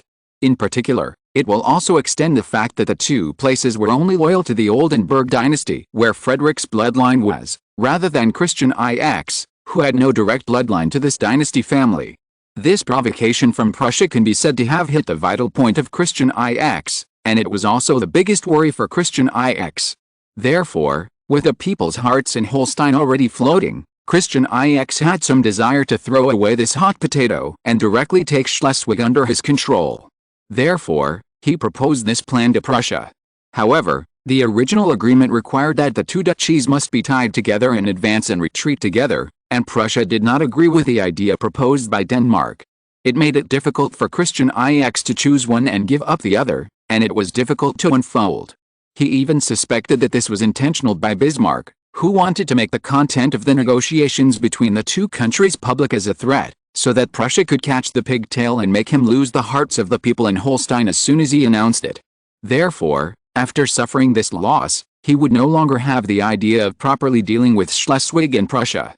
During this period, he stepped up the deployment in the two places to prevent those damn Germans from being desperate and causing trouble under the instigation of Prussia. But can it really be stopped? Christian IX has no confidence at all.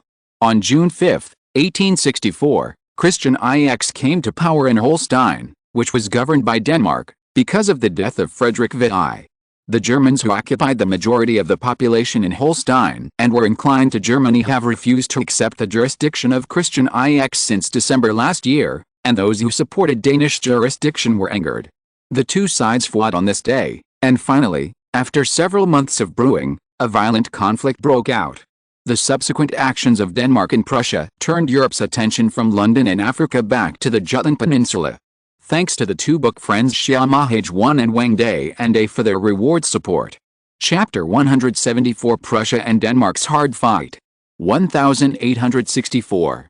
A serious civil dispute occurred in Holstein, the Principality of Denmark. Originally, Germans occupied the majority in Holstein, and Danes occupied only a small part. In addition, at the Vienna Conference, it was also recognized as a member of the German Confederation, so it became more Germanized. Therefore, a resistance organization composed of Germans who resisted Danish rule was formed. There is a positive and there is a negative. The corresponding organizations of the Germans are the Danish organizations that maintain Danish rule. On this day, several propaganda objects that they supported met while they were promoting in various parts of Holstein. The team of hundreds of people strengthened their momentum, and the two sides stopped to confront each other. When the verbal quarrel was no longer satisfied, the two sides finally had a physical conflict, and the final death toll exceeded 20 people, of which more than 15 were Danes and more than 5 were Germans. How can this be? So Holstein became a mess. Many Danes in Holstein became targets of the Germans. Burning, killing and looting seemed to be the goal. For this reason, the Danes fled Holstein and went north to Schleswig. In this chassis where Danes occupied the majority, these Danes who had long held a grudge attacked the Germans there. Therefore, the turmoil spread to Schleswig. The Kingdom of Denmark and Prussia accused each other of being responsible for this. Danish rule suffocates the Germans in these two places. These Germans feel that the Danish government is unfriendly to them. We strongly condemn the Danish government's differential treatment and seriously doubt Denmark's ability to control it. The Prussian Ministry of Foreign Affairs attacked the Danish government. We don't think this is an isolated incident. This is an action planned by someone. The purpose is to disrupt the Danish rule in Schleswig and Holstein. We will not give up. The Danish government did not give in and took on Prussia. When the new king Christian IX ascended the throne, he was in high spirits and wanted to consolidate his position. Therefore, the emergence of Schleswig and Holstein gave him an opportunity to increase his support for the Danes. So, in June 1864, Schleswig and Holstein once again became a hot topic of international debate, but this time Denmark's support decreased. In order to deal with Austria, France was not prepared to confront Prussia. On the British side, because Queen Victoria herself had German ancestry, she also sympathized with the Germans. Therefore, although the British government did not express its position, the attitude was there, and everyone could see it at a glance. Christian IX's son-in-law, King William IV of the Netherlands, called on the two countries to sit down and conduct meaningful peace talks to avoid accidents. Austria seemed ready to watch the show, so it kept making noises, hoping that the two countries would lose both, so that Prussia would not be able to threaten Austria's position. Italy, Portugal and other countries were not afraid of trouble, so they all made a fuss and sent out contradictory messages, which only made the ownership of the two places more contradictory and ambiguous. On June 15, 1864, Denmark once again restored Schleswig as Danish territory, and even Danish Prime Minister Detlev Gerhard Monrad announced that he would soon legislate to directly control Schleswig. On June 16, after receiving instructions from Prussian Prime Minister Otto von Bismarck, the German Confederation Congress issued a statement, threatening that the Germans would intervene in this incident. On June 20, while the Austrian army in Ethiopia was confronting the Prussian army, Christian IX of Denmark announced the abolition of the provisions in the Danish constitution that affected Holstein and Lauenburg, while retaining the provisions for Denmark and Schleswig. Christian will sign a new constitution to deal with this bill. Many people are puzzled by Denmark's approach, because the new king has put himself in a dilemma. If he signs, he will violate the terms of his position as king. If he does not sign, he will be in opposition to the Danish people who share the same ideas. Therefore, the result of signing or not signing is the lesser of two dilemmas. So on June 22, Christian IX officially signed a bill in Copenhagen, indicating that he would give up Holstein and Lauenburg, retain the rule of Schleswig, and it would be the same rule as other parts of Denmark. When the news reached Germany, the masses were excited and indignant. The Schleswig-Holstein region has an extremely important strategic position. Historically, the two principalities on the Elbe River have been a pain point in Europe, and have long troubled and tormented European politicians. Since the 15th century, after a long period of migration, the southern part of Schleswig has gradually been Germanized. Therefore, Christian IX's direct management of Schleswig this time is very scary for the migrating Germans, especially when Holstein was directly abandoned by the Danes. It is needless to think how much the Danes fear the infiltration of the Germans. Will Denmark have a good time after it is directly governed? Berlin. Bismarck, King William I of Prussia, Chief of the Army General Staff Moltke, Minister of War and Government Count von Roon, and Crown Prince Frederick were discussing the London conference for a while. As Bismarck turned the topic to the northern neighbor Denmark, several people subconsciously showed dissatisfaction. Since the victory in the Franco-French War, all of Europe has defeated Napoleon I of France. At the post-war Vienna Conference on Spoils Division, Prussia contributed a lot and tied down most of their energy in the north, preventing them from focusing on attacking the West and the British Isles. However, Prussia did not get much in return at this conference hosted by the Austrians. Metternich is famous for his cunningness. They may have already begun to consider how to balance Prussia after the war. Bismarck said firmly to Crown Prince Frederick, "The German Confederation needs to be unified, and Prussia needs to take back what it did not get at the Vienna Conference. It is even willing to go to war for this. Your Highness, you should know that European countries, including Britain, Russia, and France, do not want a German country strong enough to annex the German Confederation, but this must be our goal."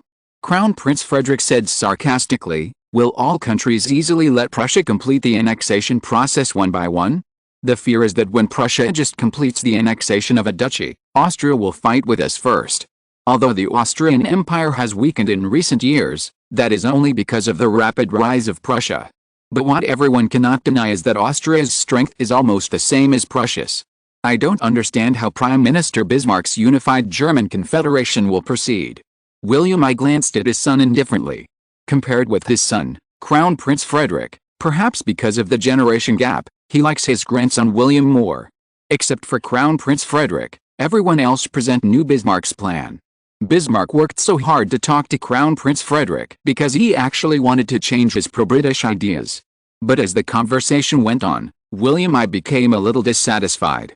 Why is this guy so stubborn? He is like a wooden man and can't be pushed. Has Crown Prince Frederick forgotten Denmark? Bismarck said confidently, "Schleswig and Holstein and Denmark have been symbols of German unity for many years. When the Germans here are wronged, they will form a kind of unity in Germany against a common enemy.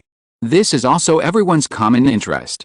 Does Prime Minister Bismarck want to use Denmark as an enemy to create German unity?" Crown Prince Frederick doubted. Has the Prime Minister forgotten that the Treaty of Ribe stipulates that Schleswig and Holstein will never be separated, and the King of Denmark will serve as their king and duke? Bismarck smiled and said, "Of course I know this historical treaty. On the contrary, I want to use this policy of non-separation in this treaty to encourage the Germans to return to Prussia." The Austrians thought they were smart. They threw this burden to us, but they did not border these two places, so a relationship with Denmark has always been deviant. But as you can see, Prussia's actions to protect the Germans in these two places have won the hearts of the entire North Germans. Holstein is almost shouting to break away from Denmark, and the same is true for South Schleswig. People in these two places are very fond of Prussia. The Treaty of Ribe also stipulates that it is a direct bloodline, but Christian IX is not. Now we must make Denmark make a mistake, and then we can take advantage of the righteousness and go to war with Denmark, making Prussia the hero of the Germans, marginalizing Austria, and suddenly its incompetence. All Germans consciously think that we Prussia are the Orthodox Germans.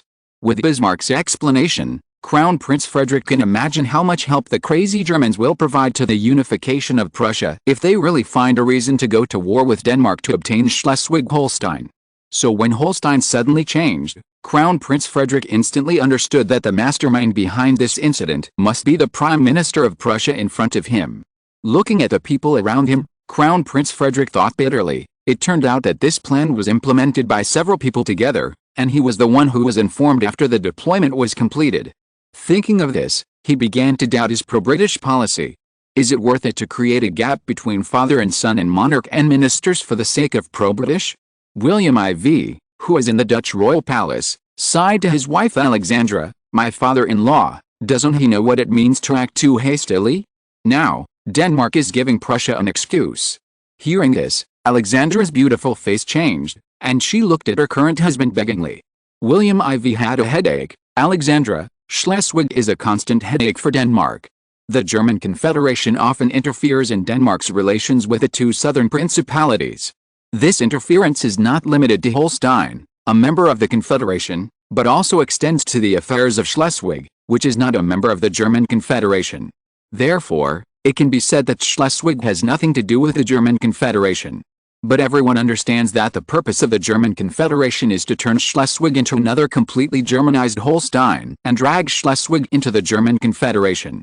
Thanks to the book friend Jiangshan Daewolin for the reward and support. Chapter 175 The Road to Empire?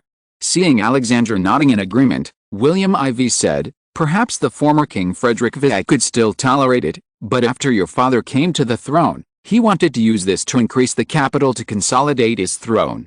He simply decided to incorporate Schleswig into Denmark and allow it to share all the rights of this country equally, so as to solve this problem once and for all and put an end to this endless dispute. Although this measure may make everyone understand the purpose, it is very dangerous." "Why?" Hearing this, Alexandra asked nervously. William IV took a breath, and then said, "Because this means that Denmark will violate the London Protocol of 1852 on the status of Schleswig and Holstein, which will expand the authority of the Danish government to Denmark and separate Schleswig and Holstein. What will happen if it is violated?" William IV sighed. "Prussia can have an excuse to tell other countries that Denmark violated first, and Prussia will have the final and legal advantage by launching a war against Denmark." "War?" Alexandra exclaimed. "Isn't that very dangerous? What do you think?" William IV then soothed, "Don't worry, your father will be fine. Prussia, all it wants is an opportunity." "What opportunity?" Alexandra asked again after listening to William IV's words. William IV said inexplicably, "The road to heaven." "What road to heaven?" Alexandra was even more puzzled. William IV saw her standing nervously, so he also stood up, put his arm around her slender waist, and said surprisingly, "It's the road to the empire." On June 30, 1864, after repeated calls from the Schleswig Germans, the two armies of the Duchy of Saxony and the Duchy of Hanover within the German Confederation marched into Holstein in the name of the German Confederation. With their arrival, they were warmly welcomed by the residents here. At this time, the other duchies of the German Confederation were envious, but because they were too far away from Denmark, they sighed for this.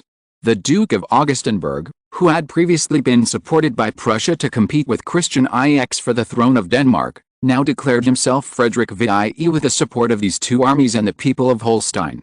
This caused surprise to all Germans in various countries, including Austria and Prussia.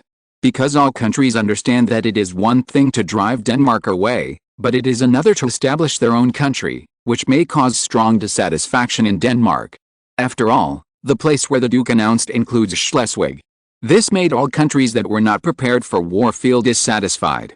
They were involved in a European war for nothing. In fact, Denmark was like this. With the announcement of the Duke, many countries realized that the danger had increased. They all looked at the Baltic Sea. There, it was covered with dark clouds. Downing Street, UK. Foreign Secretary Russell and Prime Minister Viscount Palmerston were smiling bitterly. Denmark is courting death by doing this. Palmerston agreed with Russell's point of view. Austria and Prussia were signatories of the 1852 agreement, so they must maintain the rules. Now that Denmark has violated the terms of the agreement, they can take action that is legal and compliant. Now even other European countries like us can't intervene on any pretext. Why didn't Christian IX think of this problem? Doesn't this give people a reasonable reason to go to war? Russell said, "Should we stand up now?" Viscount Palmerston naturally understood the hidden meaning in his words. Although the Queen's German blood makes it difficult for her to forget Germany, she is now the King of England and should put Britain's interests first. Therefore, our actions can only be worthy of Britain's interests, and the Queen doesn't have to care too much about it. Besides, don't forget that Prussia has deep complaints about us. Even if we don't do it, won't they be on guard against us? On July 3, 1864, the British Foreign Office held a press conference. At this conference, British Foreign Secretary Russell clearly opposed the actions of the German Confederation, demanded that the Hanoverian and Saxonian troops withdraw from Holstein, and stated that Britain would not recognize the so-called status of Frederick VIE of Duke Augustenburg. The Russian Empire also expressed its concern about the tense situation in Schleswig and Holstein, and expressed the hope that it would not affect the security of the Baltic Sea outlet. However, the Prime Minister of Saxony and Count Beist, who had already sent troops, ignored it, but instead suggested to the German Confederation Parliament that the Speaker of the Parliament, Bavaria, should propose a motion in the Confederation Parliament to recognize the kingship of Duke Frederick. This made Austria dissatisfied, but just as Bavaria was Austria's follower, Saxony was now also a follower of the Kingdom of Prussia. Although Hanover was not, it was not much different. William IV knew that this must be the result of Bismarck's secret manipulation, and this was an action to help Bismarck persuade Austria to take immediate action. As for the reason, let's not discuss this for now.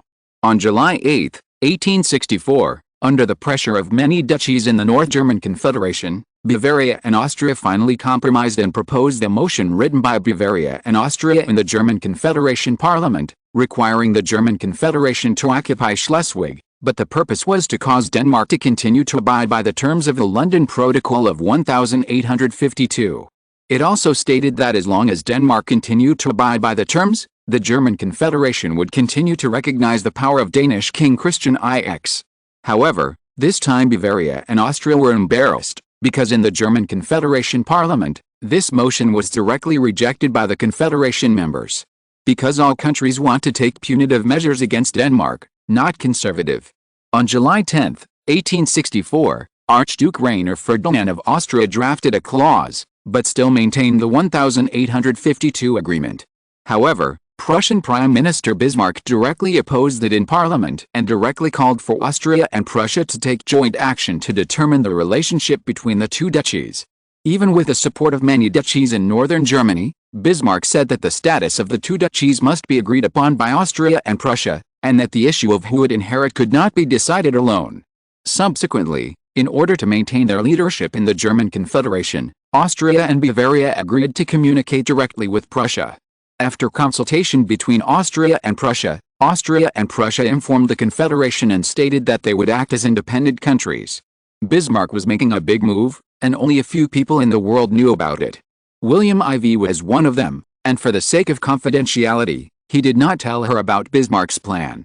After comforting Queen Alexandra, William IV thought to himself, perhaps the Netherlands should get some benefits from this Prussian-Danish war.